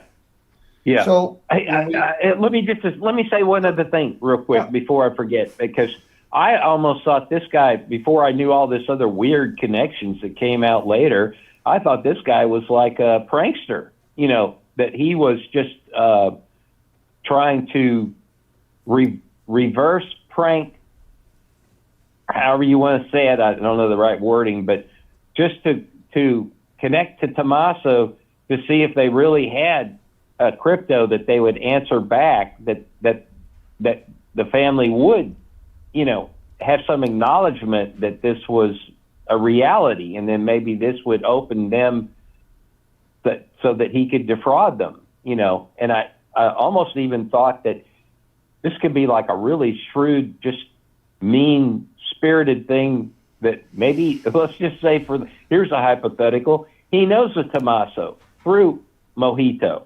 And there is this direct connection with all of them. And maybe he knows that maybe he doesn't like Tommaso, and maybe he's heard about this. And maybe he just wants to mess with Tommaso, and so he sort of thought, I'm going to send this message over to him to get the FBI or something to pay him back for some kind of prank. If you know what I'm getting at. In other words, make it think that Tommaso and Annie have some connection to be part of the crime, if you know what I'm trying to say. Yeah, I mean, I think we all could agree. Yeah, I think could we be all a prank. agree. I think we all though could agree that Kalela is like, you know, creepy. He's like, you know, anybody who's going to try to prey on a family who is grieving or think that their mother has been abducted, and you want to call them and try to, you know, make money off of them or try to use them or make them suffer in some way. I mean, it's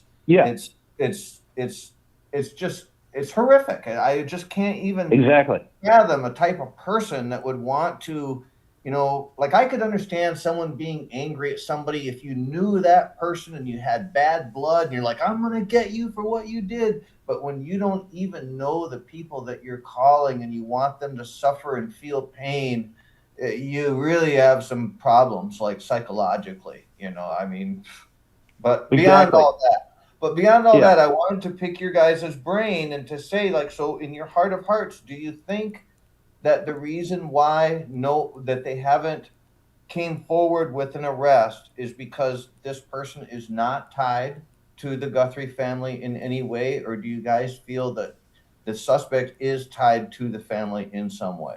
I don't think they're tied to the family, but along the lines that you were saying, what about hired hitmen, say from Mexico? For what purpose? I don't know, but at this point, the way they vanished, it's just making me think they did this. They had like, what was it, 10 hours before anyone was called to get out of Dodge. I don't know, but then the sheriff, you know, he keeps saying it's somebody local, and then a lot of times it is somebody local. So then you're thinking, okay, if it's somebody local, then why them either? Well, the best reasoning that I would have, a couple different, but the very best reasoning for local is that, so for somebody to do a crime like that, like we know that she had a dog beforehand, that Nancy had a dog, and that dog died. It died December. like about, right? Mm-hmm. And so you would know that, like, so if you were the perp and you were casing the joint, or you were casing your, you know, target, and you heard a dog barking, or you had a cam out and you saw that she walked the dog, or that the dog went potty or whatever, you'd automatically be thinking, well, this is not a place that I want to go into, because if I try to go in here, the dog is going to create a bunch of barking and, you know, I'm going to get caught. So it's not a good target. So the person would have had to have known that either the dog was now gone, so I can show up and do this, or that they showed up and started reconning after the dog had already been gone, But my point is about the recon is that, so if there was somebody from Mexico, they'd have to be driving all the way up from Mexico, do the recon, drive back and forth. And because to really be confident about doing the Oh, crime. okay. I do know what, here, I got it, because I now remember what I said about this. If it Go was a disgruntled, let's say that we don't know what Nancy did in the community. We don't know how political she was in her community and her homeowners association, if she was blocking something that somebody wanted to build in the area. But if she herself was a hindrance, meaning that she was being vocal against something they're trying to put in and they could really benefit from her being gone, then let's just say it's one of these neighbors or whatever, and they've got some people working on the house, and maybe these people may have relations in Mexico, and they're like, hey, what's wrong? Oh, that lady's driving me nuts. She's blocking me on this project and that project. And let's say you just jokingly said, you know, I wish I could hire a hitman and take her out. Now, what if somebody said, well, you know, I know a couple of people who will do that for you. Now, this neighbor would have enough information that Nancy doesn't have the dog anymore. I'm not saying it's her neighbor, okay? But I'm just saying, what if it is somebody locally that she was a hindrance? They didn't want her money. They didn't want anything, but they didn't want her causing trouble for them in something they're trying to get approved. So I think, you know, what you're saying is a good point, but let's just follow this through for a second. So you had people who were nuisances in your life. I know I've had. Oh, yeah, a neighbor, yeah. Yep. But never have I ever thought that somebody was such a nuisance that I wanted to make them disappear and vanish and die. Like, I never really ever thought to that degree. Like, there's some people that I thought, you know, I'd like to punch you in the face because you pissed me off. But Right. nobody that I would ever want to die. Nobody, even my worst enemy. I would never Right, want to say yeah, that. I know, because, I mean, me either, but there are people, I think, like this other guy, that, I think there are people like that. Here's the thing that. All right, wait, let him this finish. is- Wait, let him yeah, just just- finish. Hold on. Yeah. Go ahead, James. I can't deny it. Go ahead. Go ahead, James. Say what you were going to say. So you said there's nobody that you would want to die. I was going to say what you said as far as your theory. Yeah. I can't deny that because Right. you could be right. You could be right that somebody. It's like just because you and I are rational people and we would never do that to somebody, even if we hated that person, Right. doesn't mean that there's somebody else out there who does take things very personally and would like to make somebody go away. Right. Do we have any evidence that Nancy was behaving like that No. toward anyone? Okay. Yeah, and here's the thing. This is why I have a real problem with anybody implicating Tommaso or Annie or anybody closely that liked Nancy or part of the family this way. Is that and and I did heavily discount this thing like this other idea just stated here is that this lady is 84 years old. I mean, she's lucky to live, in my opinion, another 2 or 3 years at most. So you'd have to, have some really driven motive to want to just eliminate her to get her out of the way that's somehow time bound. You know what I mean? So there has to be a time element there that's absolutely critical to have to get rid of her now, because this poor lady is very unwell. And I can guarantee you, I've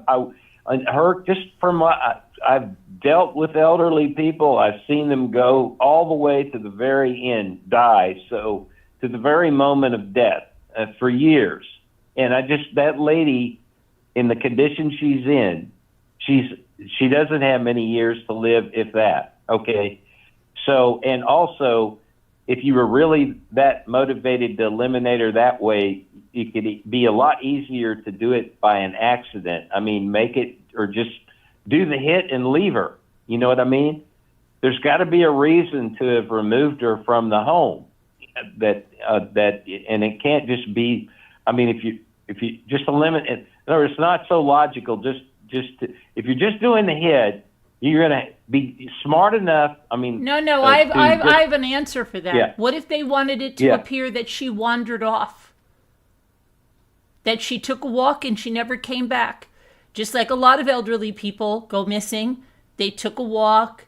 They weren't heard from again. How do you know they didn't take her because they wanted her to wander off? And then the blood came, which was, oh, crap. Now we've got blood. Oh, well, But if somebody did wander off, they would be found.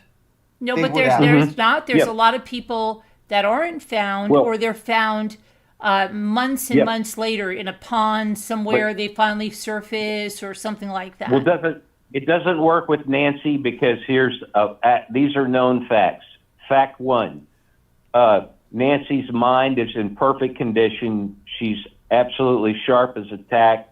In fact, the way they describe her personality is that she's spunky and words like that. So that made me think, oh, maybe she is a little aggressive because she has some political social agendas background, that could be a problem with somebody rubbing in the wrong way.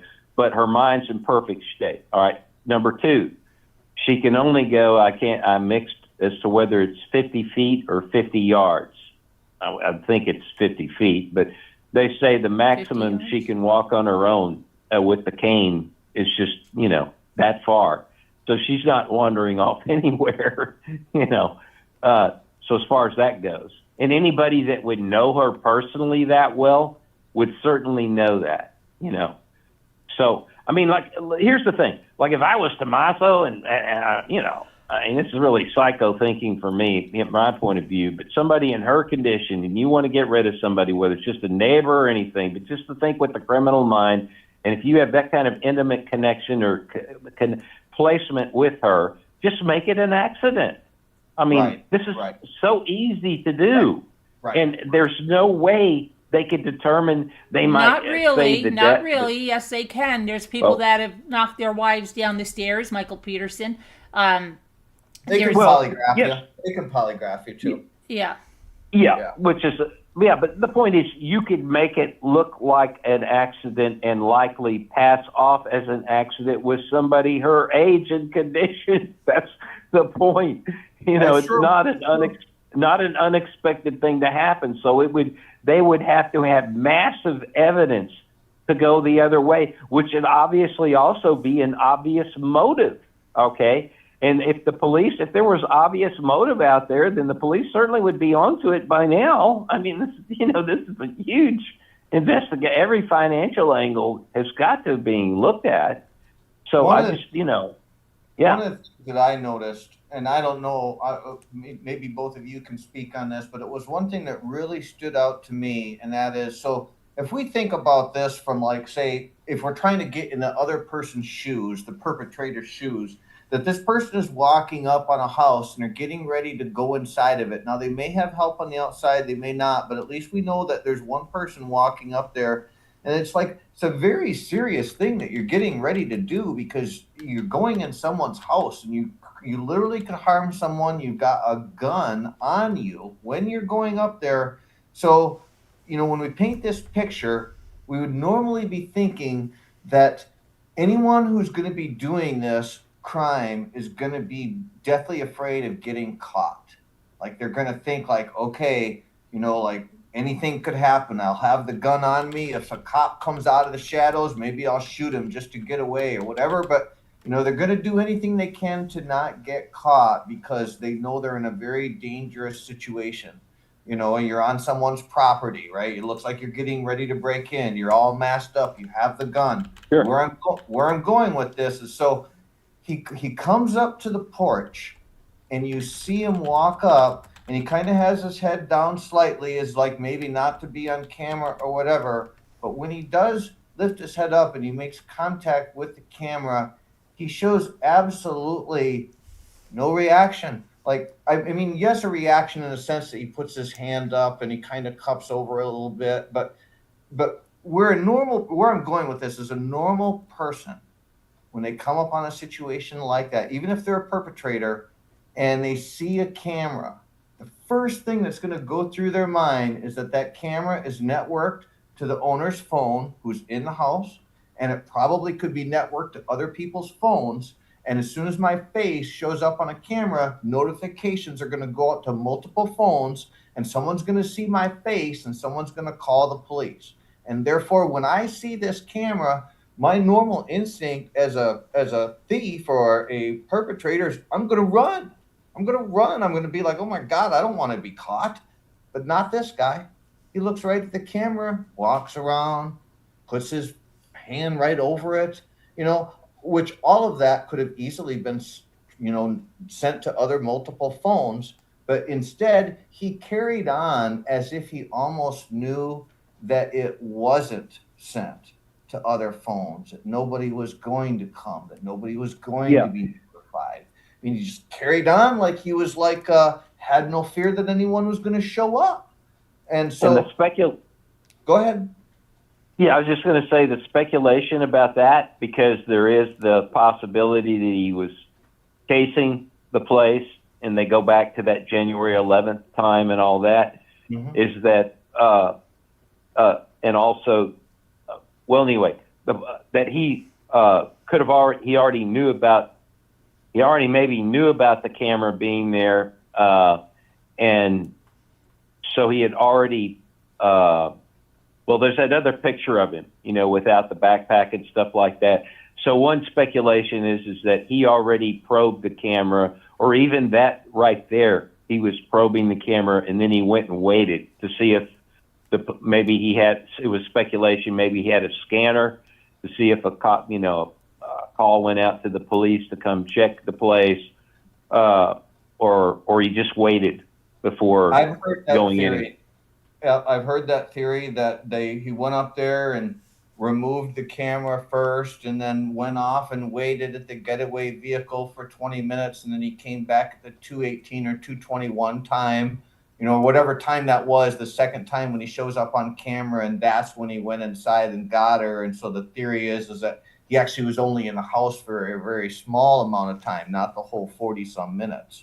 What do you guys think about that he went away to make sure that the police weren't going to show up, and then he came back? Well, my thinking is there's that, I think it's about 13 minutes till the 2 a.m. I've heard the 2 a.m. time, and the way where her bedroom is, I think he went through this. If you look at the front of the house, see, I've watched the drone footage. I watched the attorneys go out there and do the on-site debriefing. I don't know if either of you saw all that, but it's pretty obvious to me that they gave away the entry point there because they had to debrief the attorneys as to what happened. And what from that front door to the left is there's a little, they call it a pony wall. I guess it's only a 4 or 5 foot high brick wall that goes around this part of the house. It has a little patio. It is facing to the front of the house and to the side. Have you seen that what I'm talking about? Yes, I have. Okay. So the idea is that the guy jumped over that wall there, and then the sliding door was unlocked because that's where her bedroom was, and she just used that. They said a thing was open. That's been, well, one of the debated points. And so he entered right there and knew he could get in. But for the third, there's that time there. It's about, I guess it's 13 minutes or something before the 2 a.m. time. Supposedly there's a time mark at 2 a.m. on the pacemaker. So that, to me, I believe that whatever that heart aberration was that got recorded, it was less than 15 minutes before he got in from that front camera, But anyway, we don't know whether he walked up to the camera before he did anything with in other words, he might have spotted that camera in the other picture without the backpack and stuff. There's a speculation there too, that he maybe saw the camera there, tried to activate it. But the point is he waited to see if anything was going to happen, whether he had a scanner or not. And then once he felt safe, he went up to the door and tried to cover the camera up because he was going to take her out. But he felt safe then to do that because he had already cased it or known at that point she wasn't reacting. And because her bedroom's right there, you could see, I mean, if she was going to react or call or something, she'd probably turn on her light in the bedroom to have to call anyway. You know what I mean? So he's sitting right there, you know, so he can see whether she's any movement with her or anything, you know. But that doesn't mean, though, that notification couldn't be sent to a different family member who could then call. Oh, right, yeah. Yeah, we don't know that. He doesn't know that. But Right, nothing he doesn't. happened, and nothing happened within that time span. So I think he just, in my opinion, he just went for it. You know. So that's the nothing, question. So you brought up Yeah. a little detail there, and I believe I heard it once from a different, you know, channel that I won't mention, to be respectful, of course. But I believe I heard it mentioned elsewhere that there was an aberration on the heart around 2:00, and that, you know, this was an indicative of the fact of the time that when she was startled and they came into her bedroom. But I just want to confirm that with you guys. I mean, so I heard that just briefly, but I don't know that I actually have heard that the authorities said that that is what they released that detail. Yes, Is that confirmed? the pacemaker last responded to the app on her phone. I believe it was 2:28 a.m. No, I know that part where Well, it disconnected. He's talking about the fact that there was a irregular heartbeat. Oh no, right? they have not released that. Okay. Is that what you were saying, sir? Yeah, I'm saying that a report like somebody like Brian Enton or Ashleigh, whatever her name is, Banfield. that's in the reporting where sources, or it's been. I haven't seen it in writing from the sheriff or the FBI. I don't know anything about that. It's just that I've assumed that's accurate reporting, you know, and whether that's true or not. And Yeah. I didn't see anything from Enton on that, and I do follow Enton as well. I You know didn't about. Mm-hmm. Carolyn, have No, you seen? no, any I've never report? seen any or heard anything about that. I mean, I did hear it whispered somewhere, like where some may have seen it in a chat somewhere where someone said something like that, but that I haven't seen anything official. That is a very significant detail if it were true. Right. You know, that if it was at 2 a.m., for example, and then they say that, hey, we saw on her heart monitor that it skyrocketed at 2 a.m., I mean, that would be very significant. You know, Yeah. But I've not heard that at all.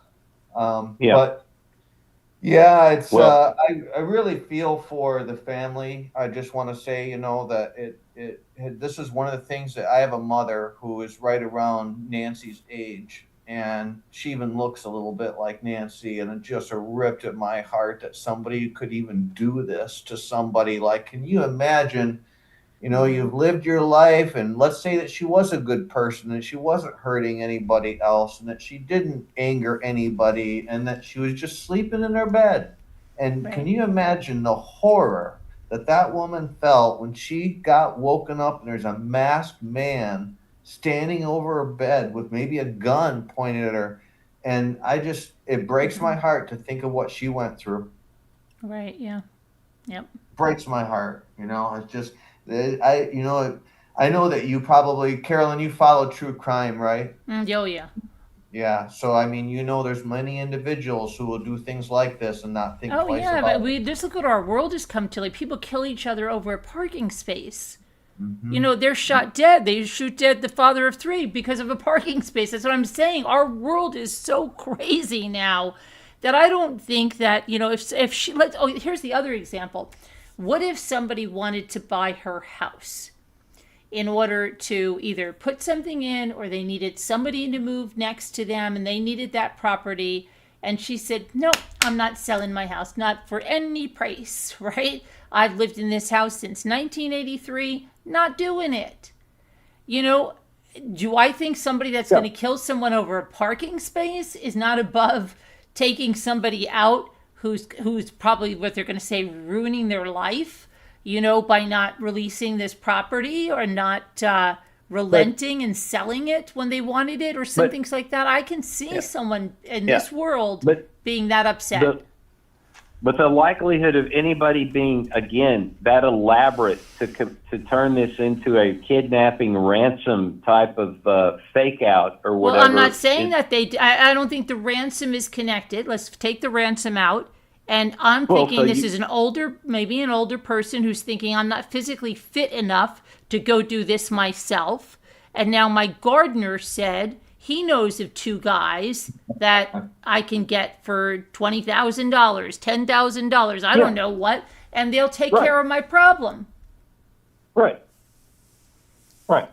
But you know, there is a thing that the gentleman here brought up earlier, which I thought was a very good point, and forgive me for not stating it as eloquently as he did. But I mean, all someone's got to do is wait 2 or 3 years, and she's going to kick the bucket anyway. Yeah, but they don't want to wait too. Maybe their daughter wants to move in from New Jersey, and they want her right across the street from them. And this is the house. They're going to tear it down and build her something new. And now Nancy is holding up their plans. And what does she need that big house for? She's 84 years old. She doesn't need to live there anymore in their eyes. And, you know, somebody could feel like that. I don't know. So let's follow. I want to ask, though, because this is a great point that we're going on. So when we think about the person who did this, and let's just say hypothetically that the person who was standing on the porch that night, you know, that we got the visual picture of, that they are part of this. Right. That I want to get your both impressions. Like, I have my particular feeling about this, but I want to see what you guys say to my question on this. So when we think about all the life circumstances that person went through, like from the time that they were a baby to the time that they ended up on that porch with a gun in their hand, willing to walk inside of a house with a little old lady in there that they had reconned, they probably started out as a normal baby, right? They probably came out, maybe they had an abusive parents or whatever, but let's just say they came out of the womb healthy and normal, right? But somehow they got to this point where they're willing to have a gun, go inside of a house, and potentially take somebody. So my question is this: do you think that type of person who did something like that would have incidences of violence in their past? Probably, yeah. Yes. And because I don't know the gentleman's name on this call, what is your name, sir? Well, I go by Space Cat, but yeah, I definitely this person has, I'm sure, experienced on some level violence and whatever, you know, whether they were perpetrating it or victims of it.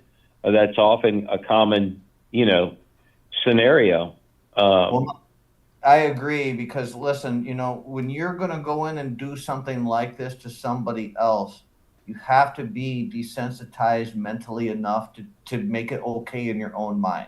Most people would tell themselves, like, oh my God, I can't believe I'm going to go do this to some woman that, you know, is like, she's never done anything to me and I'm actually going to have to harm her. I'm going to have to, most people would say, like, I'm not doing this. This is crazy. But for someone to do this, it strikes me as a type of person who maybe was a bully in high school, maybe beat up other people, maybe was abusive and had a spouse, maybe beat up that spouse. Maybe they're gang members over in Mexico. We don't know. We're like, it's true. That right. Could be true. Yep. Could. But my point is the only reason I'm bringing up the violent part is that, I mean, I know that they have to take the DNA swab right now. So if you get, you know, charged with a crime or convicted, that they're going to have your DNA on file. And so the thought would be like, okay, well, obviously this guy hasn't been convicted of a crime if he's done something violent, because they'd have his DNA on file. But it could also mean that, you know, he did things that were violent that he never got charged with, you know, like beating people up or whatever. You know,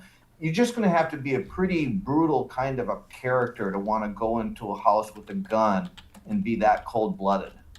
Really, yeah, but I'm sorry to say, I mean, there are a lot of people that do it for, look at that case. Okay, here's a perfect example. IRS federal agent, officer, right? Mm-hmm. He decides he wants his wife gone. He's having an affair with his au pair. The au pair came from Brazil. They concocted a scheme to call some guy from a fetish site to come over and act like the wife had invited this guy over on this fetish site. So they they conversed with him as her, said that she wanted a violent fantasy played out, and for him to bring a knife and rope and all of this stuff. Well, they pretended they were out of the house and that the nanny came back to get a lunch and saw this guy go in. She calls the husband, who's allegedly at McDonald's. Now, neither of them call 911. They go into the house. Okay, federal agent for the IRS carries a gun, right? But he had other guns. And the au pair also had a gun. He stabbed his wife to death to make it look like the guy did it, and that he shot him and the au pair shot the guy. Killed 2 people that morning with a 4-year-old downstairs. And he didn't have a violent background? No.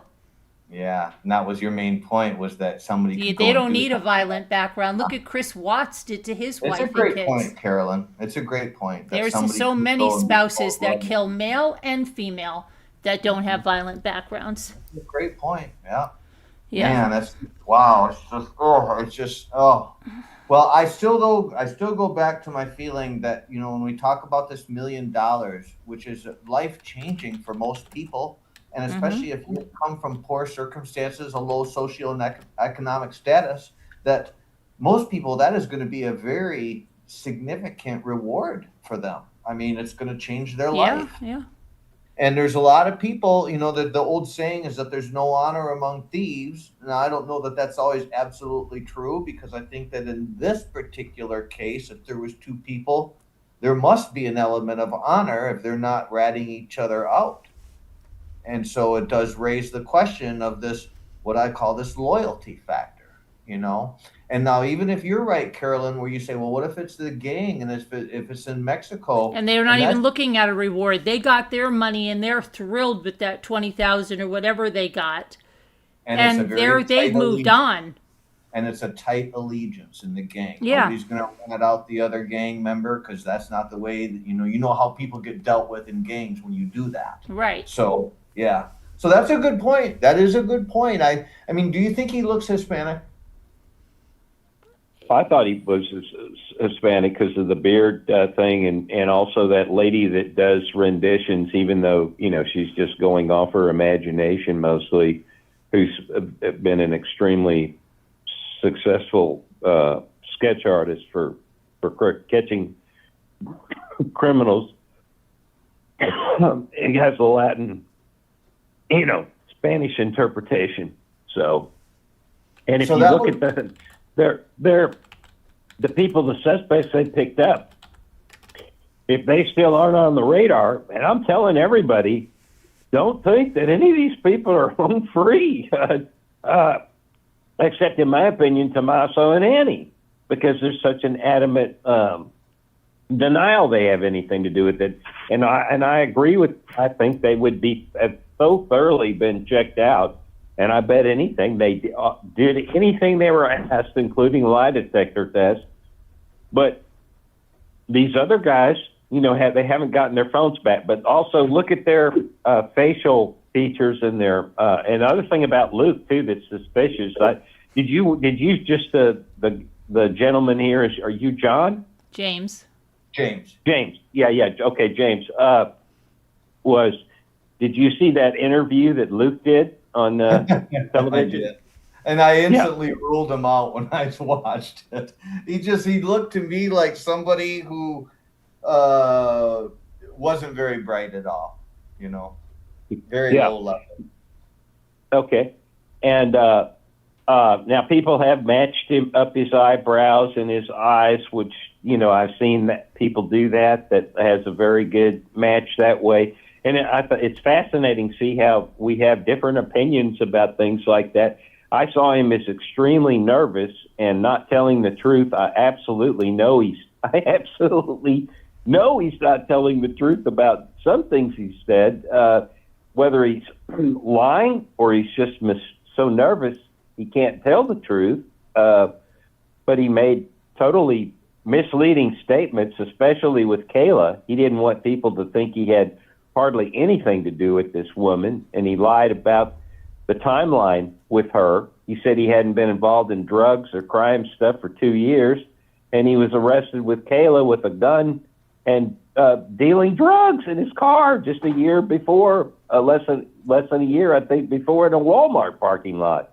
So I want to ask about his eyes, though. I want to ask about his eyes to get your guys' impression on this, because so everybody looks at everybody's eyes, right? And you notice people's eyes and things like that, and like, so you notice like when a woman is not wearing eyeliner and she's not wearing, makeup around her eyes, and you can see her eyes clearly. And we all know that we meet some people occasionally that when you look at their eyes, it almost looks like they are wearing eyeliner, but when you actually look more closely, you just see that they have really thick eyelashes. Like the eyelashes are really closely, tightly spaced together to where it almost look like it's eyeliner, but it's not. You guys follow me so far? Yep. Okay. Yeah. So do you agree then, when you look at this gentleman's eyes in the picture, that he has those really tight, close eyelashes, like thick kind of eyelashes? Yeah. Oh, yeah. Agree with that? Okay. Now, I typically have only seen people who have that tight kind of eyelash that are Hispanic. Like I dated a girl who was Spanish and Italian, and she looked like she would wear eyeliner when she never had it on. And that was why I brought up that point, was just to see if does that thickness of eyelash convey anything to you guys? Well, the one thing also I would say about him that was very suspicious too, when his car was taken, when they swatted him, or whatever you want to call it, detained him, he had a beard, mustache, and beard, which he shaved off for the interview. So he's definitely trying to change. So, but he's not talking about Luke's, and he could say it's Margaret, like, we got to get off of Luke. We're talking about somebody else. He's saying. No, I'm talking. Yeah, he's saying about the perp. Does he look like his eyelashes are like that? And if it's that way, could he be of a certain descent? Yes, that's right. Yeah. Well. The reason why I was also mentioning Luke and the Carlos guy was, obviously, to me, the police are looking for a Hispanic. They think that this is likely. I mean, that's what they pulled over. People from Hispanic, have Mexican blood, whatever you want to call it, in them. Okay. From that, and they have that style beard, So both of them. If we notice Carlos, when they went to Carlos's house and they were interviewing Carlos there at the house, or I think it was Enton that showed up, or somebody interviewed Carlos and they were standing on his doorstep, and you guys saw that footage.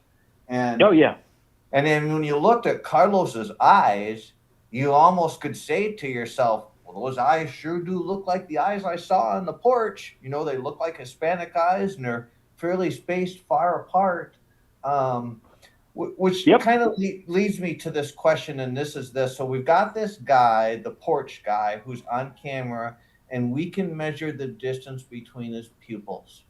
We know the color of his hair, or at least pretty much we do. His eyebrows were dark, so if we were to infer that the rest of his hair color is dark, we know the distance between his pupils, and we know his height. Then why can't AI just run through the DMV driver's licenses and through all the prison records, and that they're going to detect anybody who's got pupil spacing that matches that? Well, I can tell you this, that somebody like the spacing in the eyes that Carlos has is a direct match to the guy on the porch, according to one guy in his video I saw. He drew this out by hand, and he said that's the most perfect match he's seen. And he would flick it back and forth between the porch and him with the overlay and his handwritten, tracing, and it's exact. I'm sure that's why they went over there. I'm sure that's why they went over there gung ho like that, because it was such a close match. Yeah. Go ahead. So all I can say is that made me take a double take on Carlos, who, to me, he sounded, just the way he presented himself, the way he talked about it, and all that. I noticed he started to lie later once he had an attorney. He did start lying then, but I guess that's, not to be anyway. Doesn't neither here nor there, I guess. People are gonna lie. People are gonna yeah. lie. The question is, Yeah. you know, what we're really Yeah. wanting to know is, are they connected to the Guthrie case? Yeah, That's- yeah. But it just made me do a double take on him because I discounted him as having anything to do with it. And then I see this guy with this overlay thing, and I'm going, now, wait a minute. And he still doesn't have his phone back, and they won't give him the sealed warrant release. And he's got an attorney that's told him to shut up. And also, he's now changing his story about certain things. I think it's all slanted to get his lawsuit more beneficial that way, but I don't know. There's so much stuff on record that he said before that I don't think it gets him. It makes him look worse by changing things. So they're going to catch him on those minutia points. But anyway, yeah, I would be really surprised if he was the doorbell guy, just because I would say, man, what an amazing actor he was in the way he reacted to it. If he's the guy, that's whoa. You know, he gets an Academy Award Oscar from me for that. Yeah, I really do hope that they catch this person. With this much time into it, I guess that's the other thing too that we didn't talk about, and that is the vehicle that they used. And, so I followed some other channels, ones that we know here, their names, and these people have went these routes, and I've watched them go these routes, drive these routes. Right. And I know that they, have cameras at intersections, and that you're only going to go so far until eventually you are going to reach an intersection with a camera. You cannot get out of there without doing it. And so it does make me wonder that if they actually do have the video surveillance of the vehicle, but they just either haven't seen it yet because there's so much to cover with all the footage, or if they have seen it and they don't think that they haven't recognized that this actually is the vehicle. You would think that this got to be on film somewhere that night. Wouldn't you guys think that? Well, somebody came in here earlier and said, Carolyn, this channel has the white Kia that was in Tucson the night Nancy disappeared, and it's in Northport, Florida. I said, the FBI said that the white Kia has nothing to do with the case. And how does this person know that that's the same white Kia? Mm-hmm. Right. And I don't know, because I don't know. I didn't go any further, but did anybody hear that one? Well, I have heard that there's been some other white Kias around, and that may, because that's, we both have seen probably the same footage that Brian Etten showed with that late night vehicle that was white colored, and it was going up, 2:36 p.m. or whenever they said that it was. And so, thinking that it might potentially have been the vehicle, I don't know if it was, but I'm just saying that it would seem to me to have to be on film at some point, the vehicle. Yeah, I just got to say, this is the point I want to make. I want to insert it now. Again, going back to sort of one of my main themes here, it's just finding mistakes that the police or these investigators, all these experts, what in the hell, if you didn't get in a good security video within the 2-mile radius, and you've got the FBI on this, and this is going to be a world famous case that's going to be talked about decades to come.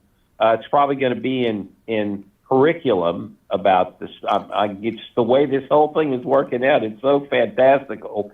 The stories I've come across. There's movies and books, and it's going to be taught in criminal classes, whatever, part of a textbook. All I'm trying to say is I couldn't believe that the police haven't driven down every exit way out to the main street and had their cops specifically go down the road slowly and look for every single camera that's facing the damn road. Because apparently and I've seen this with a neighbor that's not far from me, there are people that like to put all kinds of cameras on their property and face them outward and cover everything out, not just on their property, but go out to the street. And so why is it that there was a house with potential critical evidence that's only 2.5 miles away on an exit avenue to a main street. Okay, maybe it's the back way. And they had, I've heard 3 cameras facing towards the street. Now, WTF? I mean, this is another, if they don't catch this, you know what it is?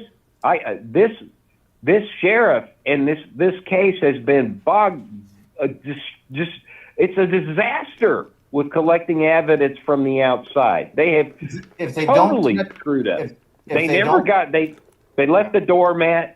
They didn't keep the blood spatter taped off. They didn't pick up all the plant matter. And now we find out that and this is another internet sleuth or whatever. They complain about people like these streamers and all that. But it was somebody like that went out and was talking to inquired, because they probably saw the cameras out to the street. And what do we find out? Oh, the police didn't ever come by us, ask us anything about it. And if you had your cameras out there, they've been there. And then they start looking back in their footage, or maybe they brought it forward that they found some stuff.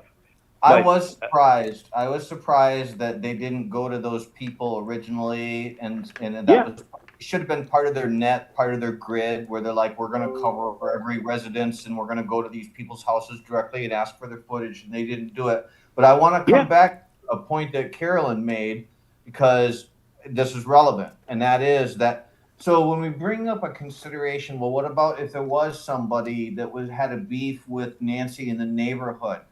Well, then the vehicle never would have left the neighborhood. Right. Vehicle that would have left. So there would be no footage of a vehicle coming to an intersection that was the getaway vehicle, because it was somebody in the neighborhood. You know what I'm saying? Yep. So under Carolyn's theory, that if there was a beef there, that would explain why they were not able to identify a getaway vehicle on a camera, potentially. Just putting it out there. Yeah, that's been said, and there's this statistical thing about, I don't know what the radius is to the statistic, 2 miles. That's what I think I've heard, that 70% of the crimes are within the 2 mile radius that somebody connected that distance away. It's a high percentage. So, but certainly the police know that, and I mean, this is another thing like Jim, the wandering guy on the motorcycle from California, that was one of the things he pointed out early when he started to just start cruising the neighborhoods. Apparently, there's a whole lot of people that are snowbirds, or these are semi-occupied homes that are up in that area. So there are a lot of homes that are not occupied year round, that are vacation or seasonal, whatever. And so I hope they've checked all that stuff out in the B&Bs that they could be doing, for that type of thing. They should have checked that out. And then the other thing was, I heard some, as soon as this case started to expand, get the notorieties, people just moved out, just disappeared from the house that are real nearby. And then I also heard that there was found out that there were some renters where you had unrelated people living in a rental home that were just involved in, what it was said was pool care. They thought they were pool care people that were at least some of the people that were renting there were involved in pool care. But you could have people, these people that are unrelated sometimes in more expensive homes for rentals. They'll pool their, they'll each rent a bedroom, and, they share the rent, is what I'm trying to say. And so there's some of that going on, But before I step off the channel, I did want to just say, Carolyn, are you the operator of this channel? Yes, I am. Well, I just want to say that you've been very kind, entertaining me for such a long time tonight, and giving me the space to speak and speak so freely. And Space Cat, you've been quite generous as well on this phone call. But Carolyn, I wanted to just say that this was my first time on this channel tonight. Oh, I'm glad you found us tonight and anytime. Oh, yeah. It's been a wonderful you've made experience. You made a lot of excellent points. Excellent points. Been a wonderful experience. Now, Space Cat, are you a caller in, or are you part of this channel with Carolyn? No, I just started to call in simply with the Guthrie case. So Okay. I got it. Do you Curious. follow a lot of other true crime, James, or just this case? You know, I've always been interested in true crime, but never really followed it closely. Like I kind of followed the Kohlberger case a little bit. But once this one hit me, then I kind of got addicted on it after that. Yeah, because we follow a lot of true crime, and I'm the kind of person that I apply for the FOIAs because I want all the interviews. I want the ins and outs of everybody. Once they have a case and they have the suspect, I want to know everything about it. Well, I am glad Yeah. to come back to this channel if you'd have me, Carolyn. Absolutely. You're welcome back anytime. Yeah, please do come. We're going to be covering right now we're doing also in the daytime, we cover the Corey Richins trial, which is going into closing arguments tomorrow. That's been a ride. She's another one, a good Mormon girl that allegedly killed her husband poisoned him with fentanyl. Goodness, I know a little bit about it. Yeah. But you know, the other one that's coming up is going to be the big one, which I'm sure you're going to be following, is the Tyler Robinson. Yes, and you know which other one I'm really looking forward to is finally going to trial is the another good Mormon girl, Shanna Gardner, whose parents own this Stamping Up company, multimillionaires, right? Had everything, but she didn't like her ex-husband anymore and wanted him out of her life. So she came up with this great scheme and to have him killed. So she's up there for murder for life, you know, with her husband that she married, and then they're not even together anymore. And they killed the husband with the 2-year-old in the car.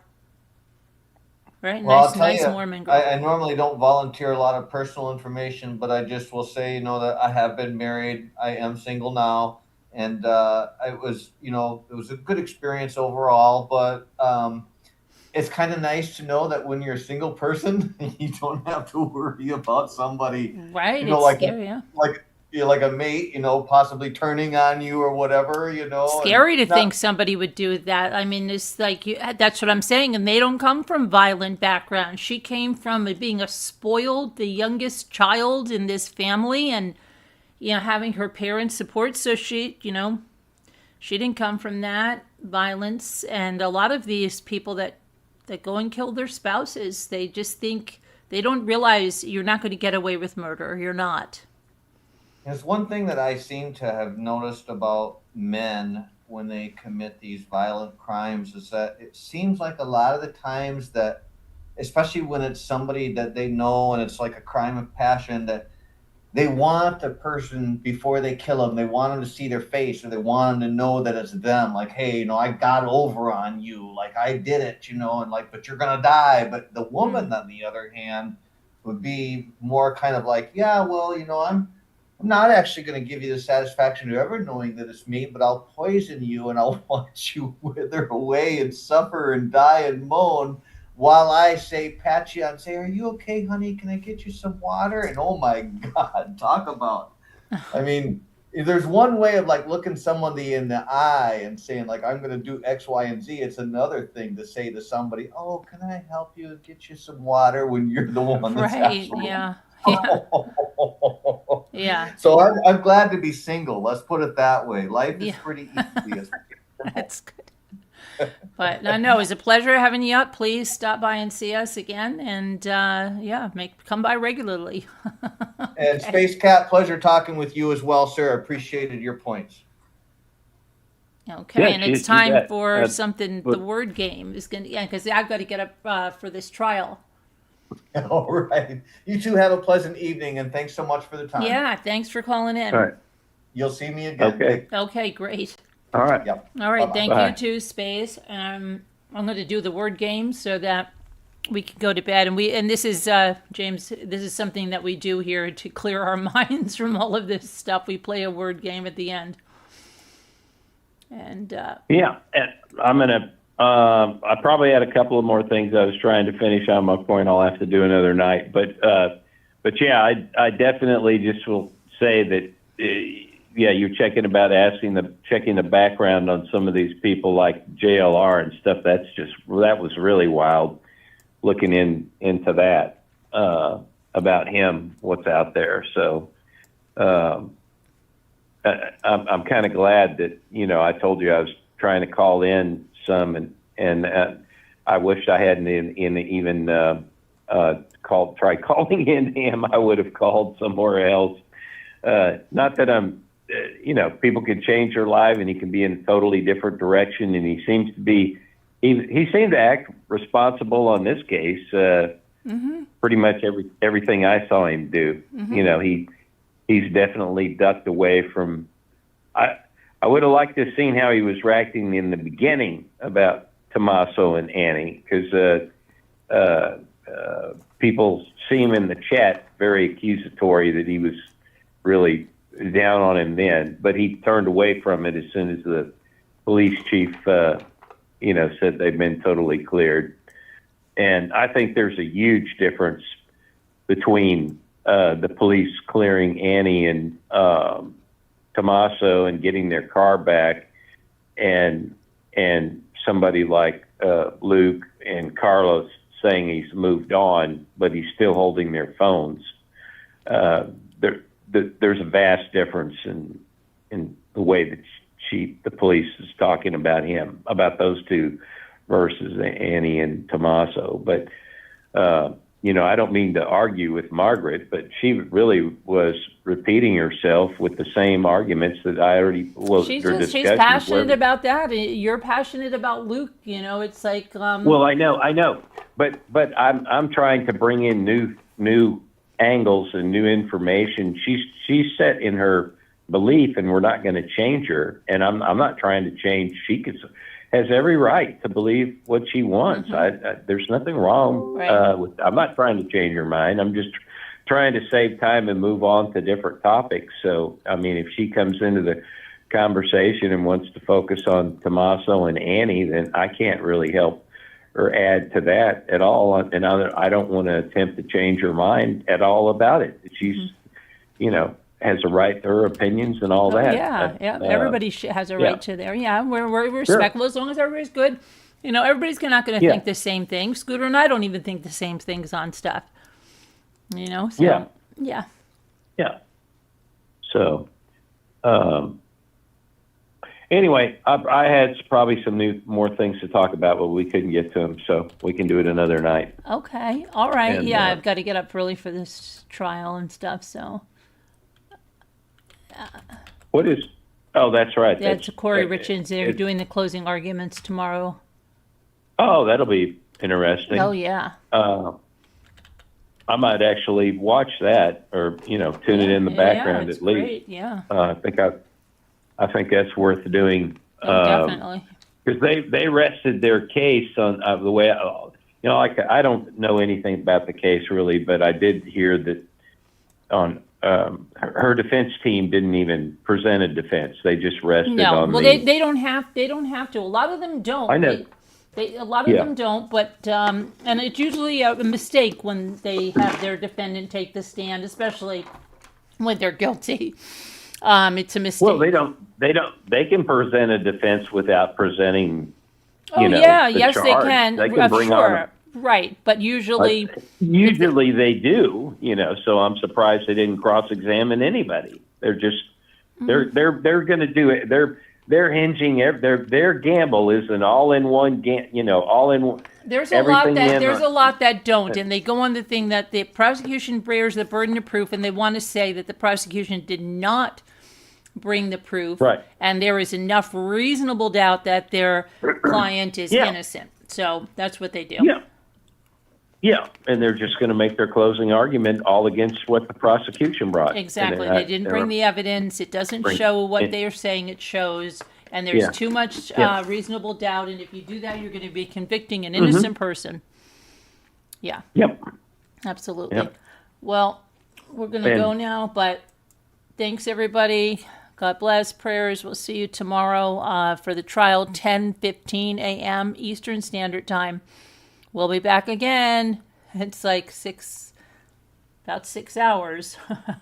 And just one quick request: if you find anything in writing on those press releases from the FBI or the just on the ransom stuff, if you want to, you can send me those links and I'll Okay. read them through carefully, because I think that's worth tracing out the timeline when each thing was said and exactly what's said, because Okay.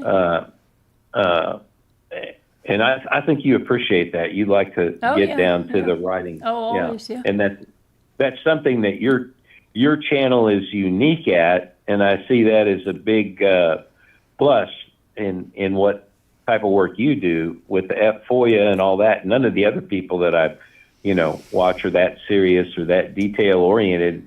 And really, if you're going to get to the truth, you honestly have to be down to this detail, from what I've learned Yeah. with this case. If you want the listening to facts, if people. you want the facts and only Yeah, the facts, you- ma'am. Yeah. Yeah. You got to go there. So. You have to research it, or you're not gonna you're gonna Exactly. it's a mess. Yeah, Yeah. especially with the YouTube stuff. All right, so All we'll right, talk take to you care, later. everybody. All right, everybody. Good night now. We'll see you Bye. tomorrow. Be good. Be kind. We'll see you later. Okay, you guys, and I'll play you a song on the way out since you didn't get a song on the way in. All right? Let's see. Because the song on the way in the last time, we had to lose that whole thing because of Jimmy's lovely thought he was helping me. Let's do this again. Or this. Good night. Oh,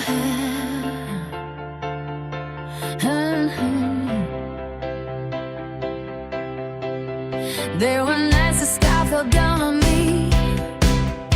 Storm clouds where the light should be. Every road felt cracked and worn. Every sunrise battle torn. But 1,000 voices in the dark lit a tiny little spark. When I thought the flame was gone, you were there to carry on. When the world said walk away, when the weight was mine to break, you were right there calling my name. We're still standing in the fire, voices rising higher and higher. Through the ashes, through the pain, we keep dancing in the rain. They tried to knock us off our feet, but this heart will never retreat. Every rambler, every soul, you're the reason I'm still whole. We're still standing. We're still standing. Still lighting up the night. Every story that we share, every truth laid in the air. Every time we stand our ground, truth is louder than the crowd. They can throw their stormy lights, but they'll never dim our skies. 'Cause together we can shine like a million sparks combined. And the road was way too steep. You were lifting me to my feet. Now the whole world hears our sound. We're still standing in the fire, voices rising higher and higher. Through the ashes, through the day, we keep dancing in the rain. They try to knock us off our feet, but the heart will never retreat. Every rambler, every soul, you're the reason I'm still whole. We're still standing, still fighting.